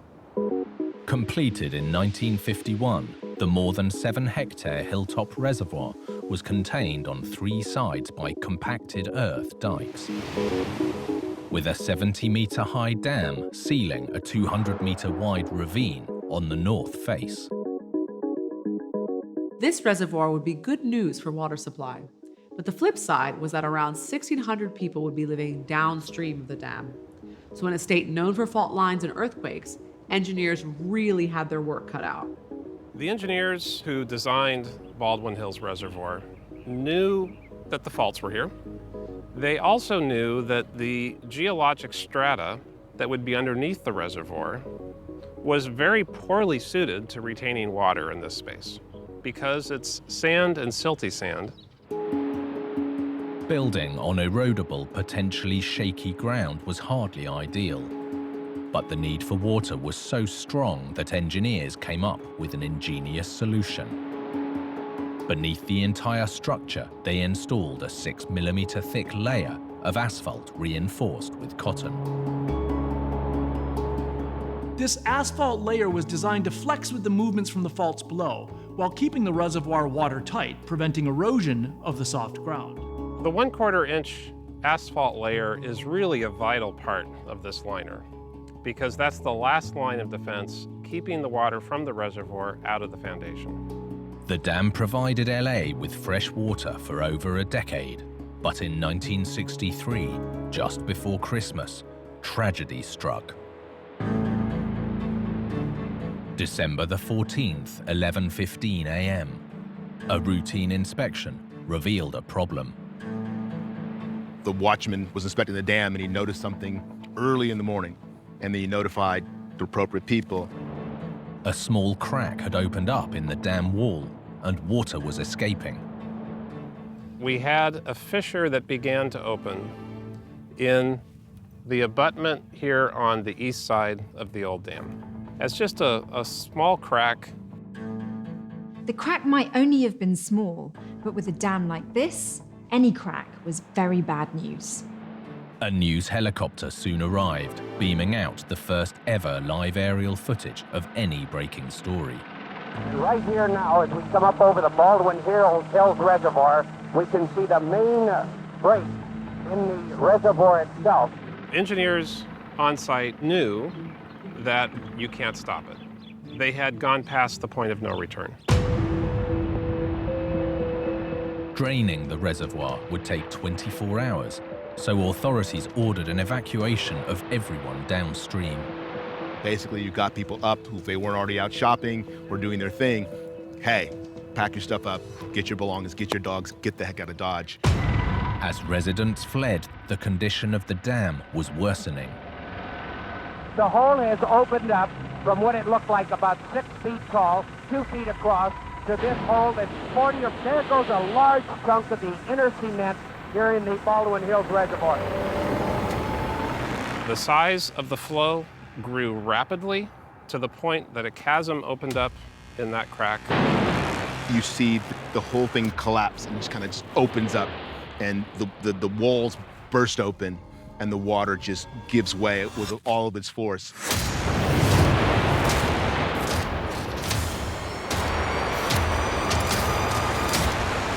More than 1 billion litres emptied in just 90 minutes.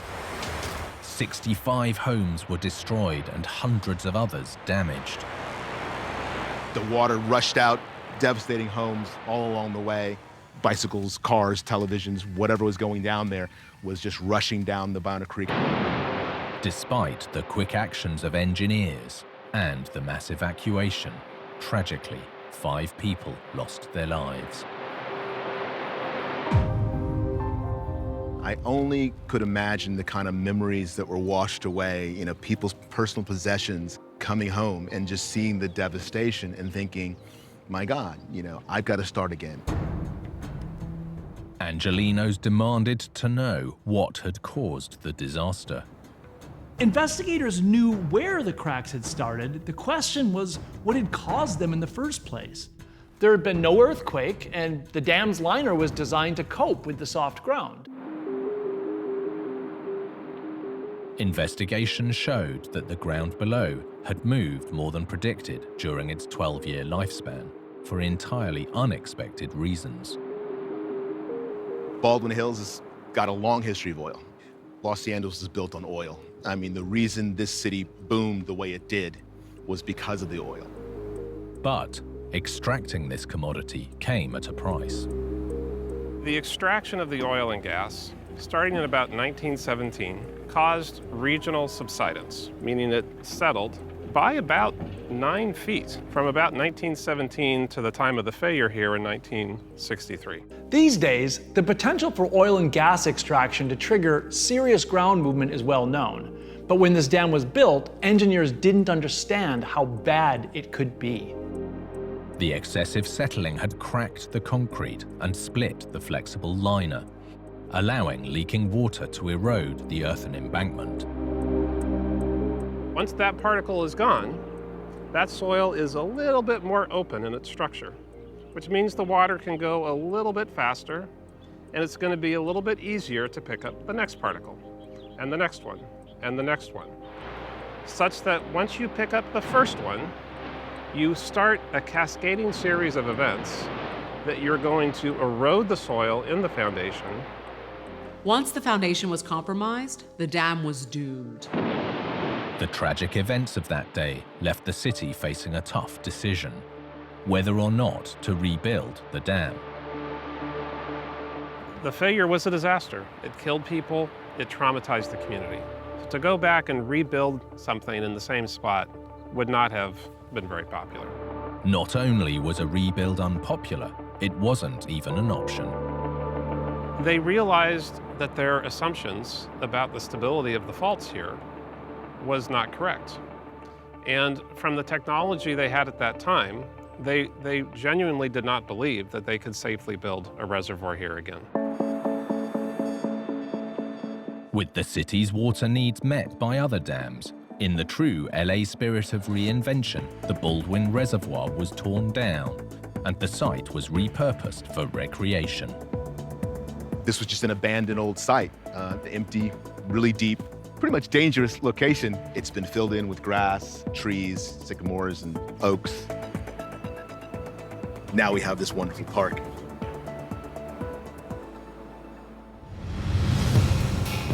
Engineers are constantly striving to build stronger and taller structures.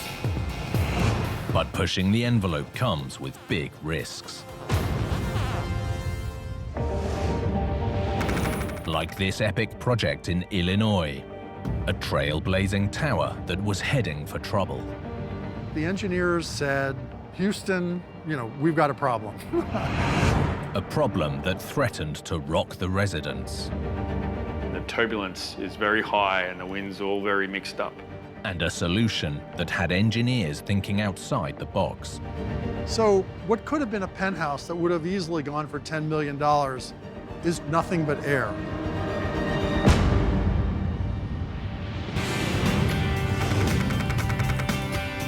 Chicago, Illinois, now a thriving commercial and cultural hub. It has its roots in good old-fashioned hard work and was dubbed by one poet as the city of the big shoulders. Journalist Blair Kamin specializes in architecture. Chicago's part of the middle of America, and it has its own distinctly Midwestern character. It's pragmatic, it's tough, and yet it has a tough beauty, especially in its skyline. Chicago is famous for its skyscrapers, but it's not just about being the tallest. Each one was intended to stand out from the crowd, its own unique masterpiece of architecture. Structural engineer Dr. Shankar Nair has worked on the city's skyline for 5 decades. We have a very distinctive skyline. It's quite unlike any other skyline in the world. Chicago is known for very masculine buildings, after all. Sandburg called it the city of broad shoulders, and that is reflected in our architecture. In this tough city, big engineering shines through. The engineering in our buildings is very prominent. The most obvious example is the one we're going over right now, John Hancock. You just look at it and you know how it works. You see those big X's on the outside, and that is what holds the building stable. It looks strong, and it is strong. From the late 1960s, Chicago's bold, straight-edged skyscrapers climbed ever higher. But in 2016, a new tower started to take shape that was designed to break that mold. Looming 101 stories over the lake shore, this super-tall, curving structure boasts epic views from the lake to the city and beyond. It's very different from the tough, muscular, structurally expressive buildings of Chicago's past. It's more about fluidity. As you can see, this is 3 separate towers, increasing in height as you go from east to west. The tallest one is on the west, and each of those towers has an undulating shape. The organizing principle for the shape is that these undulations constitute frustums of a pyramid. A frustum is a pyramid with the top chopped off. There's one on the back of every US dollar bill, to the left of the word one. These towers are made up of alternating upright and inverted frustums, creating a zigzag outline, but proportioned so that the building looks to undulate. It's really an illusion. The glass is not curving, the columns are not curving, but it has that fool the eye. And it's magnified by the fact that these stacks create these beautiful reflections and geometric interplay, and that makes it a very unique skyscraper in Chicago. The elegant tower isn't just designed to look good from the outside. If you're buying a home in a skyscraper, it's all about a great view from all over the apartment. So the narrower the tower, the better. But narrower also makes the building more vulnerable to the forces of nature, particularly the wind. The architects were one step ahead. Although the 3 towers look to be aligned, each is slightly offset from the next, spreading the tower's footprint like the trunk of a tree, with a concrete spine locking everything in place. This stabilizing trick allowed the West Tower, although super skinny, to become the 3rd tallest skyscraper in Chicago. From day one, plans were under constant scrutiny, like all modern skyscrapers that included wind tunnel testing. The engineering of tall buildings is art and science, and testing a design in wind tunnels is crucial. Peter Burke is a wind engineer. There's no practical way of subjecting a building to its peak wind loads at full scale. The only way we can do that is in a scaled model experiment. We need to simulate the air moving over that object, and that air is not smooth at all. It's actually highly turbulent. The turbulence and the wind speed are both varying based on the altitude above the ground. So this is a very complicated environment. In 2017, with construction still at ground level, testing flagged some unexpected problems. In the middle of the engineering process, the engineers said, Houston, we've got a problem. If this tower is built exactly as it was designed, we're going to have swing and oscillation and units that are not marketable. The obvious question, were the city's infamous winds to blame? Chicago is known as the Windy City, but in reality, it's no windier than most other places. That nickname came from a reputation for boasting, being windy about what an amazing city it was. Chicago is not a particularly windy city, not in meteorological terms. The design speed for which we design buildings here is substantially lower than the speed in New York, Boston, and many other cities. The problem here was simple: the tower's extremely slim design. When air or wind flow interacts with a tall, slim building, the wind has to move around the building. What happens when it does that is it often sheds off the building's corners or edges. There's also a strong wake behind the building, and the turbulence is very high and the wind's all very mixed up. Those two things both interact with the building, causing the building to sway back and forth in strong winds. In reality, most skyscrapers sway. The big question is how much. In most cases, occupants of a building never feel its motion. The motion's there, but they don't feel it. But if the accelerations of the building were too high, then they could feel it, and that's very undesirable. The tallest one, the one that goes all the way up to 101 stories, is very skinny compared to Chicago's other towers. So that means it's much more like a reed that can kind of blow around in that high wind up there. When the news came out, the Chicago Department of Planning and Development was reported as saying internationally accepted limits would be exceeded, with people feeling ill and possibly afraid for their safety. If there's too much wind sway, particularly at the upper levels, people can feel almost seasick. Chandeliers can rattle, there can be whitecaps in the toilets, and if you're paying millions of dollars for a condominium penthouse, that's not what you want. Something had to be done, and in typical Chicago fashion, the solution was bold.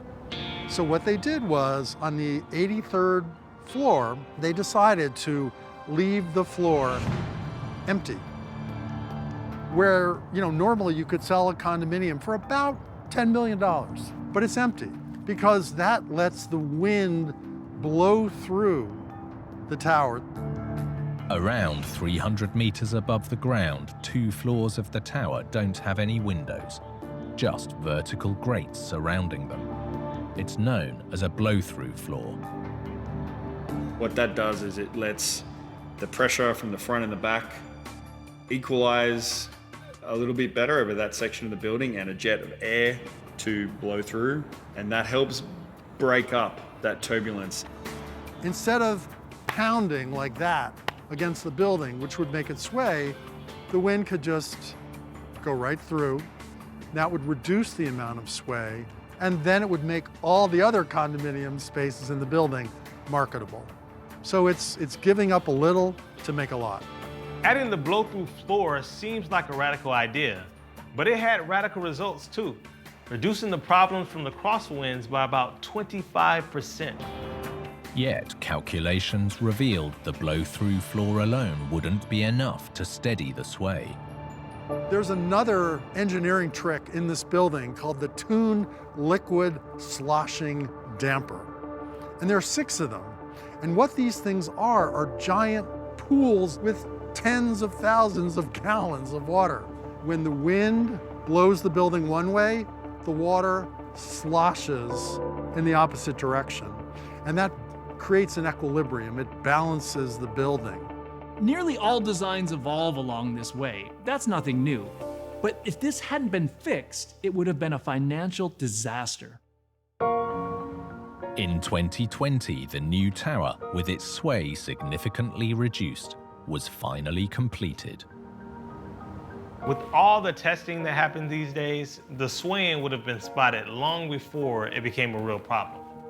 But it's still a good reminder that unique designs will always come with unique challenges.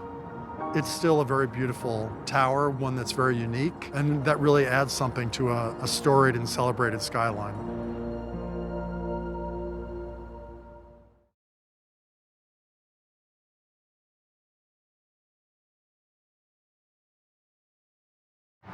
In California, Catastrophe cuts one of America's most vital highways in two. Once I got on scene, wow, a whole section of the bridge was missing. In Texas, a mammoth refinery explodes with deadly consequences. You could see the fireball from almost 20 miles away. In the UK, scientists launch an interplanetary investigation. We were just watching for that moment that said Beagle 2 was landed, and we waited, and it didn't come. And in West Virginia, tragedy strikes a vast suspension bridge. It yanked on the other guy tower, and then the whole bridge collapsed into the river. With big builds, even the smallest mistake can be a huge disaster.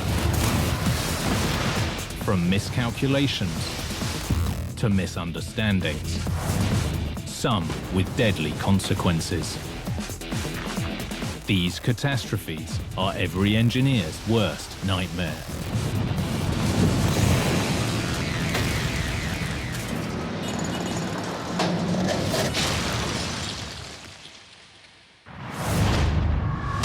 With everything they build, engineers must always consider Mother Nature. Underestimate her, and the consequences can be disastrous. Like this catastrophe in California that shut down a major freeway. There was over 10,000 people just stranded here. I had never seen anything like that in my entire life. A desert bridge with a potentially deadly weakness. I could see a whole section of the bridge was missing, and I could see just the tail end of a pickup truck sticking up. This is a major highway. It's just so lucky that no one was killed.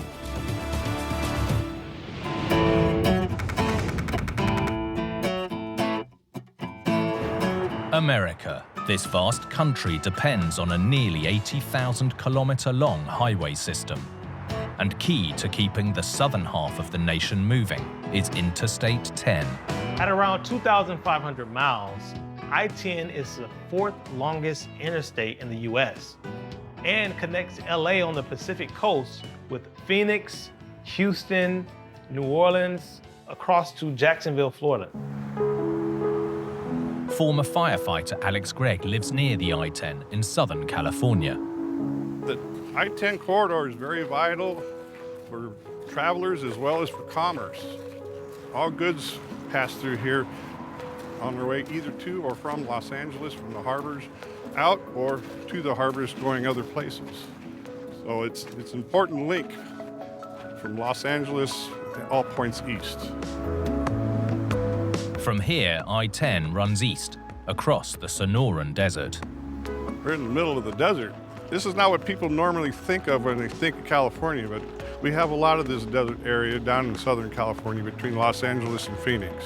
The road stretches endlessly across flat, dusty ground, but it's also riddled with gullies created by sudden rains. We live in a very arid terrain. Doesn't look like we get much rain here, but surprisingly, in the summertime, we get what we call monsoon storms that create flash floods. As I-10 grew, dozens of bridges were needed to cross the gullies, like these across the so-called Tex Wash. Bridge engineering expert Dr. Abolhassan Astaneh-Assel explains the name. It is a Tex Wash bridge. Tex Wash means this is a place that water created by washing a path. There is no river here. It's just a place that flood comes, very flash floods, very heavy flood suddenly, and washes this path. With so many washes to cross, the state settled on a standard formula for bridges. In California, they were using a lot of concrete to do these things, and they ended up having standard designs for small bridges. So they had this 20-meter long spans, and they would just try to use it many times. Tex Wash was originally too wide for the standard span, but rather than design special longer bridges, it was simpler to fill in the sides of the wash, making it narrower so the shorter spans would work. Completed in 1967, the Tex Wash bridges safely carried I-10 for almost 5 decades. But in 2015, a storm was brewing. July 19th, almost 18 centimeters of rain fell on the Chuckwalla Mountains to the south of I-10. Because of the terrain the way it is, the water doesn't absorb quickly, so it runs downhill rather quickly and becomes a flash flood. It can become a very dangerous situation for people. And the flash flood will be here before you know it, and it's gone before you know it. A firefighter at the time, Alex Gregg, was on call at nearby Desert Center. I was on duty that day, and I was the covering battalion chief, so I got called out to a bridge collapse on Interstate 10, just west of Desert Center. Traffic was already beginning to back up. Once I got to just past Schuylkill Summit, the traffic really came to a standstill, and everybody was stopped. Because traffic was backed up that far, I knew we had a serious situation on our hands. Victor Garcia's family runs the only rest stop on this remote stretch of I-10. I had never seen anything like that in my entire life. There was easily over 10,000 people just stranded here. Alex and his team of firefighters made it through the chaos. I could see a whole section of the bridge was missing, and I could see just the tail end of a pickup truck sticking up, knowing that there was a truck stuck down in there and people were trapped inside. I knew time was of the essence. The race was on to rescue the driver of the pickup. We got a rope system put together, and then I put my trained firefighters on it. He was pinned in the vehicle, so we had to use our extrication tools, also known as the jaws of life, to go down there and pry the truck open in order to get him out. Once we got him out, he was extremely relieved, especially once we got him back up on top, away from the fallen bridge. With the bridge down, traffic was going nowhere. It was still raining that night, so it was mass hysteria. We were getting overwhelmed. We ran out of everything. We ran out of food, ran out of gas, ran out of everything. Authorities set up diversions, and by dawn, both the traffic and the rain were gone as quickly as they had come. The next morning, it was dead. Nothing. The freeway was shut down. No one was passing through. You could hear, crickets. After the storm passed, everyone wanted to know what had caused this catastrophic failure. Abul Hassan was called in to investigate exactly what went wrong. On the surface, it was simple. What happened that day for Texas Bridge was because of this unusual flood, which experts actually rated it as 1,000-year return flood. Any structure would struggle in the face of a 1,000-year flood. But here, narrowing the gully so the standard bridge length would fit had made things worse. When the wash was narrowed, the shape was altered too, so water had to change direction not once, but twice to flow under the bridge. First as it hit the roadway, then again to curve under the bridge. You have to realize the pressure of water that's coming down.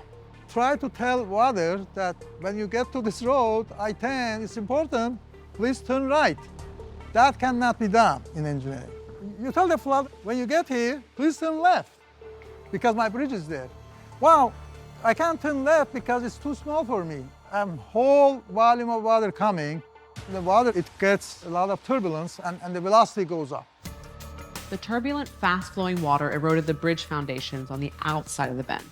It's what's known as scour, and that end of the bridge dropped into the wash. And yet, it turned out, reshaping the wash wasn't the only mistake made here. As Professor Astane Asıl discovered, the foundations were missing a crucial element: piles. So if this is pile and foundation is on it, if the soil under the foundation is washed, the pile will still be there. But in this case, they didn't put the piles under the foundation. So the water came and washed the soil, my hand is foundation, and it just dropped. And there was one final fail that channeled the water straight into the foundations: the so-called wing walls, which were at the wrong angle. Wing walls in bridges are the walls that you put at the end of bridge and beginning of bridge. They're usually parallel to the path of water, so the water passes by them like a wall, so it doesn't hurt the foundation. In this case, the wing walls were here. What good it's gonna do, other than when the flood comes, hits the wing wall actually and washes the bridge. So these two fingers as a wing wall don't do any good for flood. They should be here, like this.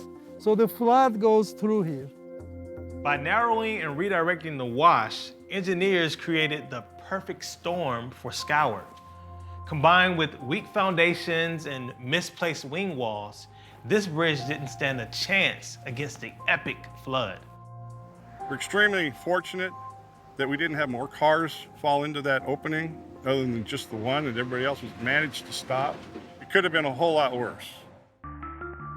With I-10 out of action, drivers were forced to take long detours. A new bridge was needed and fast. Time of the essence of getting the freeway open, there was no way that we were going to reopen the freeway anytime soon because the bridge was totally destroyed and had to be completely rebuilt. The $5 million rebuild took 2 months, but finally the bridge reopened, complete with heavily protected foundations, connecting California and Arizona once more. This failure is a reminder of the challenges engineers face every day working against Mother Nature. If it wasn't for that 1,000-year flood, who knows how long that bridge might have lasted. I came away with a better appreciation for the movement of water. Even in the desert, you just never know when Mother Nature might get you.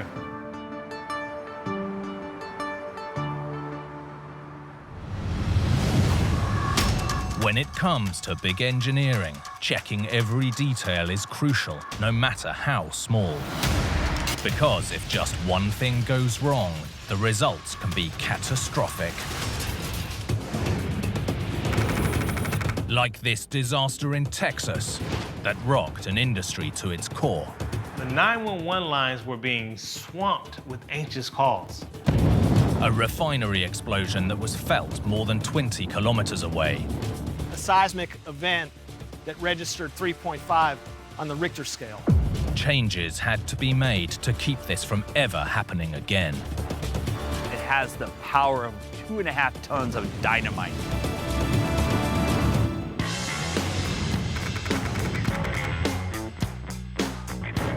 Houston, Texas, a thriving metropolis thanks to one industry: oil.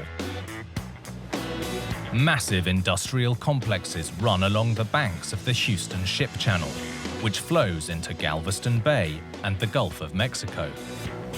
Local journalist TJ Olds knows the area well. So the Galveston Bay region is so important to the oil industry for all of America when it comes to the oil refining and chemical processing that happens here. It is massive. The 10 major refineries in the region process more than 2.5 million barrels of crude oil per day. And it's turned into more than just gasoline. So a lot of people consider oil as, oh, that's just fuel for our car. That's not true. It's a lot more than that, particularly is in every plastic product you have out there. So it's part of our lives. It's in your homes, it's in your cars, it's in your office, it's everywhere. This 260-hectare complex has been at the heart of the industry for decades, producing one of the most widely used plastics today, polyethylene, found in everything from packaging to surfboards. Kenneth Block is a process safety supervisor.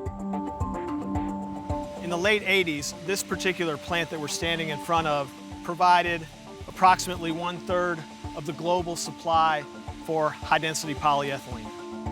When we think of plastic, we picture a clean, stable solid. But the raw ingredients started life in a seething mass of natural gas and crude oil. Refineries take crude oil and begin by heating that crude oil up, separating it into different components. These processes contain a mixture of flammable substances that, if released into the atmosphere, can cause an explosion and fire. The volatile components are processed inside 45-meter tall towers, where the liquids flow through vast oblong loops of pipe, known as loop reactors. Flammable ethylene gas is fed into the reactor and dissolved in a cocktail, including isobutane, hydrogen, and hexane, which are also highly flammable. The mixture spins around the loop where it's massively compressed at 40 times atmospheric pressure, forcing the ethylene molecules to join together or polymerize into polyethylene. The solid polyethylene particles pass out of the reactor into 6 vertical tubes called settling legs, before collecting in a flash tank below. Over time, the legs become blocked, requiring regular maintenance. The material coming out of the reactor, polyethylene particles, fluff is what they call it, this would tend to accumulate inside the settling leg and form a large cylindrical plug, essentially choking off flow. So that plug would then have to be removed, or else it would interrupt production. Like any production process, keeping things running smoothly is crucial. That's easier said than done when you're dealing with highly pressurized, explosive chemicals. October the 22nd, 1989. 3 of the 6 settling legs on one of the loop reactors had become clogged.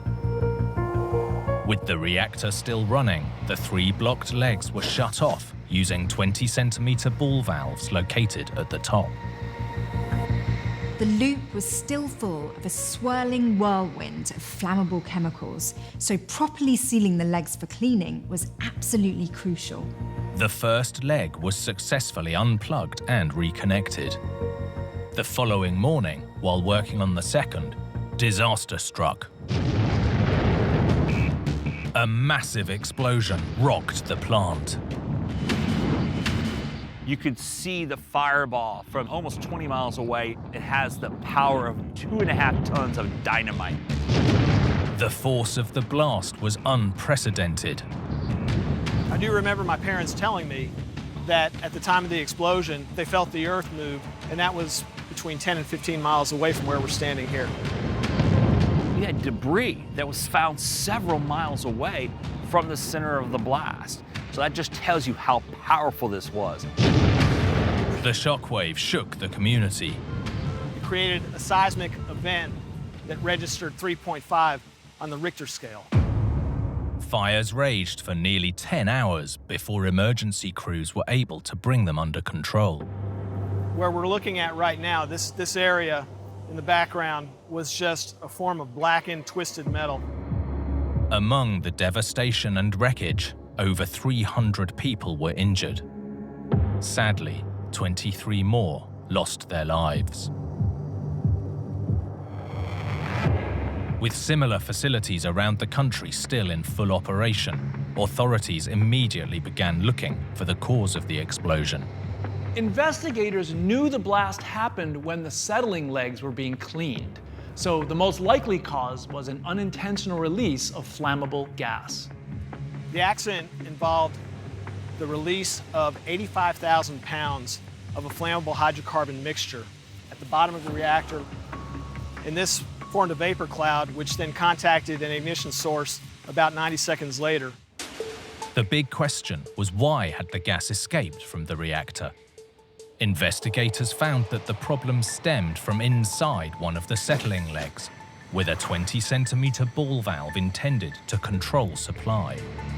In normal operations, these ball valves are open and closed from the control room with compressed air, but the pneumatic system can be overridden using a manual lock on the valve. Following protocol, before removing the legs for cleaning, the lock was activated. The block valve was closed. The air actuator hoses that would be used to open and close the valve were removed, and then the valve was physically locked into position. But there was a problem when the hoses were reattached. The biggest mistake that happened here was hoses. Now, they had been taken off for safety precautions when the maintenance was being done. When they were reconnected backwards. Connecting the air hoses incorrectly proved to be a fatal error. There was nothing to stop these 2 hoses from being reconnected the wrong way round, and no way to know that anything was wrong before the system came back online. Tests done after the investigation determined that this particular valve design could be worked in reverse, and that making the mistake of fastening the air supply line to the discharge actuator side would actually force the valve open instead of closed, even though the switch was in the closed position. Although the reactor's control unit registered that the ball valve was securely closed, it was actually open. A valve that was needed to be closed during maintenance was inadvertently open and released the entire contents of the reactor in a matter of seconds. Vapor was released, highly volatile vapor. And that was the beginning of the problems, because as that comes out, it gets ignited, then you have a massive explosion. While it was too late to stop this devastating tragedy, changes were made to prevent a disaster like this from ever happening again. The events that occurred here on October 23, 1989, accelerated the development and implementation of process safety standards, things like designing couplings that will only connect one way. So any facility you go in nowadays, you'll see the sign that says so many days since the last injury. That's because the standards are there. They're being followed in many ways. Safety is a priority. Handling massive amounts of volatile chemicals will always be dangerous. But it's crucial that after an accident like this, new safety systems are put in place to reduce the risk in the future.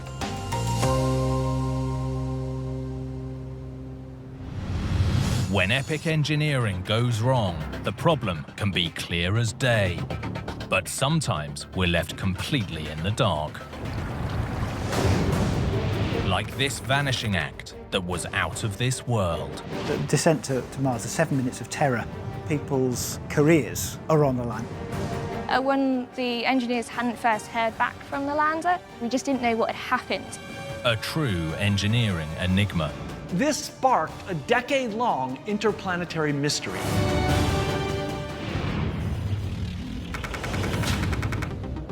What's out there?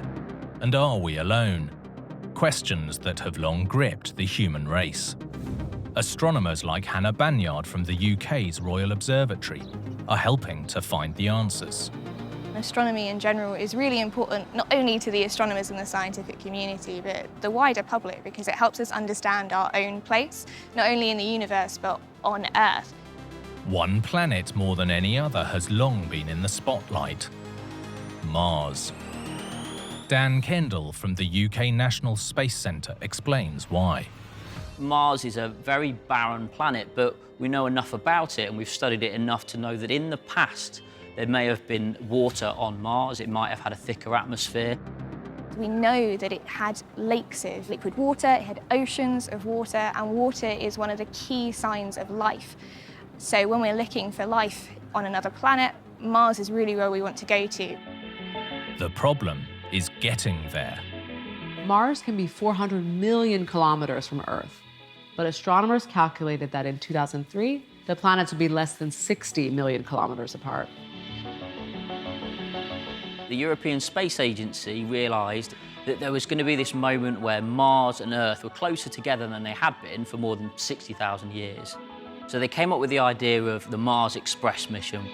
Mars Express was designed to map the planet's surface from orbit. But British astronomers saw an opportunity to add an extra piece of hardware that could land on the Martian surface. A team of academics got together and started thinking about whether maybe a British lander could be included on that mission as well, to take that chance to investigate the surface of Mars and look for the biosignatures of life. That's how Beagle 2 was conceived. HMS Beagle was what took Charles Darwin around the world in the 1830s and led to the origin of species. He learned so much about life on Earth, and the name Beagle 2 is all about the fact that this mission was intended to tell us so much more about life on another planet. In the 70s, NASA sent 2 Viking landers to Mars. They found tantalizing clues that there might once have been life there. Beagle 2 was far more advanced, and the team hoped that if there was life on Mars, Beagle 2 would sniff it out. One major challenge was finding room for the Beagle within the existing Mars Express orbiter. It would have to be both small and lightweight. Beagle 2 was about the size of a bicycle wheel and it looked like a barbecue, but it was loaded with scientific power. In front of me we have a model of Beagle 2. When it landed, it would open up like a pocket watch, and then these solar panels would each in turn open up to make it larger. So they packed a huge amount into an incredibly small space. Base camp for mission control was located here at the UK's National Space Centre. Chief Executive Chaz Bishop explains. The idea came about to put the Lander Operations Control Centre in front of the public. They were getting access that probably hadn't been granted before. So, you know, there was a little bit of a risk there that, you were seeing a space mission, warts and all. On June the 2nd, 2003, Mars Express with Beagle 2 on board launched from the Baikonur Cosmodrome in Kazakhstan. I can remember the launch very clearly because a launch really does make the hairs stand up on the back of your neck because it is risky and people's careers are on the line. Liftoff was a success, but there was a long way to go. The journey to Mars is 7 months. The calculations involved in just reaching orbit are staggering, let alone getting the lander through the atmosphere to a safe touchdown.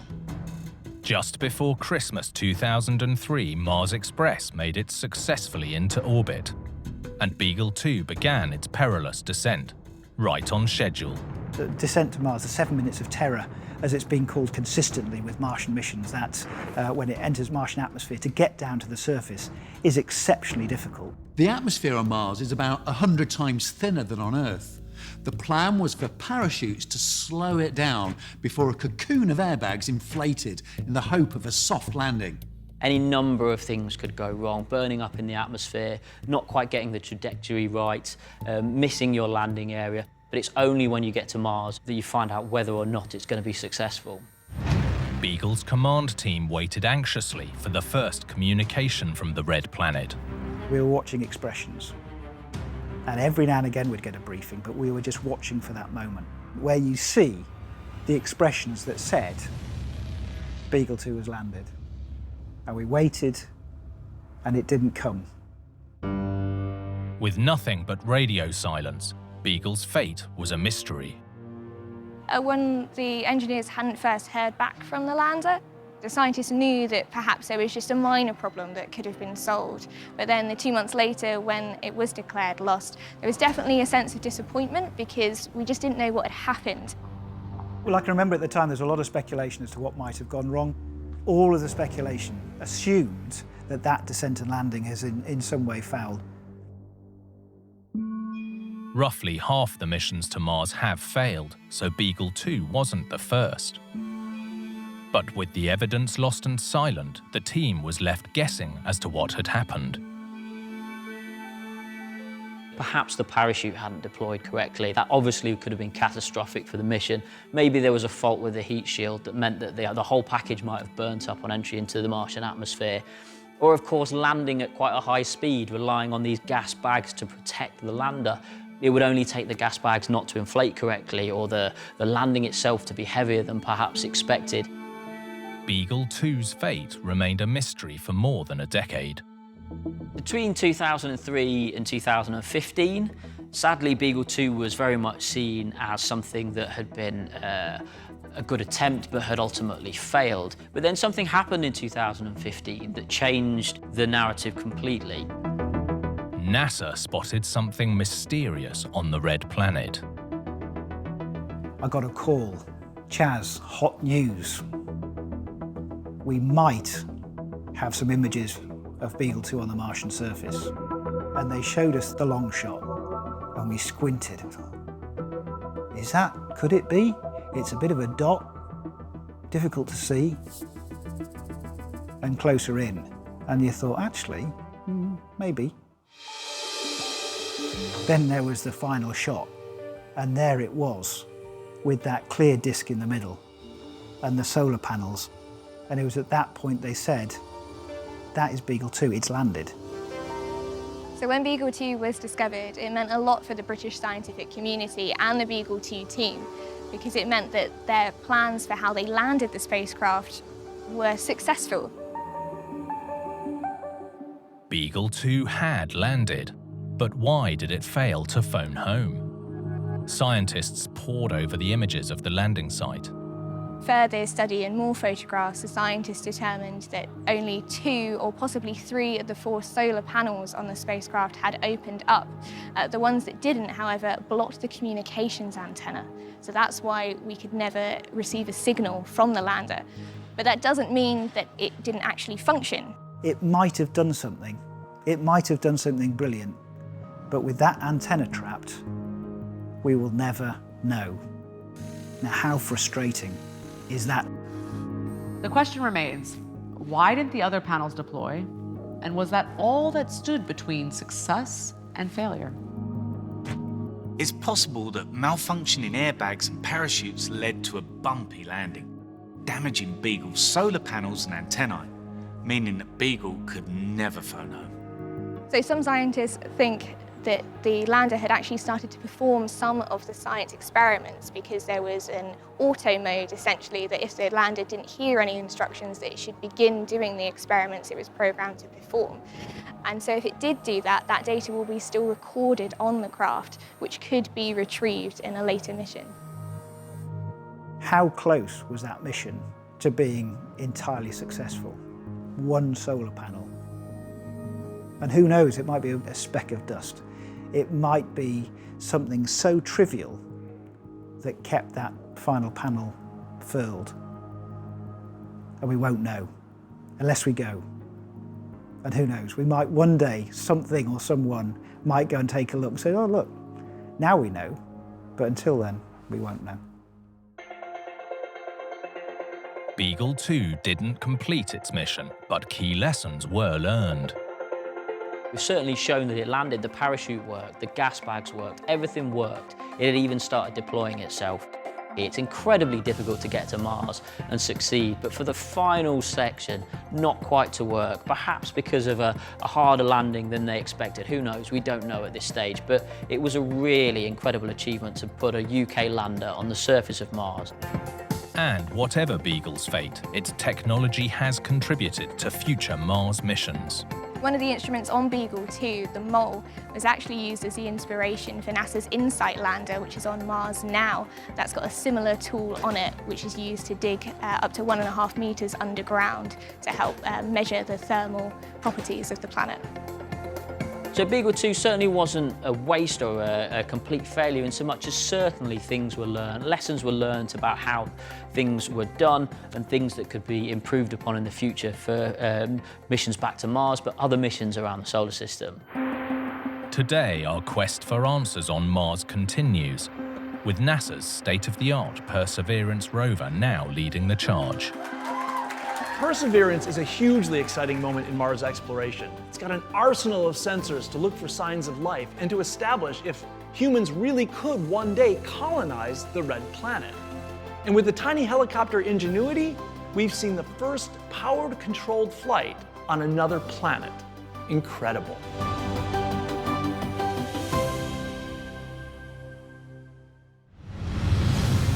When it comes to engineering, every component, no matter how big or small, is vital to success.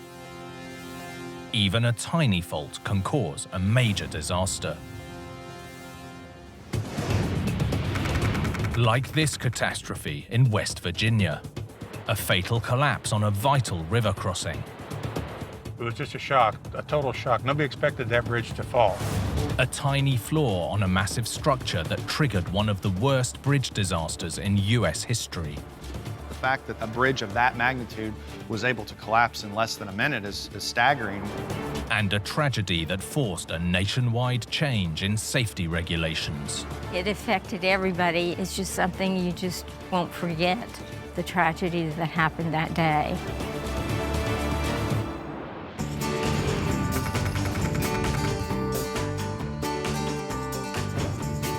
The mighty Ohio River runs nearly 1,600 kilometers across America. A constantly moving border that divides the Midwest from the South.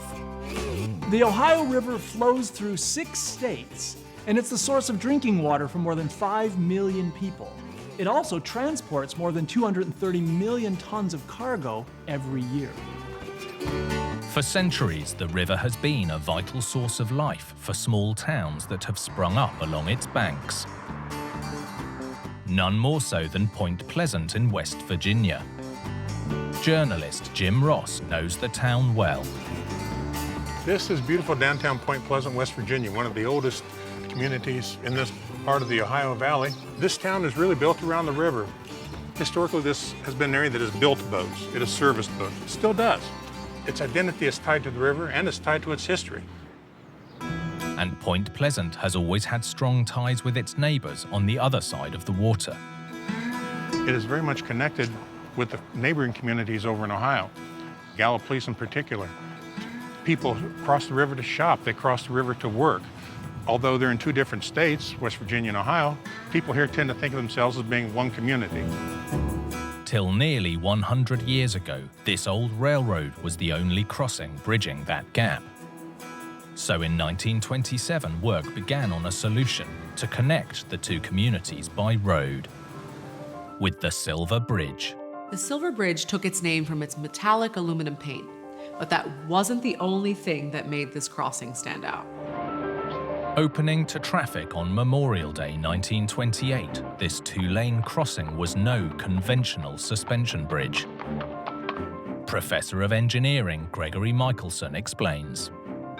The way a suspension bridge works is the roadway is supported by a series of suspension cables that cross 2 guy towers on either side of the river. With most suspension bridges, the main cables are made of thousands of narrow wires, bundled into strands, all working as one giant cable. But the Silver Bridge was different. What made this bridge unique was instead of suspension cables, a series of I-bars were used as the main supporting elements. So an I-bar is basically a flat bar of steel with 2 holes drilled at the ends. The giant bridge swapped suspension cables for a series of I-bars, working like 2 bicycle chains stretched across the river. 2 I-bars were paired to create each link, while smaller bars supported the road below, all secured with vast steel pins through the eyes. For nearly 40 years, the Silver Bridge carried up to 4,000 vehicles a day. But the crossing that brought the communities closer together would very nearly tear them apart. Friday, December the 15th, 1967, West Virginia schoolteacher Peggy Huber was heading for the Silver Bridge, making her way home to Gallipolis, Ohio. Traffic that day was extremely heavy. A lot of people were Christmas shopping, and 2 semis went by and waved to me in the car. Shortly before 5 p.m., with rush hour traffic backing up, Peggy was stuck, unable to merge. The bridge was completely full of traffic, and I was upset that the semi-truck drivers wouldn't let me in line. And we got caught at the light going on to the bridge. But those truck drivers may have saved Peggy's life. At approximately 5 p.m., the 4-decade-old bridge dramatically failed. I heard this terribly loud noise, and when I looked up, the bridge was falling. The entire suspended section of the bridge was completely destroyed in less than a minute. It was full of cars and people, and it just looked like Tinker Toys falling right into the river. Of the 37 vehicles on the crossing, 31 went down when the bridge collapsed. The 2 trucks were among them. Local journalist Jim Ross was just a child when he saw the devastation. It was really eerie seeing a couple of piers out in the water, no bridge on them, a roadway with a double yellow line going straight down into the water. looking at where the bridge used to be, it was unlike anything we'd seen, and we hoped unlike anything we would ever see again. Peggy realized how close to disaster she had come. Really just that stoplight. My goodness, why was I stopped and not on that bridge? It does make you think about your life different. It was just lucky. But not everyone was as lucky as Peggy. Of the 64 people who went down with the bridge, tragically, 46 lost their lives. This was one of the worst bridge disasters in US history and sent shockwaves across the nation straight to the White House. This was so huge that the president, Lyndon B. Johnson, assembled a bridge safety task force to mount an investigation. In the wreckage found on the Ohio side of the bridge, investigators located their first clue, a broken eye-bar. This massive eye-bar would have been about 30 meters above the water. When it cracked, it was the same as if the main cable on a conventional bridge had failed. When this single link snapped, the whole bridge lost balance. Professor of Engineering Gregory Michelson explains. It started with that eye-bar collapsing, which led to that span sort of tilting over a bit. And then once that span tilted over a bit, it yanked on the other guide tower, and then the whole bridge collapsed into the river. The catastrophic collapse revealed a weakness in the bridge's original design. There's no doubt the Silver Bridge was a unique and innovative design, but it was also what's known as fracture critical. Meaning that if one single part fails, the entire structure can collapse. While the Silver Bridge used a pair of eye-bars to create each link, other similar bridges had multiple plates joined together for additional strength. So the idea of having multiple eye-bars in parallel is that you're not applying the load to one member, you're applying the load to multiple members at the same time. So if one of those eye-bars sees failure or sees cracking or sees corrosion, there are other eye-bars to pick up the slack. But with the Silver Bridge, when one of the two eye-bars cracked, the other didn't stand a chance. If that bridge utilized multiple parallel eye-bars, for example, the bridge would probably still be standing today. With the bridge loaded with traffic, and after 39 years of wear and tear, that one small link in the chain brought the entire bridge down, like a house of cards.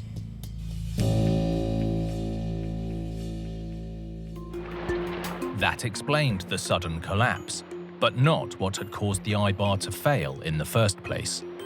Investigators examined the broken ends of the eye-bar and found evidence of a tiny flaw from the original casting process. Hidden out of sight, it had gone unnoticed for years.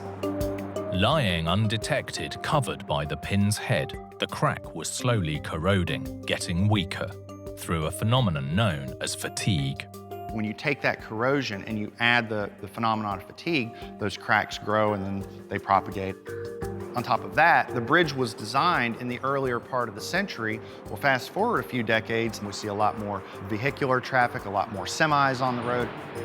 So all of those led to a perfect storm which caused the collapse. After the tragedy, a new crossing around 600 meters long was built just over 2 kilometers south. This time constructed as a conventional steel through-truss design and named the Silver Memorial Bridge. This bridge opened to traffic on December 15, 1969, 2 years to the day after the Silver Bridge fell. As a direct result of the disaster, Congress passed new legislation to ensure regular inspections of all of America's more than 500,000 aging bridges. It came at a terrible cost, but the disaster did force us as a nation to think about this part of our infrastructure whose safety had really been neglected. A mural serves as a reminder of the tragic event that took place that fateful December day. It was really traumatic, and I mean, even to this day, you know, I have to think when I'm crossing a bridge, it's just something you just won't forget, the tragedies that happened that day.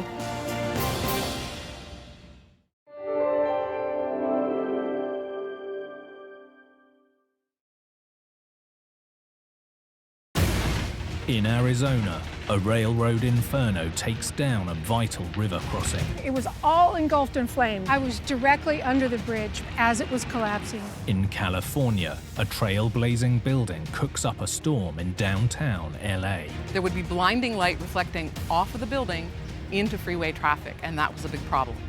In Ohio, disaster unfolds as a driver and her vehicle are swallowed whole. Her car just crashed and fell straight through it. And in Sweden, tragedy strikes a cutting-edge warship on its maiden voyage.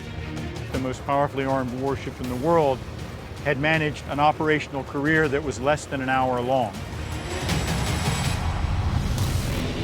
With big builds, even the smallest mistake can be a huge disaster. From miscalculations to misunderstandings, some with deadly consequences. These catastrophes are every engineer's worst nightmare.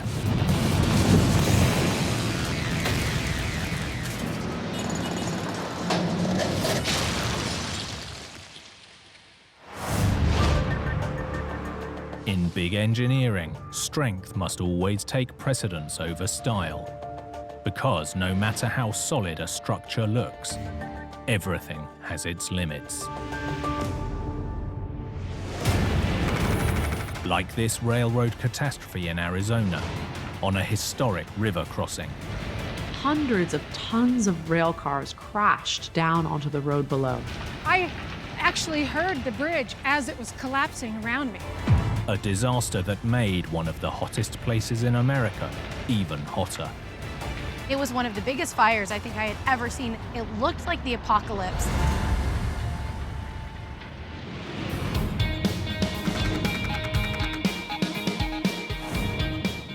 Tempe, Arizona, just east of Phoenix, basks in the heat of the Valley of the Sun.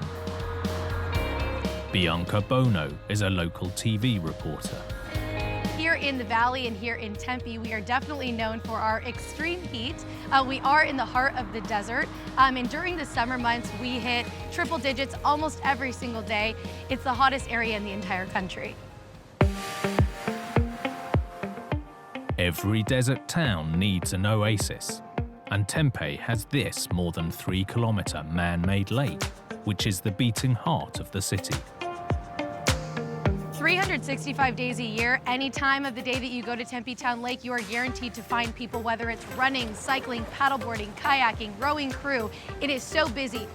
Tempe was actually founded as a crossing point over the river, first by ferry and then by bridge. Over the decades, dozens more bridges have been built here. None more important than this one, built in 1912. The Union Pacific Salt River Bridge is key to moving goods in and out of the city across the waterway. This bridge is definitely iconic, and it's as old as Arizona's statehood. So Arizona is relatively new to the United States. It became a state in 1912, which is the same year that this particular bridge was built. At almost 400 meters long, with 9 steel spans, the Salt River Bridge was a through truss design, like most rail bridges of its day. Today, the Salt River Bridge still carries around 7 million tons of cargo a year, including corn, grain, and lumber, worth around $14 billion. You see trains that are longer than a mile. It's just so important to transport things from Texas to Arizona to California. It's hugely significant. Early morning on July the 29th, 2020, a 97-car freight train was heading from Tucson, Arizona to Phoenix, across the Salt River Bridge. Investigative reporter and local resident Camille Kimball was out for her morning ride and approaching the bridge. When I start my day off by riding on the river, it's just wonderful. I was just at the tail end of my ride. As Camille was going under the bridge, the 11,000-ton train was directly overhead.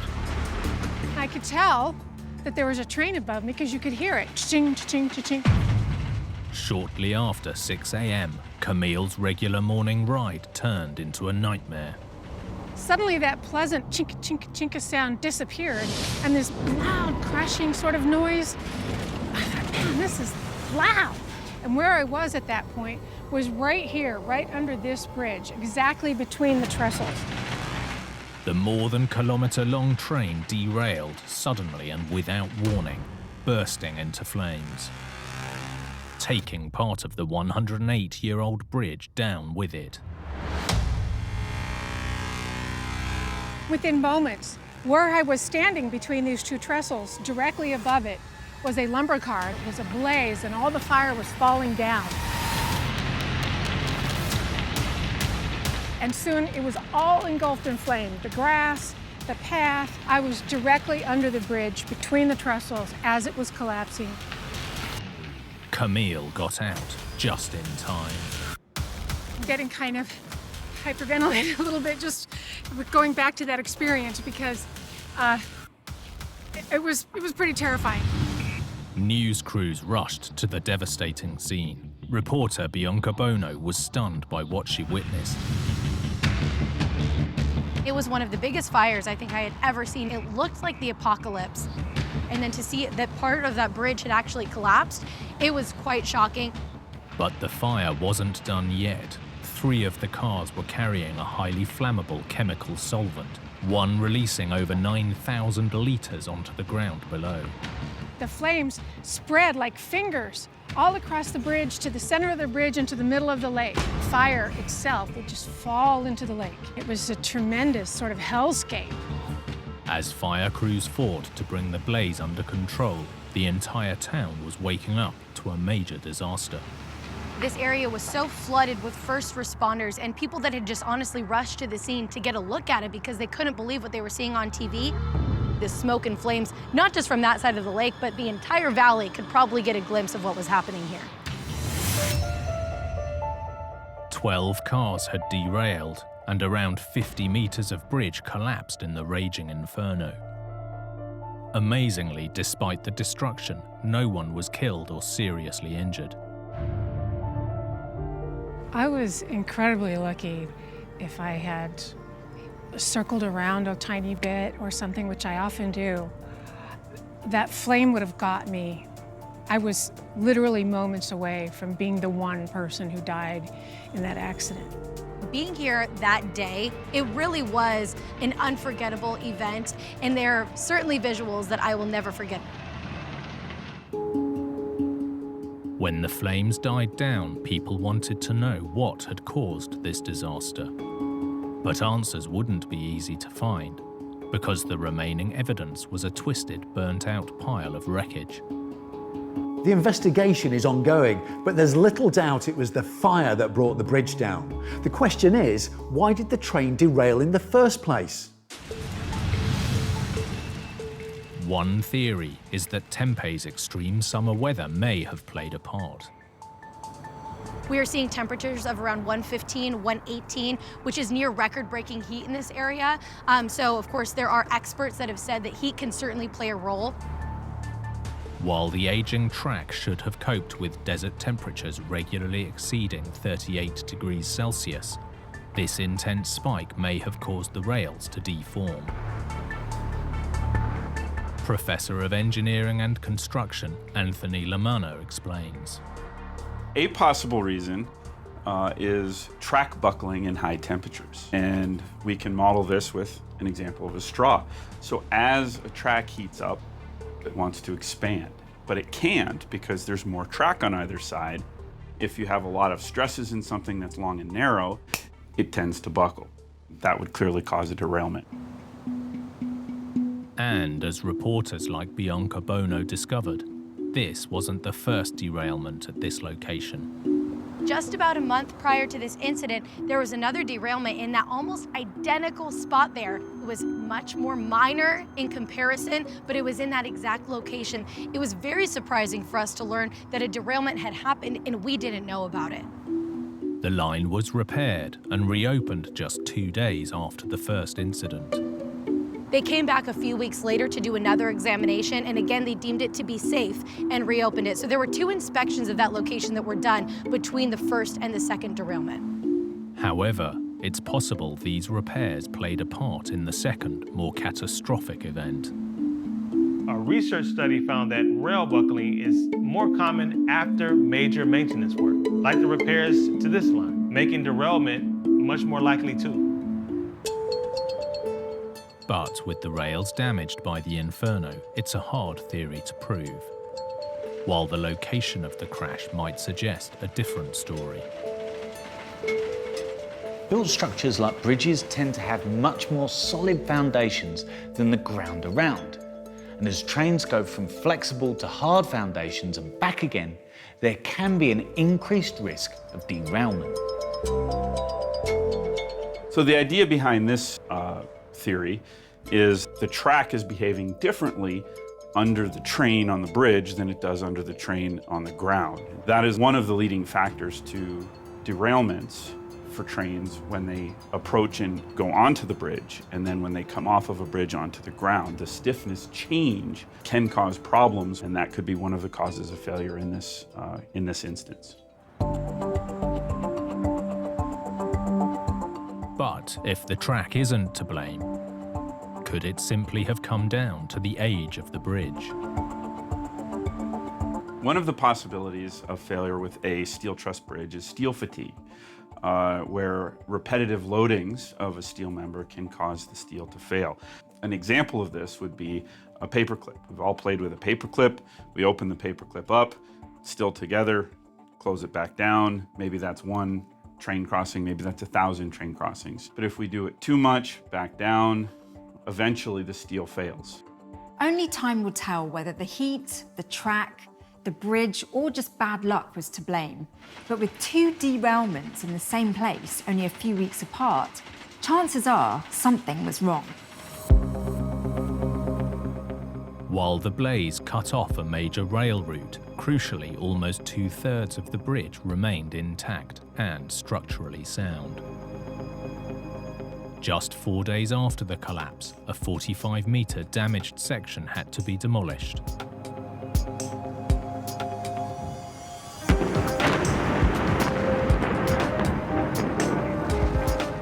Then crews got to work on the rebuild. Engineers certainly pulled out all the stops, and incredibly, they had this iconic bridge rebuilt and reopened in just 15 days. While the fire-resistant capabilities of the bridge will undoubtedly be scrutinised, whatever the outcome of the investigation, hopefully both engineers and the industry will learn from the disaster that struck this desert town. As engineers, it's important to look at problems and find out why they happened so we can learn from those mistakes and figure out how not to let it happen again. This bridge is as old as the state of Arizona. It's been here for more than 100 years. If you come here today, you would have no idea what this bridge in this area went through that day.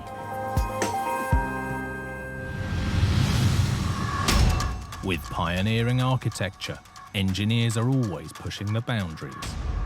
But sometimes those boundaries push back. Like this oversight in California, a design masterpiece that was dazzling its downtown neighbors. There would be blinding light reflecting off of the building into freeway traffic, and that was a big problem. A glaring mistake that had locals hot under the collar. There were stories about traffic cones melting, trash cans being lit on fire. And an ingenious solution to take the shine off this standout structure. Sometimes when you push the limits, there's a danger you can go a little too far.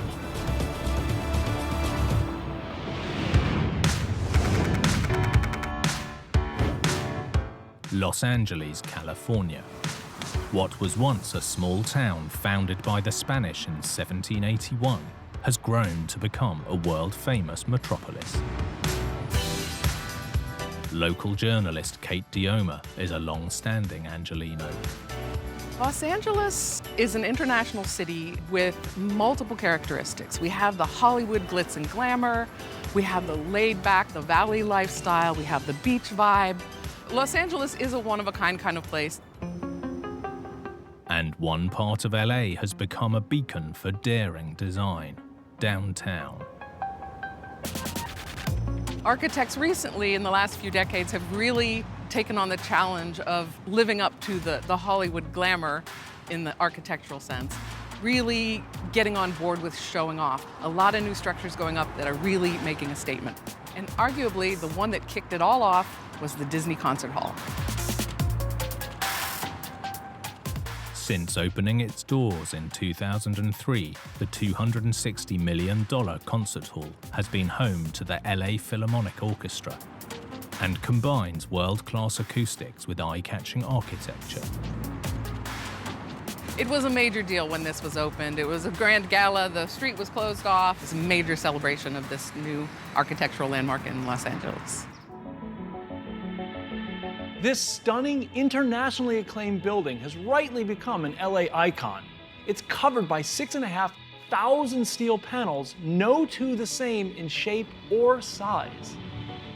Ensuring every panel would fit together seamlessly with its counterpart called for some serious creativity.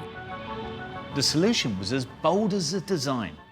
They took three-dimensional software used in the production of French fighter jets to create buildable construction plans, panel by panel. Senior technical designer Kais Al-Rawi is an expert in computer-aided design. The Walt Disney Concert Hall is one of the first major projects to utilize computational software that have been taken from other industries such as the aerospace and automotive industries and applied into architecture and engineering. But this shining star of the Los Angeles skyline would soon be making waves for all the wrong reasons. Shortly after opening in October 2003, trouble began. So they finished this beautiful building and they discovered the surface was so reflective, it was causing all kinds of problems. As Professor of Architecture Mark Schiller explains, the concert hall was once again making headlines. There was an explosion of newspaper articles with catchy titles like Disney Hall is glaring back at you. Whose bright idea was this? Neighbors also complained that this bold building was shining too brightly. Everyone loved it except for the neighbors because it was really super reflective and the sun reflections were shining into the neighboring apartments and causing a heat wave. The examples that were given by people who lived around the building were that the temperature in some of the surrounding apartments would bump up 15 degrees Fahrenheit within a period of 15 minutes. It's reported that their air conditioning bills were through the roof, and in the afternoon they had to keep their blinds down even though the sun was behind them just to combat the reflections from the concert hall. It wasn't just heating up the neighbors. Nearby traffic was being dazzled too. There's a freeway that runs right behind the building, the 101 freeway. There would be blinding light reflecting off of the building into freeway traffic, and that was a big problem. This shiny new building, with thousands of highly reflective steel panels, was unintentionally harnessing the power of the sun. The County of Los Angeles, they began receiving stories about things like spontaneous combustion of a trash bin or a melted traffic cone. Like some people said, death ray. It didn't kill anybody, please, but it was dangerous and it did melt things, and it was this ray. There were even rumors of bystanders roasting hot dogs on the street. Whether true or not, they quickly became legendary. It seemed that the trailblazing new concert hall was out of tune with the California sunshine. The big question was why. Mark Schiller was brought in to investigate. He discovered the problem was as clear as day. The building has glare. There's two kinds of glare. There's the visual glare, but there is also thermal glare or solar glare. And that is where we are getting concentrations of sunlight and temperatures are going up very rapidly. The glare was attributed to specific panels in the building's unique exterior. Senior technical designer Kais Al-Rawi explains. Glare from reflectivity occurs due to a combination of the geometry of the project as well as the material that is used. The geometry itself directs the solar rays in a specific direction, and particularly when they are converging solar rays. And then the material itself is what intensifies that reflection. What we have is some surfaces that are highly reflective, that are convex, and they cause visual glare. They make people squint. They might interfere with traffic. The other kind of surface that is so dangerous is the concave surface. And this is because it concentrates all of the light that falls on that surface down into one spot. As the sun goes by like that, that spot goes by underneath like that. Think of those concave panels like a mirror. If that mirror is placed in direct sunlight, it can focus the sun's rays into one spot and potentially start a fire. Mark and his team studied the impact of these hotspots in detail. This little thing will measure the temperature, and you set it, and it records every 15 minutes or whatever you want. To monitor the heat, the tiny sensors were installed around the building in holes drilled in the pavement. We found that the temperatures were getting into the 140, 145 degree range. Some people say that that would be hot enough to cook an egg. Well, actually, you could cook an egg on that. Even though state-of-the-art technology was used to design the building, it didn't predict this flaw.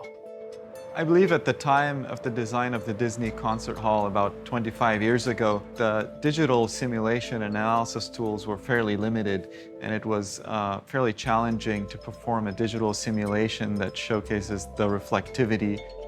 Today, we're able to do digital simulations both to check the geometrical reflections and as well to check the intensity of those reflections in comparison to the environment around.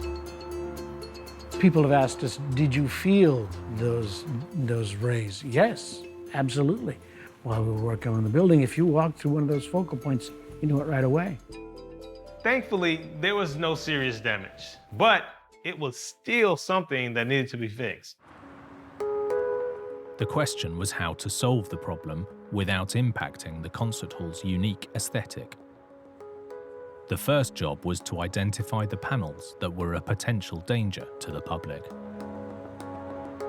This is an example of the material that's on the building, and it's these surfaces that can cause the problem. So we found the surfaces that were like that, and we tested how we could treat them.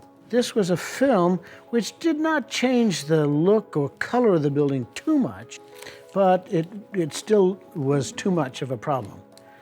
And so what we found was we had to find some other method. While there's no doubting the design was cutting edge, the solution was definitely old school.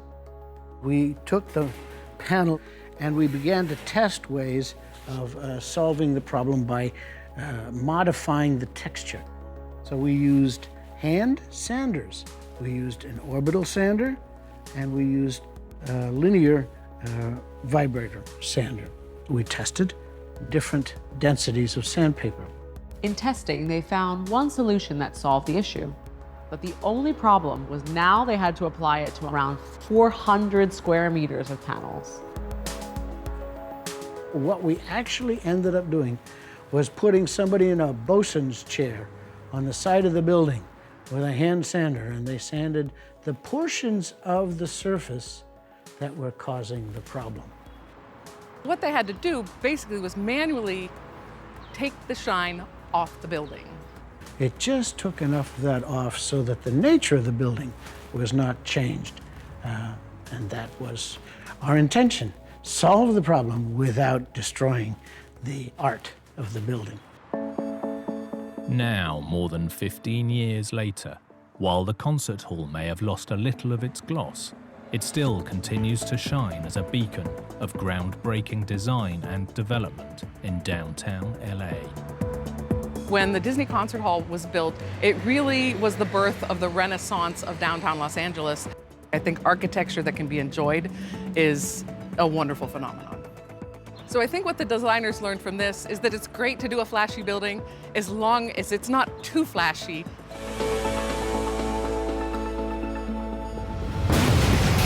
When engineering goes wrong, catastrophe can strike in plain sight. But some fails lie hidden just beneath the surface. Incredible, and that is oil.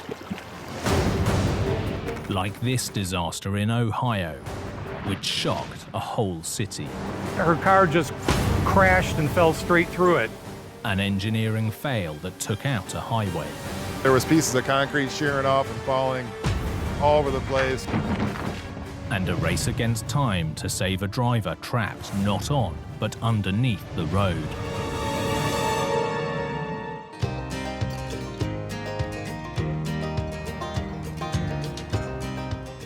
Toledo, Ohio, sits at the western tip of Lake Erie. Founded nearly 2 centuries ago, this modern metropolis grew from humble foundations. Tom Henry is a local journalist. One of Toledo's nicknames is Frog City. It's based on our connection to the Great Black Swamp, which was a major historic swamp in this part of the country. Frog City is famous for its automotive industry and glass manufacturing. Yet, it was the fertile farming ground that paved the way for success. But wet ground and growing cities don't always mix. July the 3rd, 2013, 12:15 p.m. A school principal was driving home on Toledo's North Detroit Avenue. She was just like anybody else driving along, and you can see how busy it is now. She saw somebody in front of her go over, something just looked a little different. As the principal drove over the same spot, the road beneath her suddenly gave way. Her car just crashed and fell straight through it. She was free falling down many feet, as many as 20 feet. A giant sinkhole had opened up, swallowing the vehicle. The driver was trapped, and water from a burst main was pouring on top of her car. Is there water filling up in the hole? Yeah, it's filling up the hole. She's moving a little bit. If you guys can hurry, she's raising her hand. They're coming lights and sirens. Firefighter Lieutenant Pat Lanahan got the call. And I was pretty shocked to hear a sinkhole, especially in a residential area like that, and a car involved as well. It was quite shocking. We got the run, we jumped in the rig, and we headed out the doors. As water continued to gush out, Pat and the team swung into action. You could clearly see the driver was in distress at the bottom of the hole with a large volume of water. She was obviously very distraught at the situation. With a terrified driver and water now coming into the back of the car, time was of the essence. She was afraid of getting out of her vehicle until she knew it was safe. She had said, "Sweet Jesus, Jesus, Jesus." She kept hoping that faith would get her through it. In danger of sinking further, and with the situation deteriorating, the rescue team needed to get her out fast. There was pieces of concrete shearing off and falling all over the place. Thanks to the quick actions of Toledo Fire and Rescue, the driver made it out unscathed. Once we got her out, that was a huge thing for us, and a big relief once we got out and no one got hurt. She was lucky to survive the impact in the first place. That must have been a very horrifying event. With a gaping hole in North Detroit Avenue, the people of Toledo demanded to know what had happened. The broken water main seemed like an obvious clue, but investigators quickly ruled that out as collateral damage from the collapse. The problem lay much deeper, with 2 old sewer pipes that had ruptured. Like a lot of old cities, a lot of our infrastructure is aging, and some of it's well over 100 years, with roads, water lines, sewers. You know, it's difficult to keep up with a lot of this. When something is out of sight, it can also be out of mind, especially when it comes to sewage. but in old cast iron pipes, it can create a slime layer that produces toxic gas. That gas was hydrogen sulfide. Water engineering expert Soroush Zamanian explains. When the hydrogen sulfide from the sewage have a chemical reaction with the oxygen in the sewer system, it forms a chemical component known as sulfuric acid, which is a very highly corrosive chemical and can reduce the thickness of the pipe. Sulfuric acid had been corroding the inside of these pipes for about a century. 2 key sewer lines had been getting weaker and weaker, and it was all hidden from view. But corrosion alone hadn't triggered the collapse. When these pipes were installed, there wasn't much traffic around, and vehicles were much lighter. These days, roads everywhere get heavy usage from trucks and just the sheer volume of traffic. That heavy pounding makes its way deep underground and can damage the pipes even further. Nearly 100 years of corrosion combined with increasing traffic explained the failed pipes. Yet there was an additional mystery. When the pipes were originally installed, they were firmly supported by compacted earth.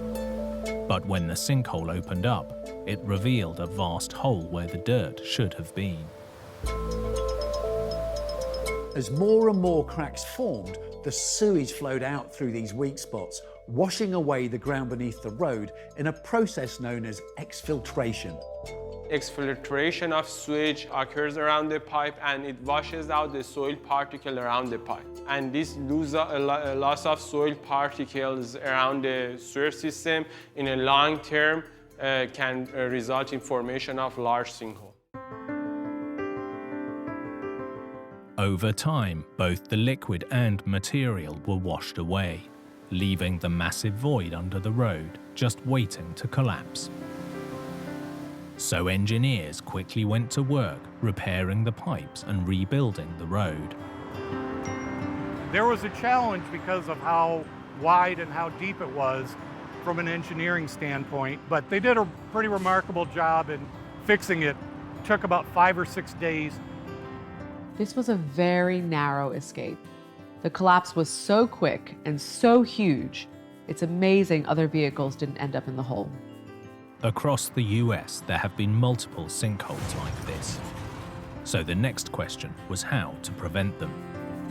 I think one of the take-home messages is that you really need to investigate your infrastructure. You need to stay on top of it. You know, what's beneath your feet, what you don't see, just because it's out of sight shouldn't be out of mind. In 2002, the city pledged more than $500 million to inspect up to 160 kilometers of pipeline every year in a project called the Toledo Waterways Initiative. It was a horrible incident. It ended up in a positive manner in that we were able to get the patient out of there with no serious injuries, but we hope that this never happens again. In big construction, engineers are constantly innovating with bigger, bolder, and grander designs. But if things go wrong, the catastrophe can be just as massive. Like this disaster in Sweden, an ancient warship with a fundamental flaw. Ship design was basically trial and error, and here there was a major error. The pride of the Navy sunk less than 1,600 meters into its maiden voyage. The most powerfully armed warship in the world had managed an operational career that was less than an hour long. And a tragedy that turned to triumph with a resurrection more than 300 years later. This was no quick fix. Even today, engineers are in a constant battle to save this historic wreck.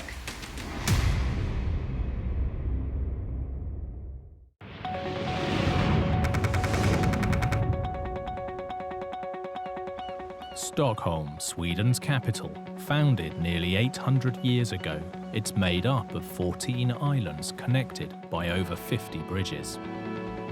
Surrounded by water on all sides, it's also known as the Venice of the North.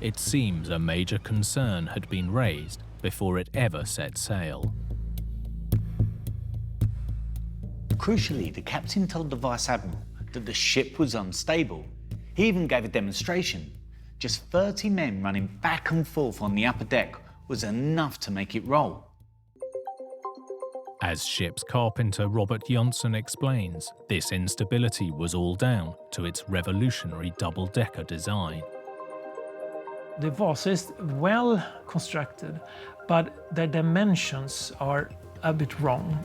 The problem with the shipbuilder, he had never built a ship with 2 gun decks. While advanced for its time, it turned out that being ahead of the game was part of the problem.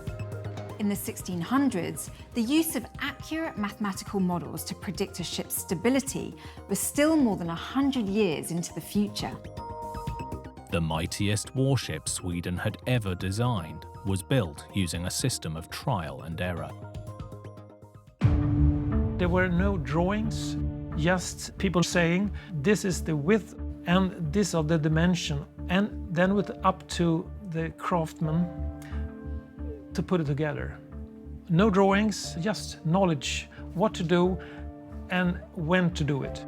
In their ambitions to build big, the Vasa had been designed too tall and narrow, causing her to be top-heavy. Every ship has to balance certain forces. It has to balance gravity, pushing the ship down, and buoyancy, pushing it up, in such a way that the ship wants to stand upright. And in Vasa's case, gravity is acting much higher on the ship than the buoyancy keeping it afloat is. And so when it heels over, gravity wants to keep pushing it over. Or as one of the people at the inquest said, the ship doesn't have enough belly. Vasa's center of gravity was simply too high, and once water started pouring into the gun ports, there was only one way the ship was going: down. The Vasa's sinking wasn't the end of the story. More than 3 centuries later, salvage experts attempted to raise it from the bottom of the sea, in a titanic feat of engineering.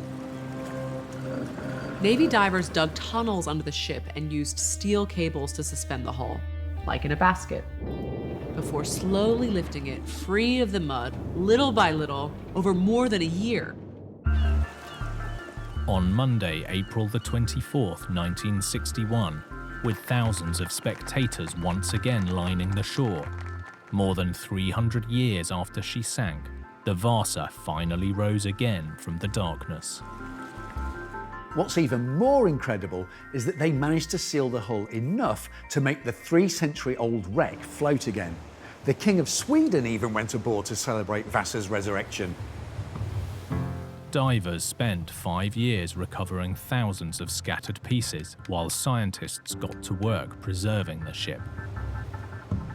Museum conservator Johanna Sandström explains. The gun ports had fallen off, the top deck was almost gone, and all of the sculptures had fallen off.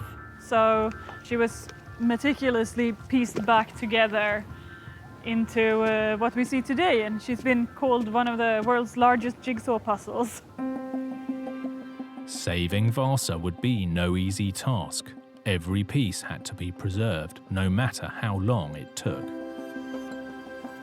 She was sprayed for 20-odd years with a substance called polyethylene glycol, which is a water-soluble wax.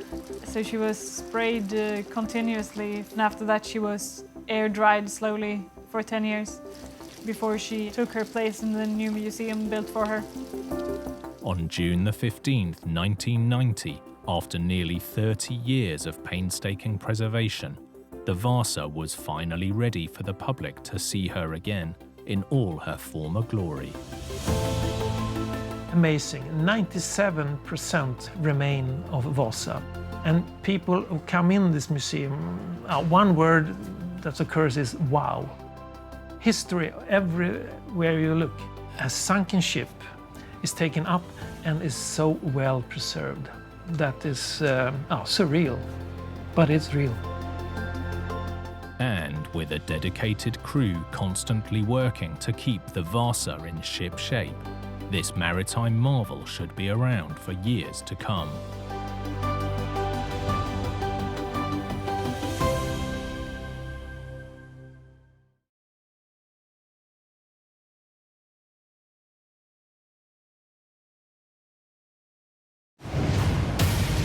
In New York, a construction crane comes crashing down onto a landmark bridge. There was enough dynamic energy released that the entire crane essentially fell on its back. Tragedy strikes a Titanic TV tower in Texas. Oh my God! That scared me to death, because we can't outrun 2,000 feet of tower. Catastrophe takes out Boston's water supply. The power of water is immense, and you can see why it was a huge disaster at the time. And in Sweden, Bruce Springsteen fans nearly bring the house down. You can see the roof bouncing. It was crazy. With big builds, even the smallest mistake can be a huge disaster. From miscalculations to misunderstandings, some with deadly consequences.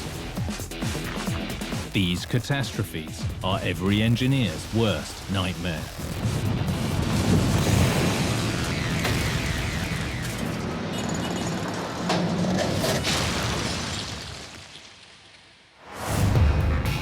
Big engineering requires colossal machines to get the job done. But if things go wrong, the catastrophe, like the equipment, can be massive.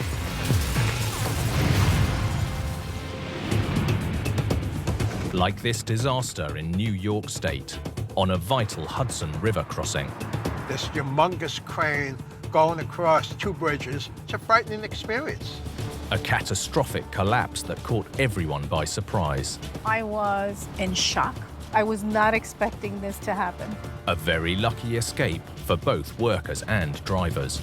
A collapse of this nature over an active roadway, this is 1 in a million.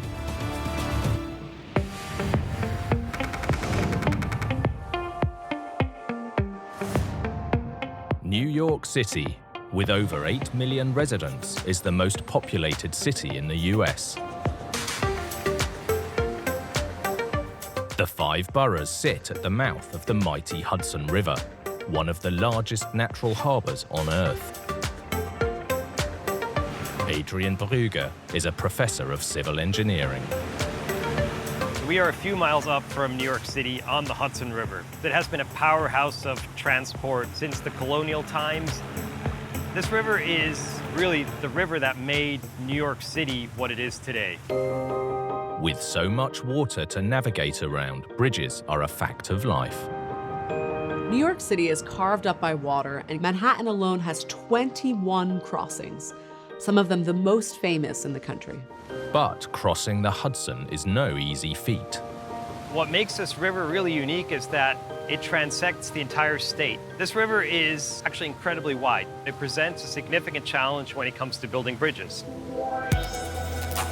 Since the 1950s, anyone heading over the Hudson north of New York City crossed over this, the near 5-kilometer-long Tappan Zee Bridge. But after 5 decades, it was struggling. The original Tappan Zee Bridge was built in 1955, when traffic was much lighter. By the turn of the century, around 140,000 vehicles were crossing it every day, and it simply couldn't cope. The need for a new bridge was recognized for decades. The main goal was not just to replace an aging structure, but also to increase the capacity. Opening to traffic in 2018, the epic new Tappan Zee Bridge cost nearly $4 billion. Its twin spans now carry around 50 million vehicles a year. If you look at the structure, you'll see that it's not really one bridge, it's actually 2 bridges. They're almost identical, but we have 2 spans, one for the eastbound and one for westbound traffic, that are essentially what we call statically independent. Each bridge has 43 piers, 41 of which are anchored to the bottom of the very wide and very deep river. The only way to create solid foundations for the huge bridge to carry immense loads was to drive hundreds of steel piles deep into the bedrock. Driving piles through more than 30 meters of mud and clay, all the way to firm foundations called for a massive crawler crane with an enormous hammer. You had this absolutely enormous crane and this vibratory hammer, which is this big block of steel that shakes the entire thing vigorously. They actually use this and the self-weight of that whole system to just push the pile into the mud. The hammer keeps a tight grip on the pile with what's known as jaw plates. As it vibrates, the whole system works with gravity to drive the pile downwards. These cranes are serious pieces of hardware. The boom on this thing is almost as tall as the Statue of Liberty, and they're capable of lifting around 300 tons. Freelance photographer David Rocco wanted to immortalize this mighty construction on film. It was just fascinating to have this right in your own backyard. I was just out there watching the project day by day, waiting for those moments to get the right shots. But the most incredible images that David captured would be memorable for all the wrong reasons. Tuesday, July the 19th, 2016, the crawler crane was positioned on the newly constructed westbound span, driving piles for one of the eastbound piers. The pier would stand on 14 steel piles, 3 feet in diameter, driven deep down into the bedrock. 3 piles had already been successfully placed. Diana Cortez from the Occupational Safety and Health Administration knows the story.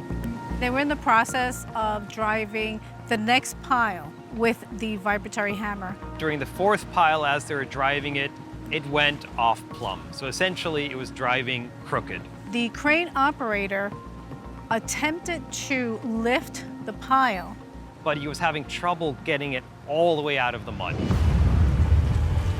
Right around noon, disaster struck. With traffic moving in both directions, the massive metal boom crashed down onto the old crossing.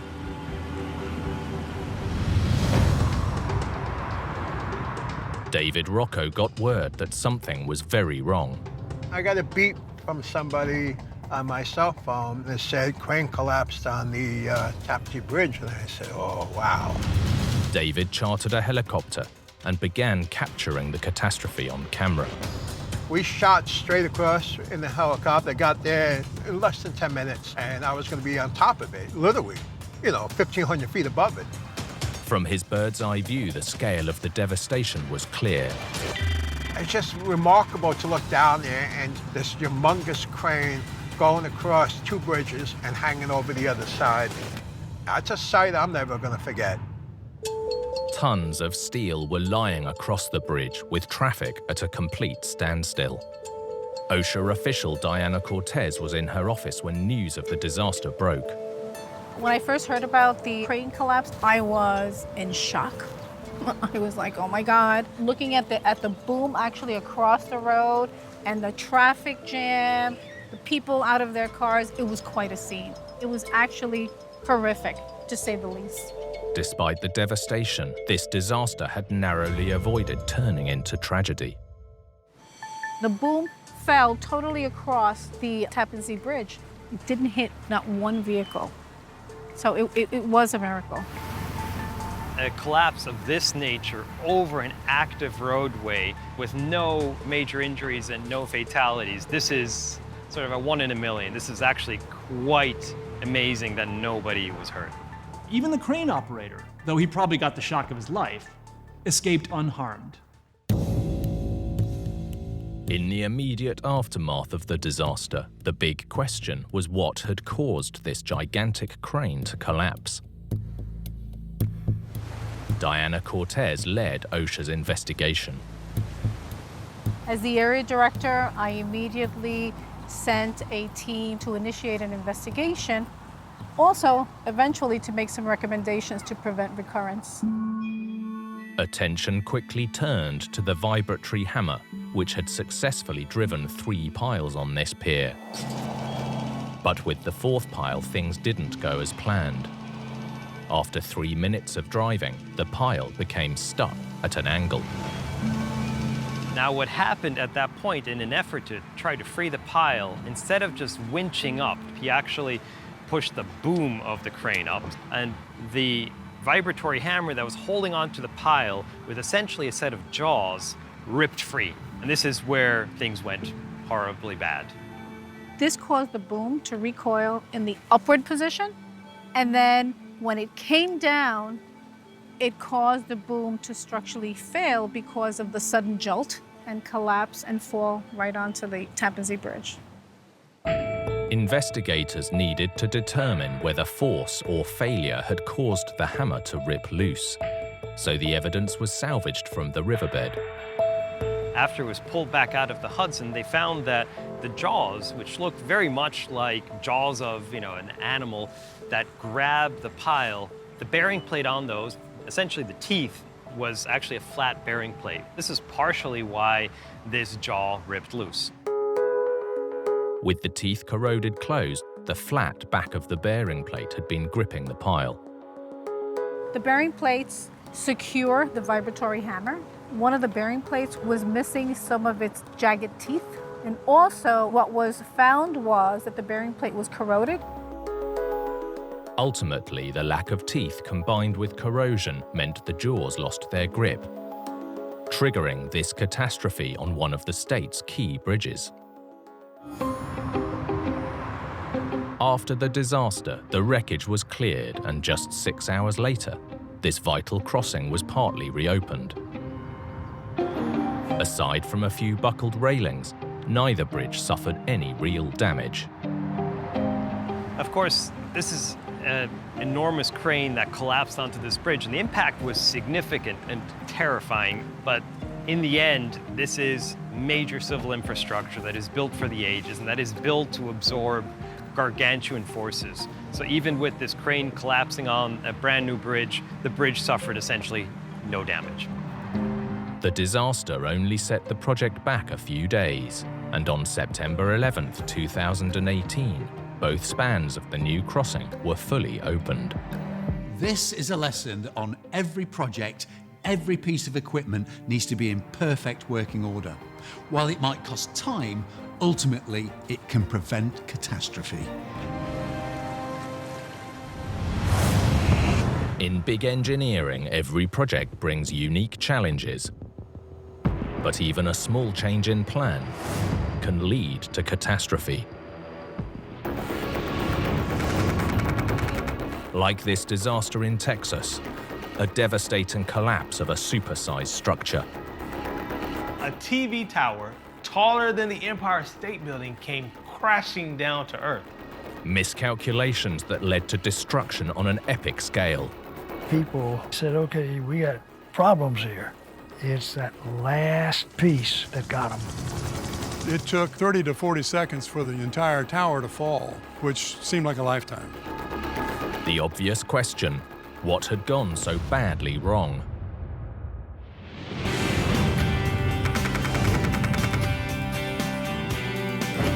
Houston, Texas has long been one of America's fastest growing cities. In the 70s, oil was driving the boom, and downtown the skyline was soaring too. Back then, America's favorite pastime was watching TV, and it still is today. But all those huge buildings popping up in downtown Houston were causing havoc on TV and radio signals. The only solution in true Texas style was to build bigger transmission towers. This site southwest of Houston houses some of the tallest structures in the US, like the Senior Road Tower, standing at a jaw-dropping 600 meters. Former broadcast engineer Bill Cordell oversaw the tower's construction.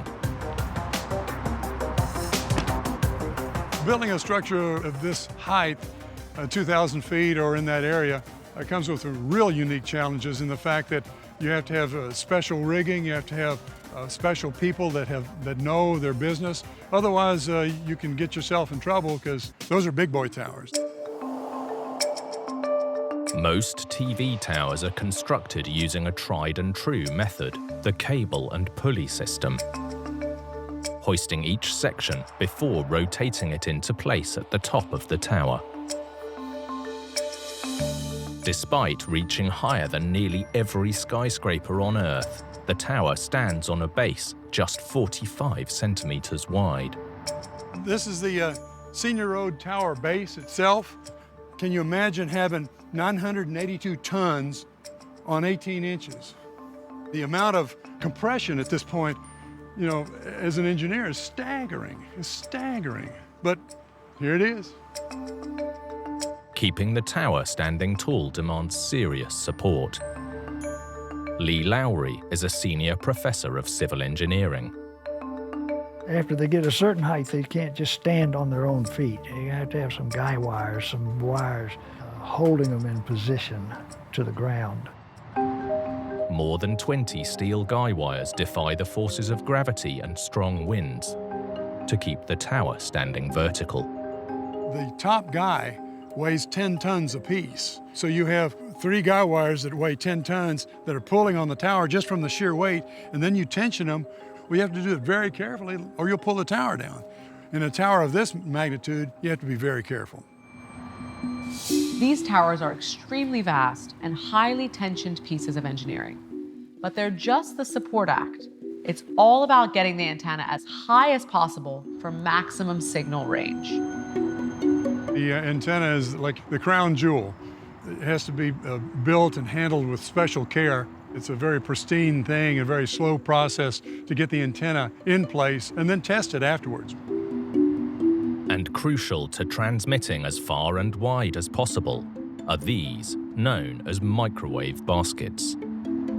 Those baskets are part of the antenna, and they stick out from the tower pretty far, 2 or 3 feet, that point out towards the horizon.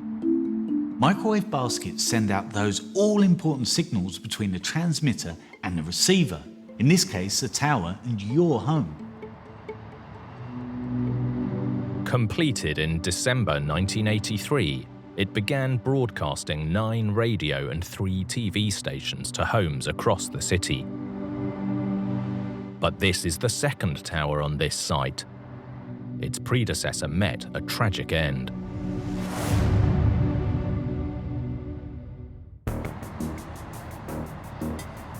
December the 7th, 1982, the final 18-meter tall antenna section for the original tower was being hoisted into place. Broadcast engineer Bill Cordell asked a colleague to record this crowning achievement.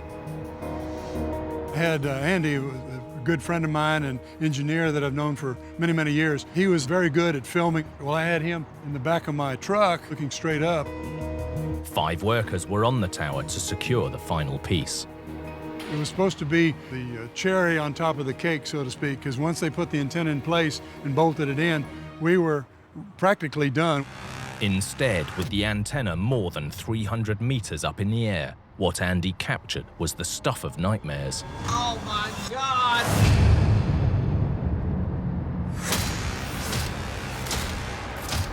Andy never says anything bad. I heard him that day say, "Oh my God." That scared me to death. And you feel very helpless.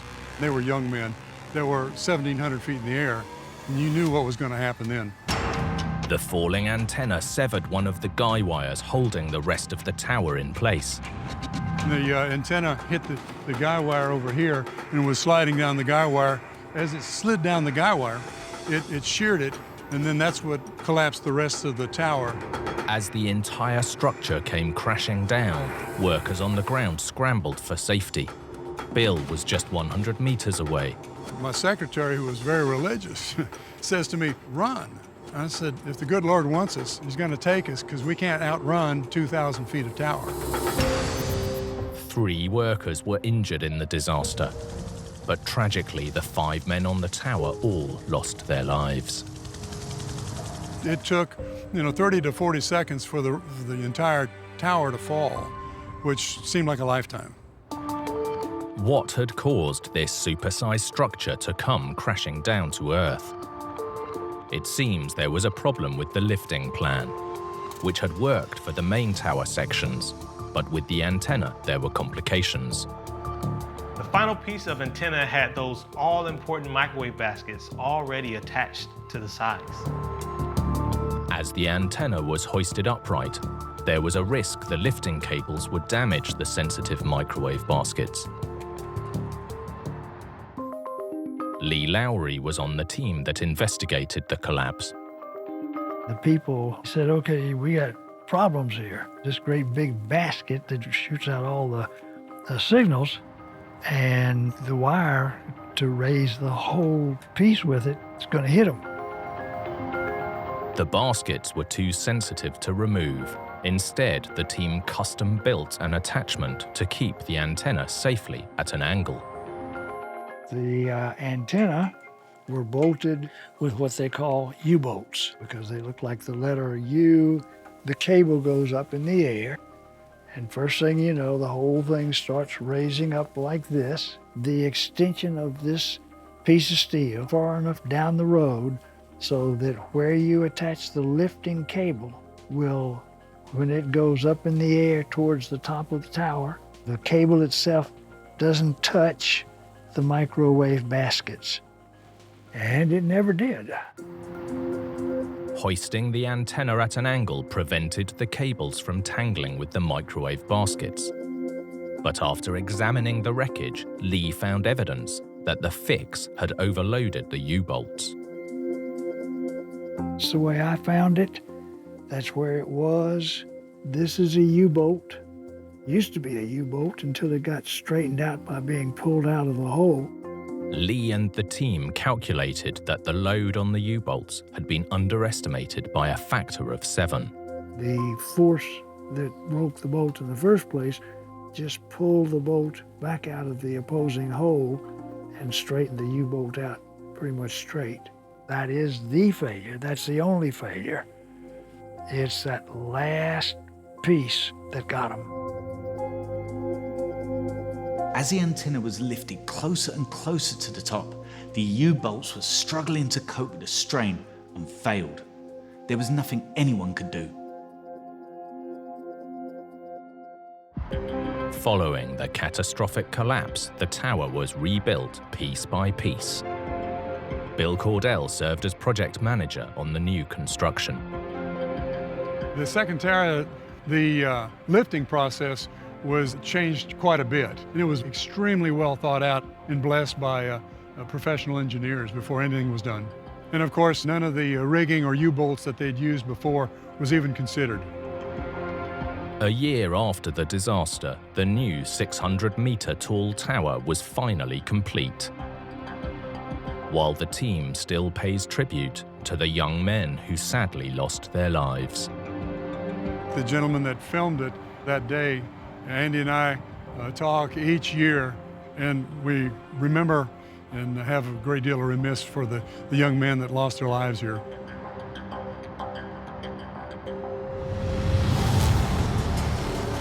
With massive infrastructure, even the smallest component is crucial. One tiny fail can cause a huge catastrophe.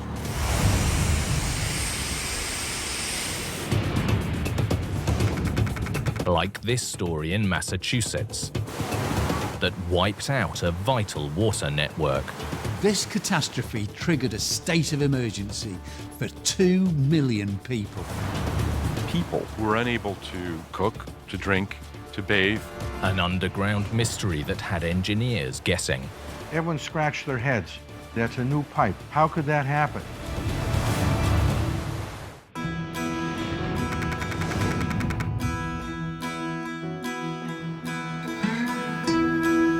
Boston, Massachusetts is one of the oldest cities in New England and owes its long existence to the Charles River. Bob Zimmerman is former director of the Charles River Watershed Association. Water is the single most important substance on Earth for life. All of us are dependent on it. Without it, in 2 to 3 days, most of us die.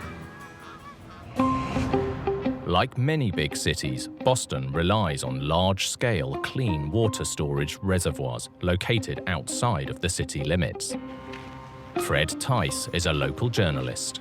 The metropolitan area of Boston requires a lot of water to keep it going. And in the 1930s, a major reservoir was built called the Quabbin Reservoir. And then another big reservoir, the Wachusett Reservoir. These two reservoirs combined hold enough water to supply Boston with fresh water for 5 years. But to reach the city, there's a more than 50-kilometer journey from reservoir to tap. A lot of us take clean running water for granted, but keeping it flowing takes a huge amount of engineering. We just don't see it because it's mostly hidden underground. In 1996, to stay on top of demand, the Massachusetts Water Resources Authority started work on a brand new pipeline. The Metro West Water Supply Tunnel is the main tunnel that brings the water from the Quabbin and the Wachusett reservoirs to the Boston metropolitan area. These pipes are a massive 10 feet in diameter. 250 million gallons of clean water a day can flow through them to 31 towns and cities, including Boston. These big tunnels supply water to millions of people, and should one of them be cut off, all of a sudden you have a big part of the Boston metropolitan area that finds itself without water. Hidden from view, the underground aqueduct was a great success. But in 2010, disaster struck. 10 a.m., May the 1st. Fred Lasky, executive director of the state's Water Resources Authority, received a call. My chief operating officer is unflappable. And when he called, there was a sense of urgency. And then when he explained to me where it was, I said, oh no, oh no. The Metro West Tunnel had burst open in Weston, more than 20 kilometers from downtown Boston. When I got here, it was gushing. It looked like the telephone pole nearby was going to go. The whole thing was just eroding, churning up all the dirt, all the dirt, all the dirt. Boston's clean water supply was surging up from underground. There were 8 million gallons an hour flowing from this site into the river. The power of water is immense. And you think about a 120-inch barrel of pipe with water coming towards the city under great pressure, and you can see why it was a huge disaster at the time. Everybody starts to immediately think, well, it can't be that big a deal, right? It's just a pipe. But it is a big deal. 8 million gallons an hour is get your attention amount of water, a real issue. Not only was clean water pouring out, dirty earth was being sucked into the pipes, potentially contaminating everything heading for Boston. This was an even bigger problem when we found out that people were unable to cook, to drink, to bathe.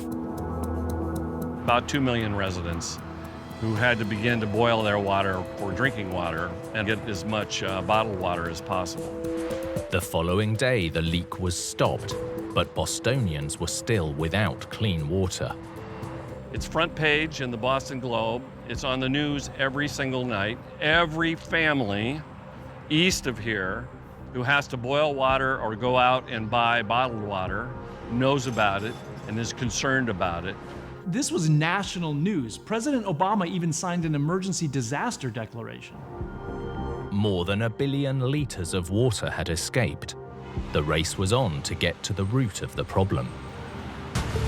Everyone scratched their heads. What happened? How could that be? That's a new pipe. How could that happen? Well, a 10-year-old aqueduct is brand new. And for it to blow out, something seriously bad happened. As the debris was cleared, it revealed a small but crucial piece of evidence. The amazing thing is after all the earth had been moved, there was a pond of water. When we pumped that out and the top of the pipe started to surface, we realized that all that water was coming out in a gap between the pipes all the way around of about 1 inch. And it was just an incredible lesson in the power of water. The source of the leak was clear, the joint between two sections of pipe. But the question was, why had the connection failed? Dr. Zorica Pantic chaired the investigation. As a panel, we looked actually at the possible scenarios that caused this failure. The one would be the vertical shear, so the pipes moved in the vertical direction. When we looked at the site, we realized that the pipes are still aligned. So that means that the vertical shear was not a possible scenario. So then we focused actually on the coupling and looked what happened with the coupling.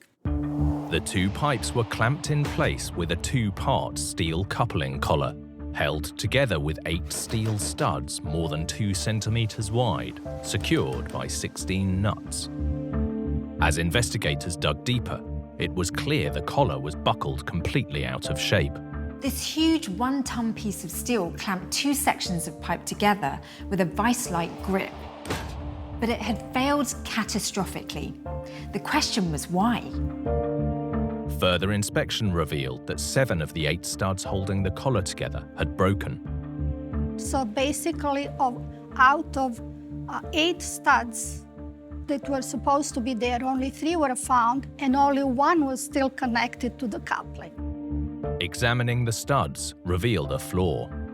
What we found out is that there were cracks in these studs, both in the valleys and on the hills and the tops of this.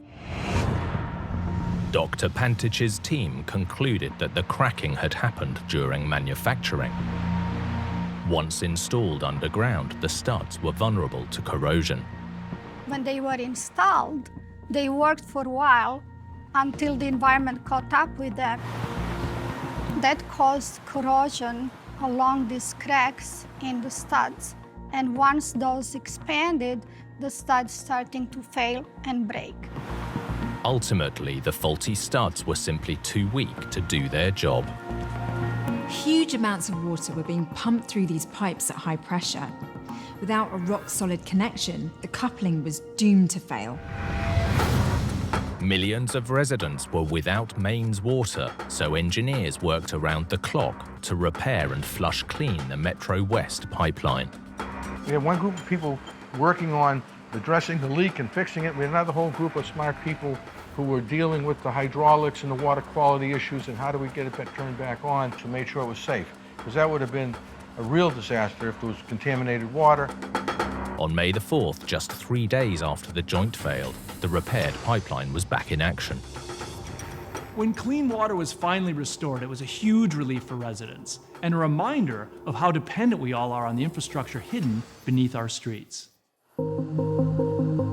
To avoid a repeat disaster, a parallel pipeline known as the Holtman Aqueduct was upgraded, ensuring there was always a route for clean water to reach Boston.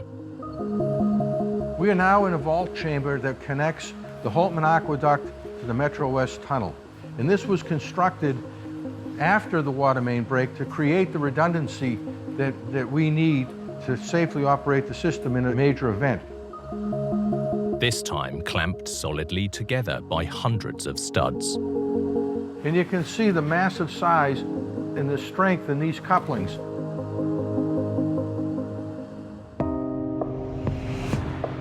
The events of May 2010 serve as a reminder of the massive task engineers face keeping our vital infrastructure operational.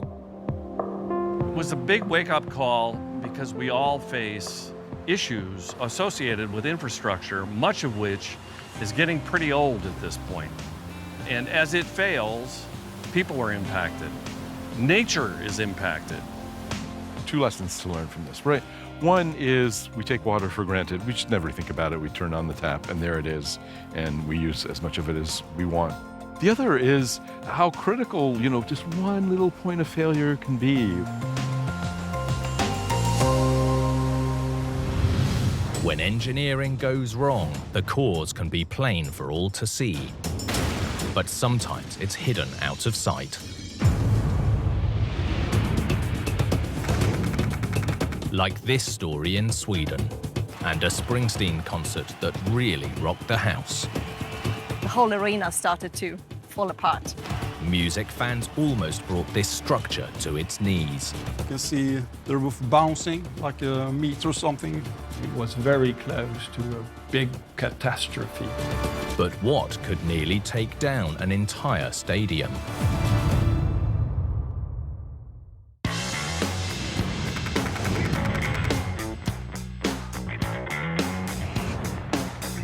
Gothenburg, Sweden's second largest city, is home to just over 500,000 people.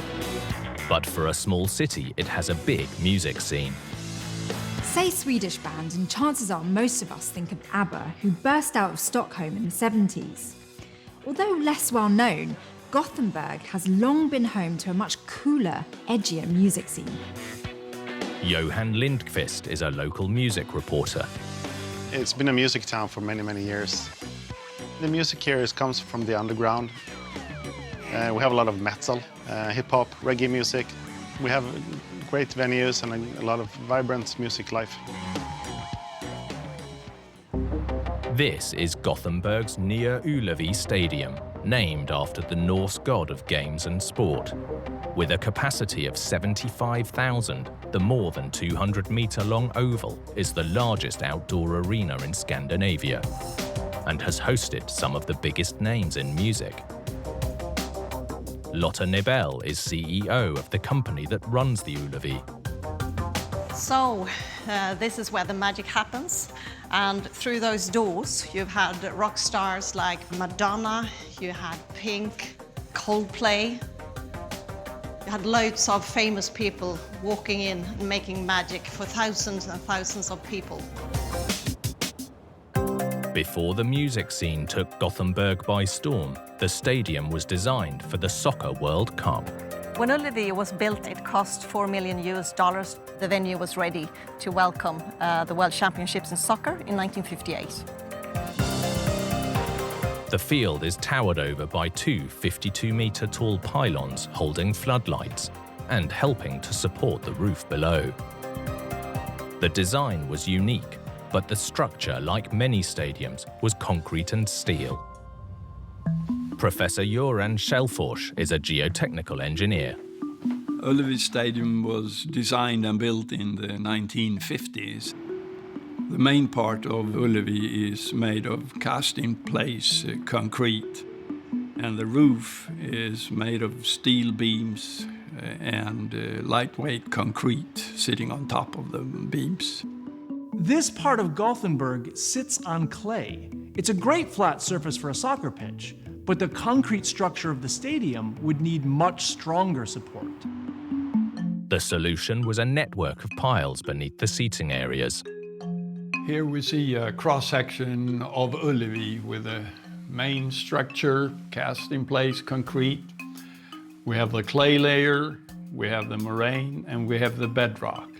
And here are the concrete piles that go all the way down to bedrock, which carries all the loads from the arena.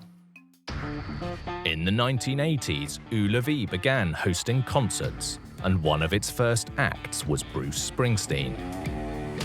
In '85, Bruce Springsteen was playing 2 nights at Ullevi, and it was his biggest tour up to date. I mean, it was bigger and more popular than ever, selling out big arenas all over the world. So, I mean, there was a kind of hysteria going on, of course. Stefan Hammerströ was working in the arena at the time. I was only 18, 19 years working here, so everybody has bought the album Born in the USA, so they knew the songs and they were ready for the concert. It's like 65,000 people. At that point, that was the biggest crowd at Ullevi for any concert. And I guess there were mostly teenagers there. It was a lot of energy and a lot of jumping up and down. During the concert, the energy was building up, so it was crazy. We who worked in a kiosk couldn't stand still. You automatically danced in the kiosk. Towards the end, Bruce played the old classic Twist and Shout. And people even got more crazy than before. And the whole arena moved like this, 10 centimeters or something. And then you looked up the roof, you can see the roof bouncing like a meter or something. And you saw it from here. So, yeah, it was rocking out the arena. Thousands of people jumping to Twist and Shout. The whole arena started to fall apart. For me, it was exciting, but maybe if you think about it after, maybe it was a little bit scary. The shaking wasn't limited to the stadium. Apartment owners 400 meters away reported ornaments and books falling from their shelves. As the music faded, it became clear that this hadn't been a small shakedown. After the concert, they had to look at the arena, and they discovered that there were damages done to the structure. The stadium had previously survived the Rolling Stones, so what had the boss done to cause such trouble? The source of the problem wasn't in the stadium structure itself, but in the ancient ground beneath the soccer field. Here in the inner field is a lot of clay, and this, when the audience started to jump here, that meant that the clay started to move like this. Back in the 50s, the pitch, or infield, was built to have 2 football teams and the referee running around on it, not 20,000 plus excited fans jumping up and down. All that jumping wasn't just pounding the floor. It was also rocking the stadium and its towers. So the force from the audience goes into the clay.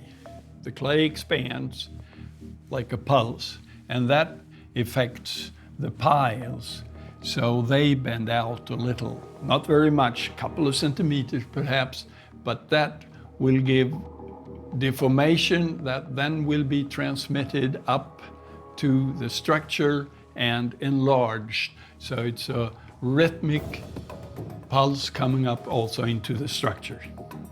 We've all felt the pulses of heavy bass from loud music. Imagine that happening to the clay beneath the pitch over and over, pushing on the piles supporting the stadium and its towers. The pulses weren't the only problem. The frequency of the jumping matched the clay's natural resonance.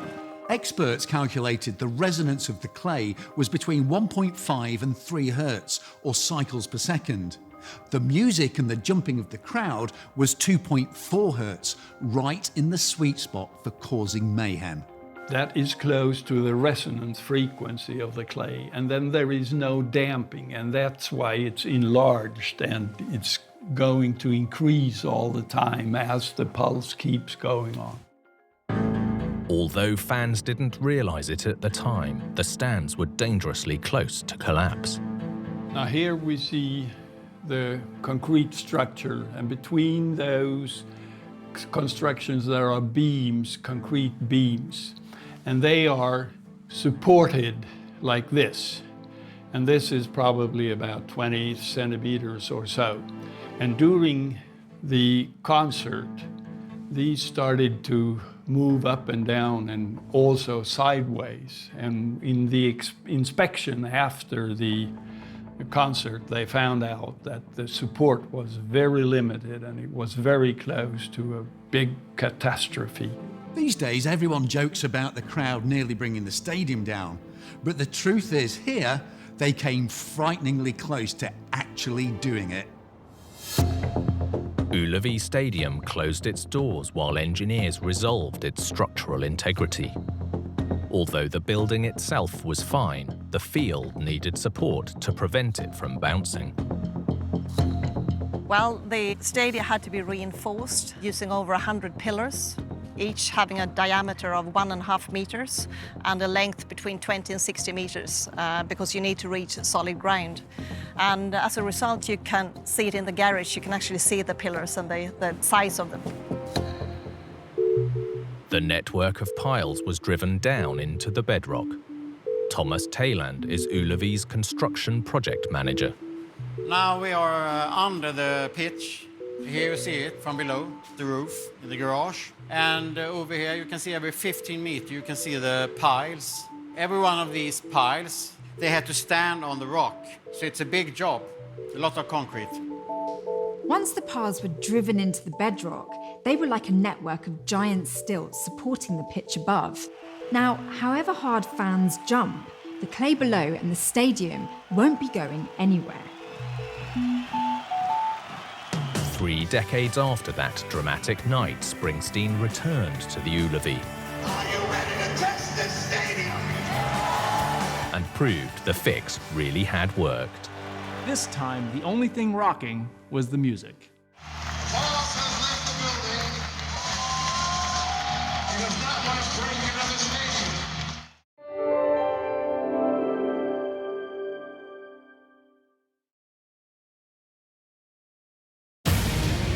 In Italy, a towering bridge suffers a catastrophic failure.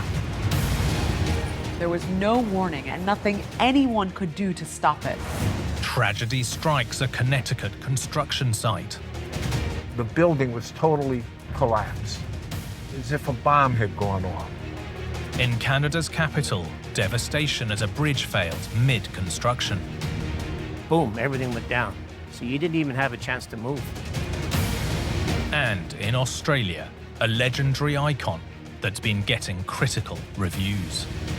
It's always been quite controversial amongst musicians and performers.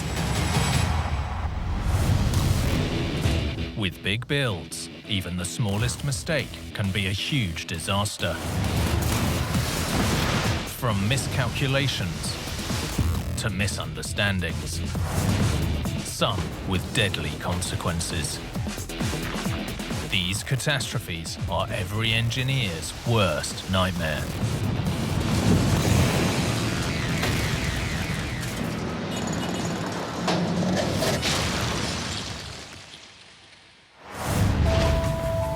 With big construction, engineers are constantly pushing boundaries with bigger and bolder designs. But if things go wrong, the results can be catastrophic.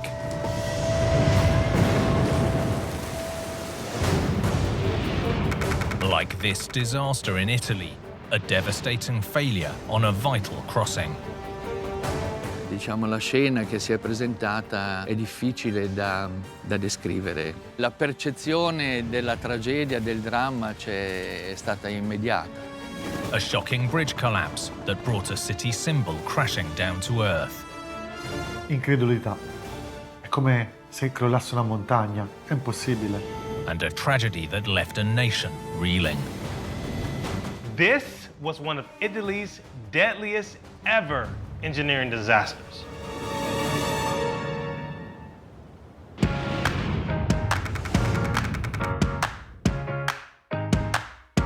Genoa in northern Italy is one of the country's most historic ports and the birthplace of Christopher Columbus.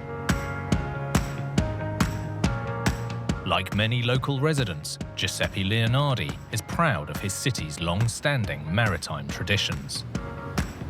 Genova è sempre stata una città sul mare e continua, seppure diciamo con sistemi ovviamente consoni all'epoca che stiamo vivendo, ma continua a vivere per il mare e con il mare.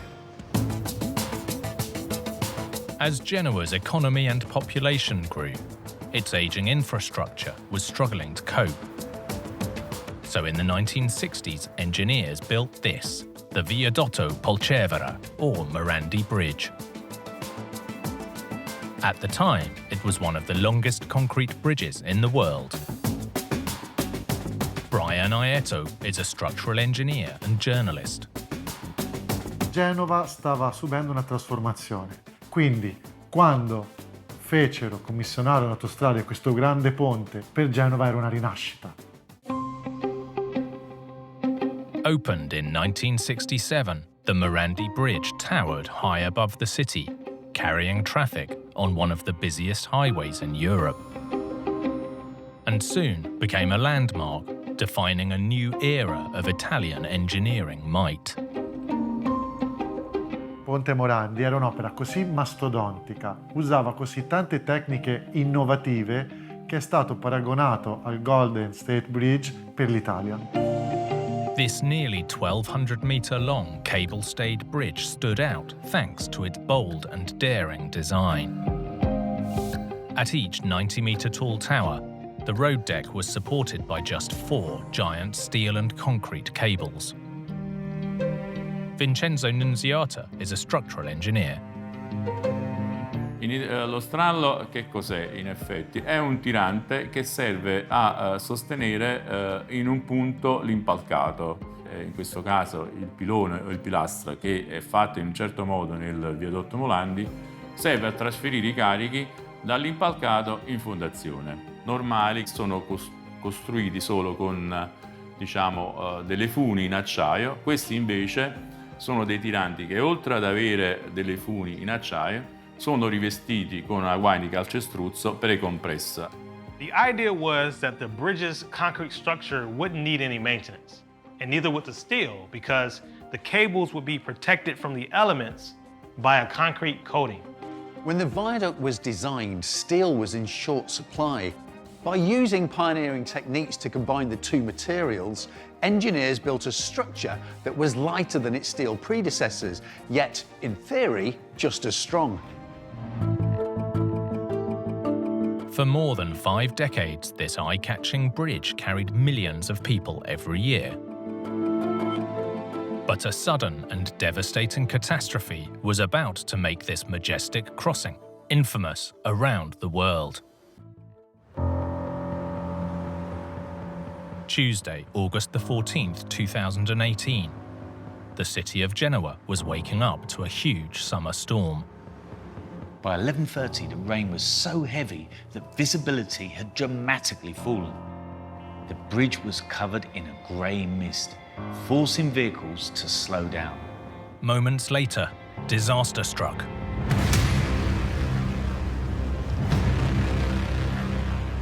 Footage captured by security cameras showed a nearly 200-metre section of the bridge collapsing, along with one of its 3 supporting towers. Unable to stop, vehicles fell around 45 metres to the ground. President of Genoa's Red Cross, Giuseppe Leonardi, received a call that the bridge was down. Tanto nessuno di noi immaginava una cosa di questo genere. E quindi la percezione della tragedia, del dramma è stata immediata. When Giuseppe arrived on the scene, his worst fears were confirmed. Diciamo, la scena che si è presentata è difficile da descrivere. Comunque, diciamo, le macerie erano dappertutto Mi chiedo scusa, ma... The symbol of Genoa and Italy's engineering prowess was in ruins. But incredibly, one truck on the bridge had managed to stop just in time.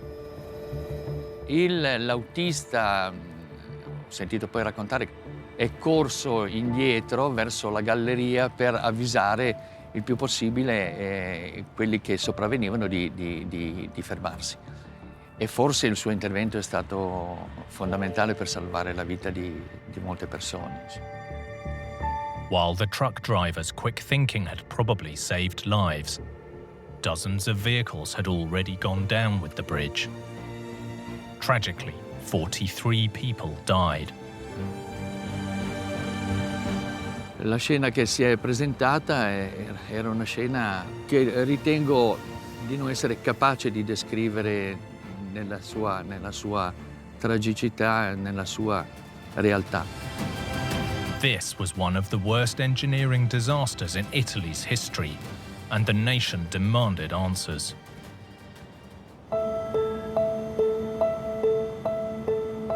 Italy's Prime Minister declared a 12-month state of emergency, and an investigation was immediately launched.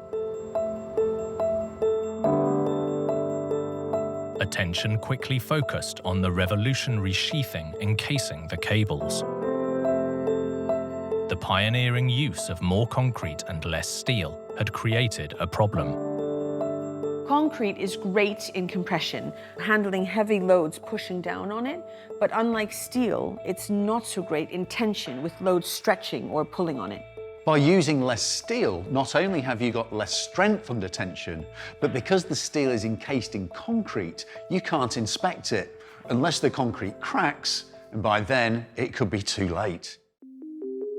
And when the concrete did crack, the viaduct's location, in a busy industrial port with polluted and salty sea air, would only make things worse. Exposed to the elements, the crossing's signature structure was slowly being eaten away. Cracks in the concrete casing meant that the steel inside was corroding. hidden and out of sight. The very thing that was meant to be protecting the steel was in fact slowly destroying the bridge. With millions of vehicles crossing every year, and after more than 5 decades of deterioration, the bridge suddenly and tragically gave way.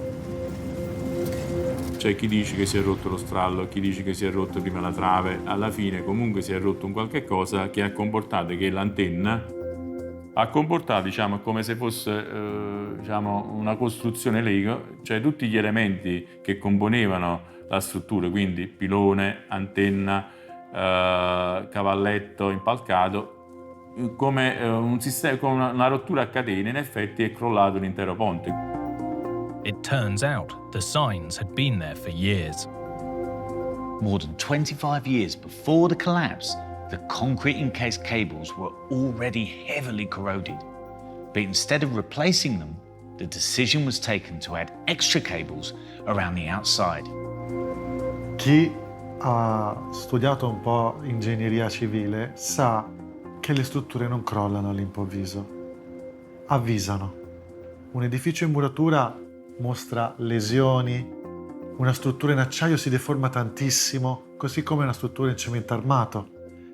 Le strutture, se osservate, ci parlano, a volte gridano il loro malessere e può questo grido durare per anni. Sta a noi ascoltarle e intervenire prima che l'inevitabile accada. While the judicial case is ongoing, in December 2020, it was reported that the inquiry is focused on both design flaws in construction and poor maintenance as the most likely causes.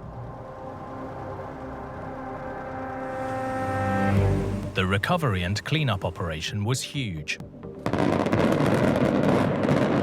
Nearly a year after the disaster, the 2 remaining spans were finally demolished, and work began on the new crossing.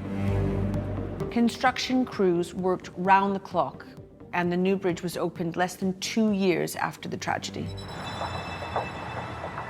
With the new bridge, the spans are entirely supported from beneath by 18 giant concrete piers. Although the new crossing was born of tragedy, 43 lights will serve as a constant reminder of the 43 people who tragically lost their lives. Il ponte ormai era uno dei simboli della città, no? Di cui si andava anche orgogliosi. Quindi ci ha colpito tutti. Spero che il Ponte Morandi il lascito del Ponte Morandi, di questa immensa perdita, ci ricordi l'importanza di prenderci cura di quello che abbiamo, che è inestimabile e unico, e come mi piace a volte dire, è il nostro onere e il nostro onore.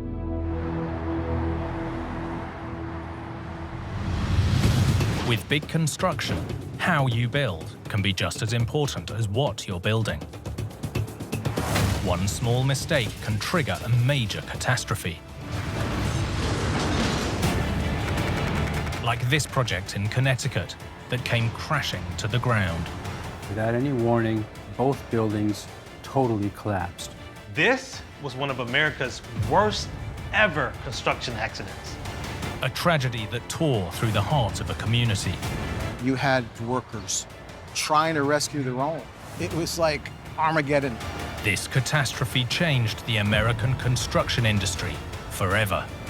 Engineers have come to recognize the risk just isn't worth it.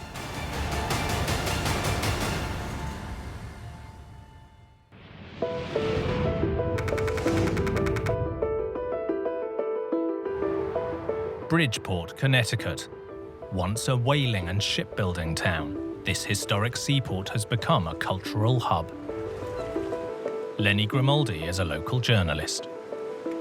Bridgeport is Connecticut's largest city. It's situated about 50 miles north of Manhattan.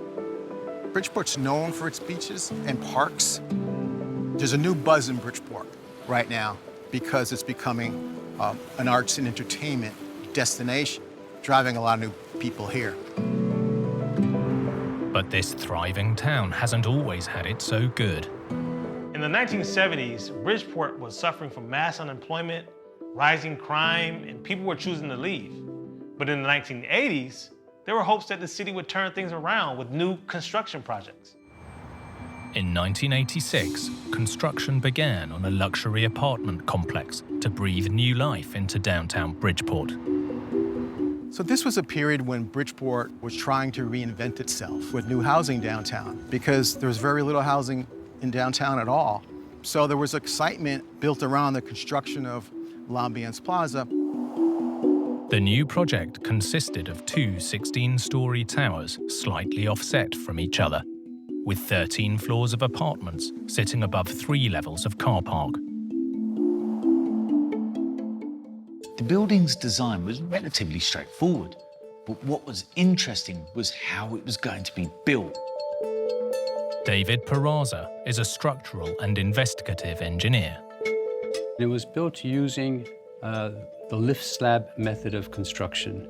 The general idea is that all of the concrete slabs for the floors are poured or placed at ground level, right on top of each other, like pancakes. And then once they're cured, once they're hardened, then they're lifted into place to their final destination in the building.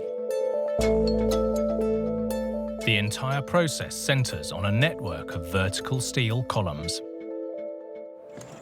Civil and former Army engineer Stephen Ressler demonstrates. This represents a steel column, which is sitting on a concrete footing. Once all of the columns have been constructed, the next step is to cast the concrete slabs.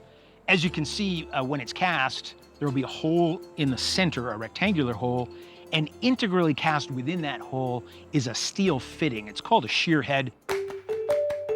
These steel shear heads are key to the technique, which uses high-powered jacks to lift the slabs.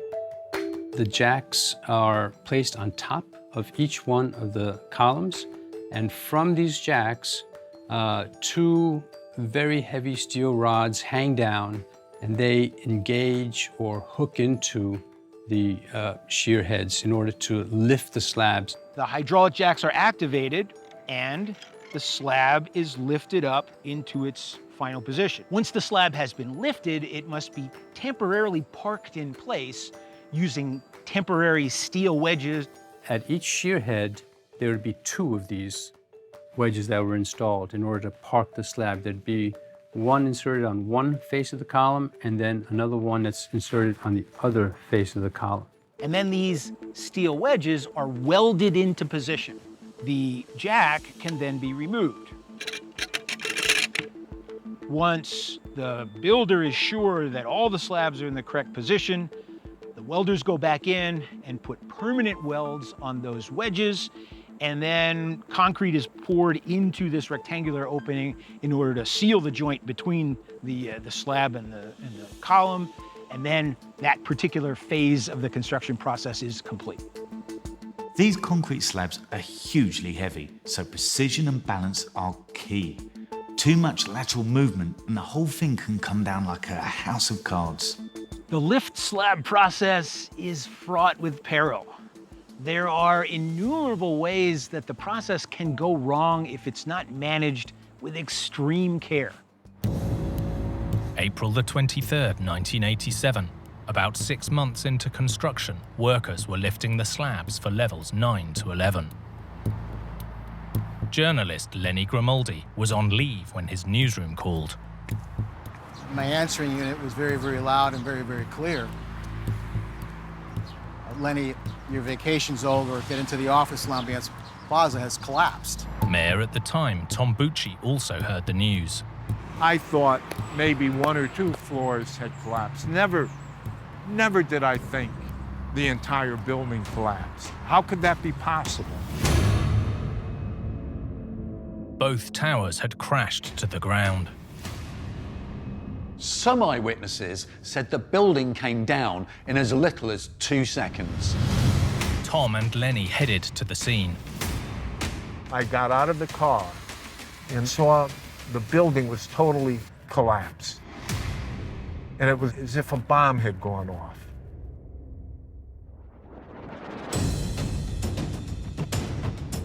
you had workers trying to rescue their own. It was like Armageddon. The race was on to scour the rubble for the injured. Workers from every site being built in Bridgeport and surrounding towns descended on the area and started digging through the rubble by hand. By hand, no machinery, by hand, trying to see if they could find a survivor. 22 workers were injured in the collapse. Despite everyone's best efforts, tragically, 28 people lost their lives. L'Ambiance became the largest construction accident in the history of Connecticut. You had international media that came over from Europe and even Australia that were asking, why did it collapse? Was this an engineering issue?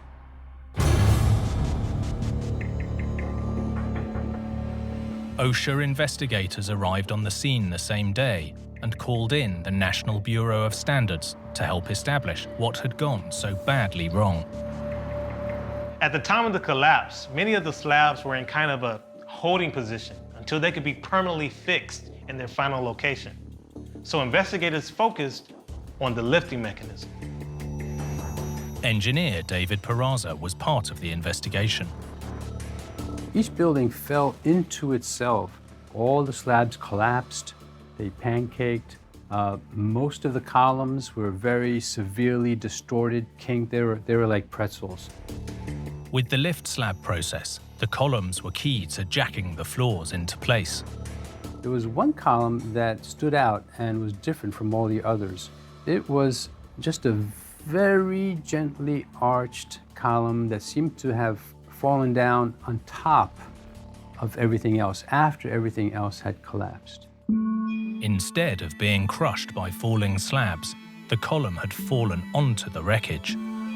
It turned out that this column, in fact, was the key. This was the column where the collapse initiated. At this particular column, the shear head was too large for the column. So this allowed the shear head to move laterally so much that it lost its support on top of the wedges. And it was only at this column and another column that error existed. Based on this evidence, investigators came up with two main theories to explain why the shear head had come loose. The failure theory that was put forward was that these metal fixtures, called shear heads, while they were strong enough, were excessively flexible. So, under the weight of 3 slabs, and subjected to the jostling and movement associated with the workers attempting to move those slabs into their final position, the lifting rods slipped out of their slots on one of the shear heads. That shear head came loose and it dropped down, and the shear heads surrounding it were suddenly overloaded, and they failed in the same manner, and a chain reaction collapse ensued. The second theory cited problems with the welds. So, under the extreme load of a package of 3 slabs being lifted, some of those welds failed, the shear head came apart, and a single shear head failed. And then from that point forward, the sequence of failure would have been essentially similar to a chain reaction collapse.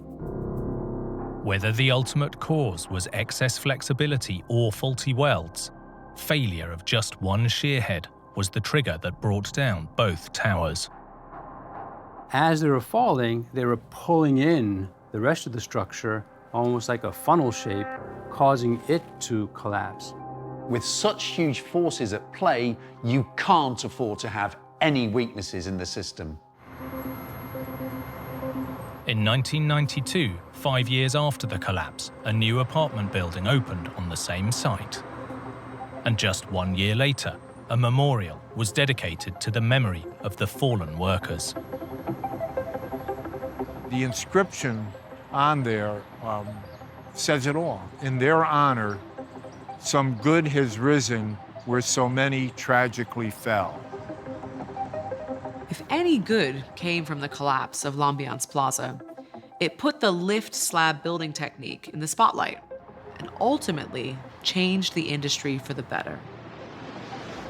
One of the lessons to take from L'Ambiance Plaza is that very small errors can have catastrophic results. In this particular case, a little detail resulted in the total collapse of 2 buildings. The collapse of L'Ambiance Plaza really signaled the end of lift slab construction in the US. Engineers have come to recognize the inherent risks associated with the method and have come to recognize that despite the great economy that can be attained from the use of the method, the risk just isn't worth it. Some engineering fails lie hidden for years before triggering disaster. But others strike while construction crews are still hard at work. Like this tragedy in Canada, a catastrophic collapse in the nation's capital. This was one of Canada's worst ever construction accidents. Boom, everything went down. So you didn't even have a chance to move. An engineering error revealed with devastating consequences. The falsework collapsed into a pile of rubble and wet concrete. It was so loud that it registered 3 kilometers away.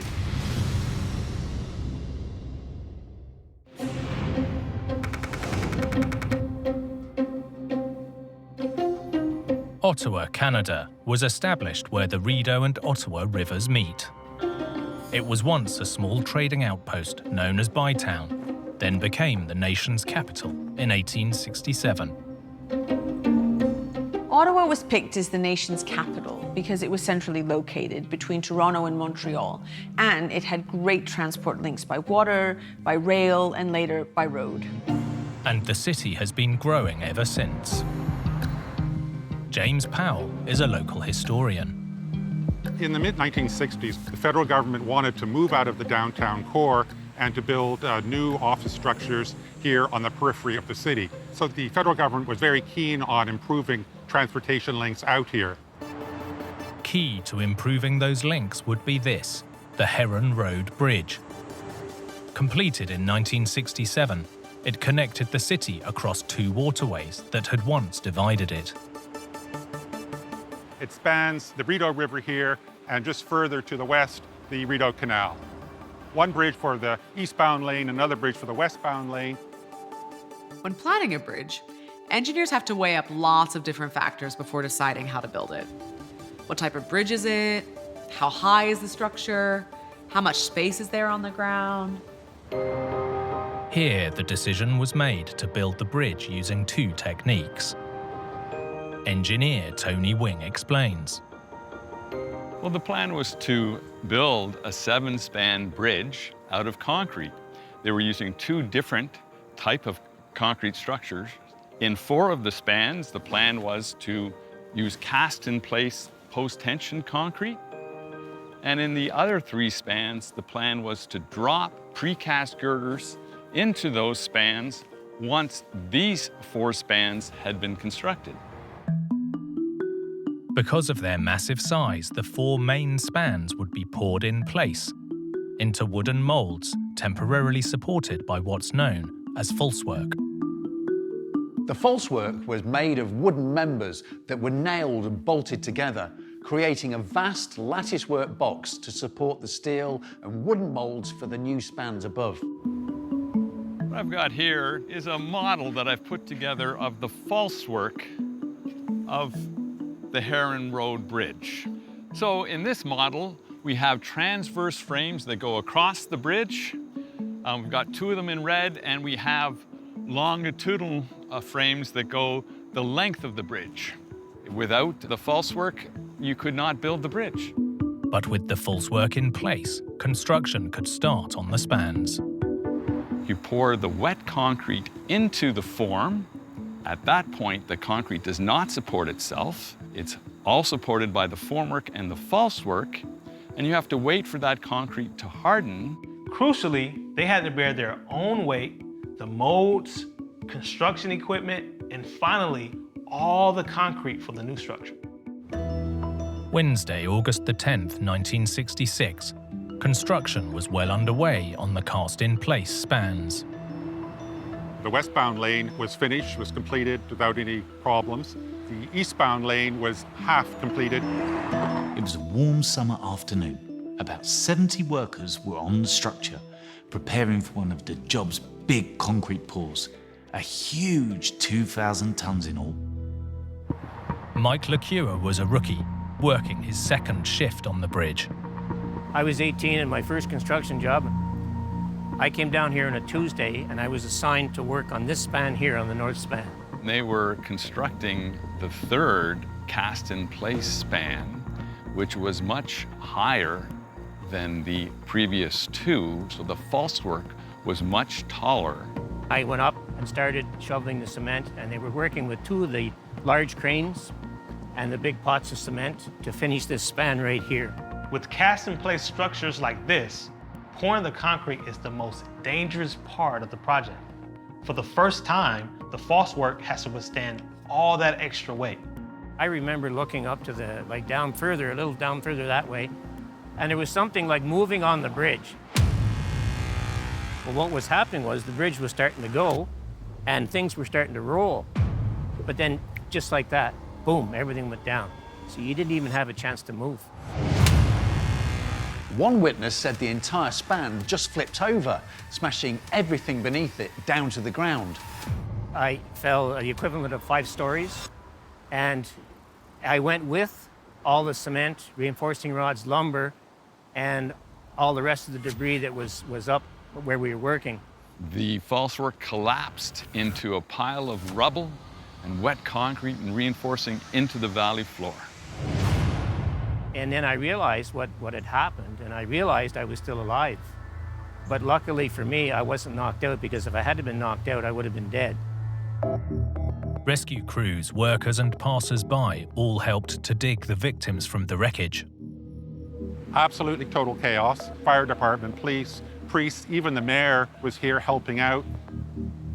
A buddy of mine was up at the other end, and I knew he was there, and we had to find him, eh? So another friend of mine came from this span here, and he found me, and we kind of tended to, getting the cement out of my face, because I couldn't hardly see, because it was in your nose, in your mouth, because they kept pushing me down and down. Right? We eventually did find my buddy, and he sustained a pretty good gash in the back of his head. Luckily, he was at the lower end for him, but he had just come from this end here, and he left his buddies, and the buddies that he left, all of them died. More than 60 workers were hospitalized. Tragically, 9 men died from their injuries. Nobody was prepared for it. It was pretty horrendous. The catastrophe left a nation shocked and in mourning. The Ontario government immediately launched an inquiry. One worker who was cleaning a crane said he heard a crack, looked up, and saw the wooden false work start to bend before the whole lot came crashing down. That was a crucial clue for the investigation. Investigators discovered a key piece of the false work was missing, as engineer Tony Wing demonstrates. When you want to brace something, you brace it with cross-bracing or triangular members. If you try to deform this triangle, you can't. So engineers use triangles in their construction to brace members. In the Heron Road Bridge, they use lots of those in the transverse direction, but in the longitudinal direction, you see a complete absence of diagonal bracing. There's none whatsoever. All we have is horizontal bracing. Horizontal bracing alone left the falsework vulnerable to deformation. When you're pouring tons of wet concrete into a mold, the forces aren't just acting downward. There's a lot of sideways, lateral movement too. And here, the falsework just wasn't able to cope. This is what happened during the collapse. Those horizontal loads caused the bridge to sway, come off the vertical, and then all of the red members, the vertical members, simply buckled, and the frames and everything came down in a mass into the valley, along with the concrete that was being supported temporarily by this structure. With this one weakness, the bridge was doomed to fail before it was ever complete. Simply put, had they been in place, the falsework would have been stable, and the concrete on top would have stayed in place, would have hardened, and it would have been a success. Using redesigned falsework, construction continued on the bridge. And just under a year after the tragedy, on June the 29th, 1967, it opened to traffic. Every time I cross the southern span here, I think about what happened 55 years ago. In 1987, a plaque was erected to honor the victims. And 50 years after the collapse, the bridge was renamed the Heron Road Workers Memorial Bridge. The guys that gave up their lives here, they should never be forgotten. Something I will never forget, and I don't think anybody in Ottawa will ever forget, like the carnage and the pain and the suffering. So it kind of hits you when you look at it again. You have to have adequate design of the falsework so that the safety of the public can be ensured. With standout structures, engineers walk a fine line between form and function. There's always a risk the balance will tip too far in one direction. Like this story in Australia, with critical reviews of one of the world's most iconic concert halls. Performers and the audience have long said the acoustics could be better. There's not enough room for the sound to get out. An issue that has reverberated for half a century. It's always been quite controversial amongst musicians and performers. This just goes to show looks aren't everything.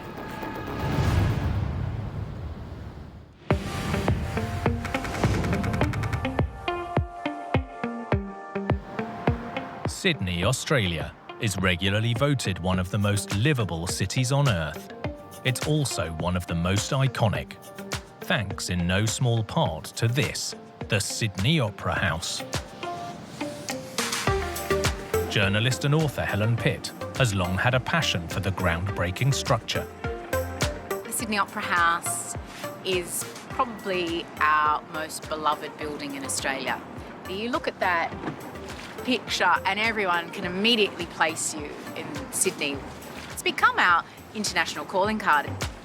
There are few buildings on Earth as unique and iconic as the Sydney Opera House. You wouldn't know that it was designed more than 60 years ago.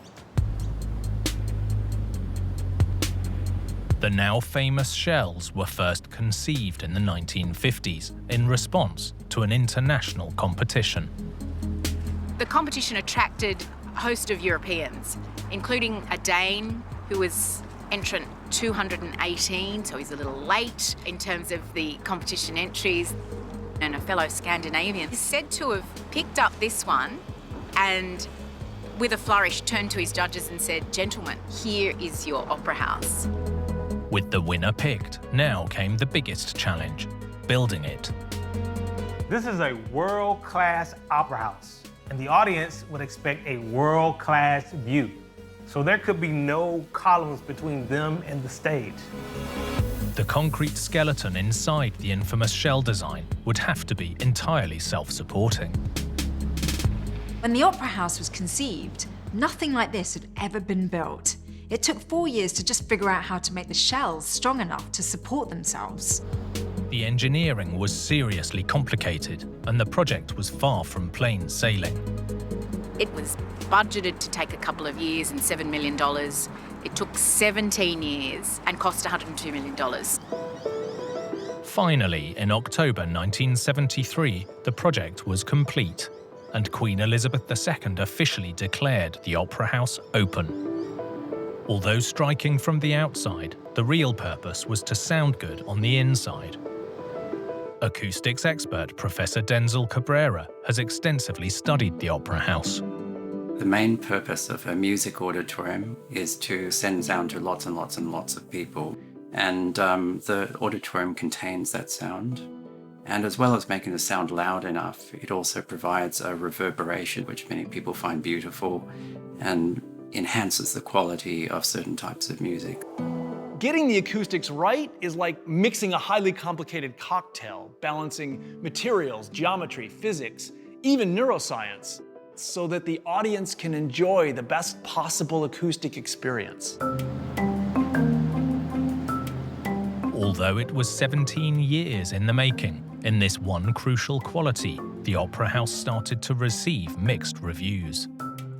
The Opera House is clearly a very inspiring venue to attend, as well as the dramatic exterior, and the sound is pretty good. It could be better though. So it's always been quite controversial amongst musicians and performers, the actual things that it delivers acoustically. The obvious question was why. It all comes down to a decision made years before the Opera House ever opened its doors. The original plan was for the opera to be in the larger shell, but at the time, symphonies were more popular than the opera, so the decision was taken to swap the two. Ultimately, neither was the right size for the job. The trademark shell design added to the complications. The issues with the concert hall stem largely from trying to fit a large concert hall into the limited space that was available underneath the shells. So that makes the concert hall a little bit narrower than perhaps it should have been. There's also a very high crown in this auditorium, so the sound from the stage going up to the top, the ceiling, and back down to the stage creates an audible echo. The problem wasn't just in dimensions, but in shape too. Adding to this issue is it has a ceiling shape a bit like a hat. And so we have these areas around the edges that have quite low ceiling. And that means that the seats underneath those low areas don't get the sound that's reverberating around the upper part of the auditorium. As well as the overall size and shape, specific surfaces compounded the acoustic confusion. The original acoustician put in 90-degree sawtooth surfaces to reflect the sound back to the stage. This is a phenomenon known as retroreflection. The reflectors have to be big enough to reflect the wavelengths that we care about. But unfortunately, they'll only reflect high frequencies because the sound wavelengths in the mid and low frequencies are much too big. The issues weren't limited to the concert hall. The smaller theatre had a major problem, for the audience and performers alike. The Opera Theatre orchestra pit is notorious because it's kind of buried underneath the stage and there's not enough room for the sound to get out. So it's too loud for the musicians and not loud enough for the audience. Ultimately, although a monumental visual success, Sydney's prize landmark has never quite hit the same heights with its acoustics. The Opera House opened nearly 50 years ago, and over the decades, various fixes have been tried. But in 2020, to try and sort the acoustics out for good, this icon actually closed its doors for a 2-year mammoth refit. One of the modifications that's being done to the concert hall is increasing the surface area of the reflectors. This will reduce or eliminate the floor-ceiling echo and also provide the musicians with a better lower mid-frequency, maybe a warmer sound. They'll be able to hear each other better. And the troublesome sides of the stage have also been reconfigured. The faces of the vertical elements around the stage, these have been replaced just recently with wavy surfaces. Wavy surfaces provide a diffuse reflection, which means that the sound comes from a large surface area in a diffuse way to a listener, rather than coming as a chunk from one direction all at once. When this huge renovation project is finally done, the hope is that Sydney's iconic opera house will sound every bit as amazing as it looks. I still feel it every time I fly in and out of this beautiful city. I don't see the Sydney Opera House, I see my Sydney Opera home, and that's what it means to most Sydneysiders. It's not a house, it's our home.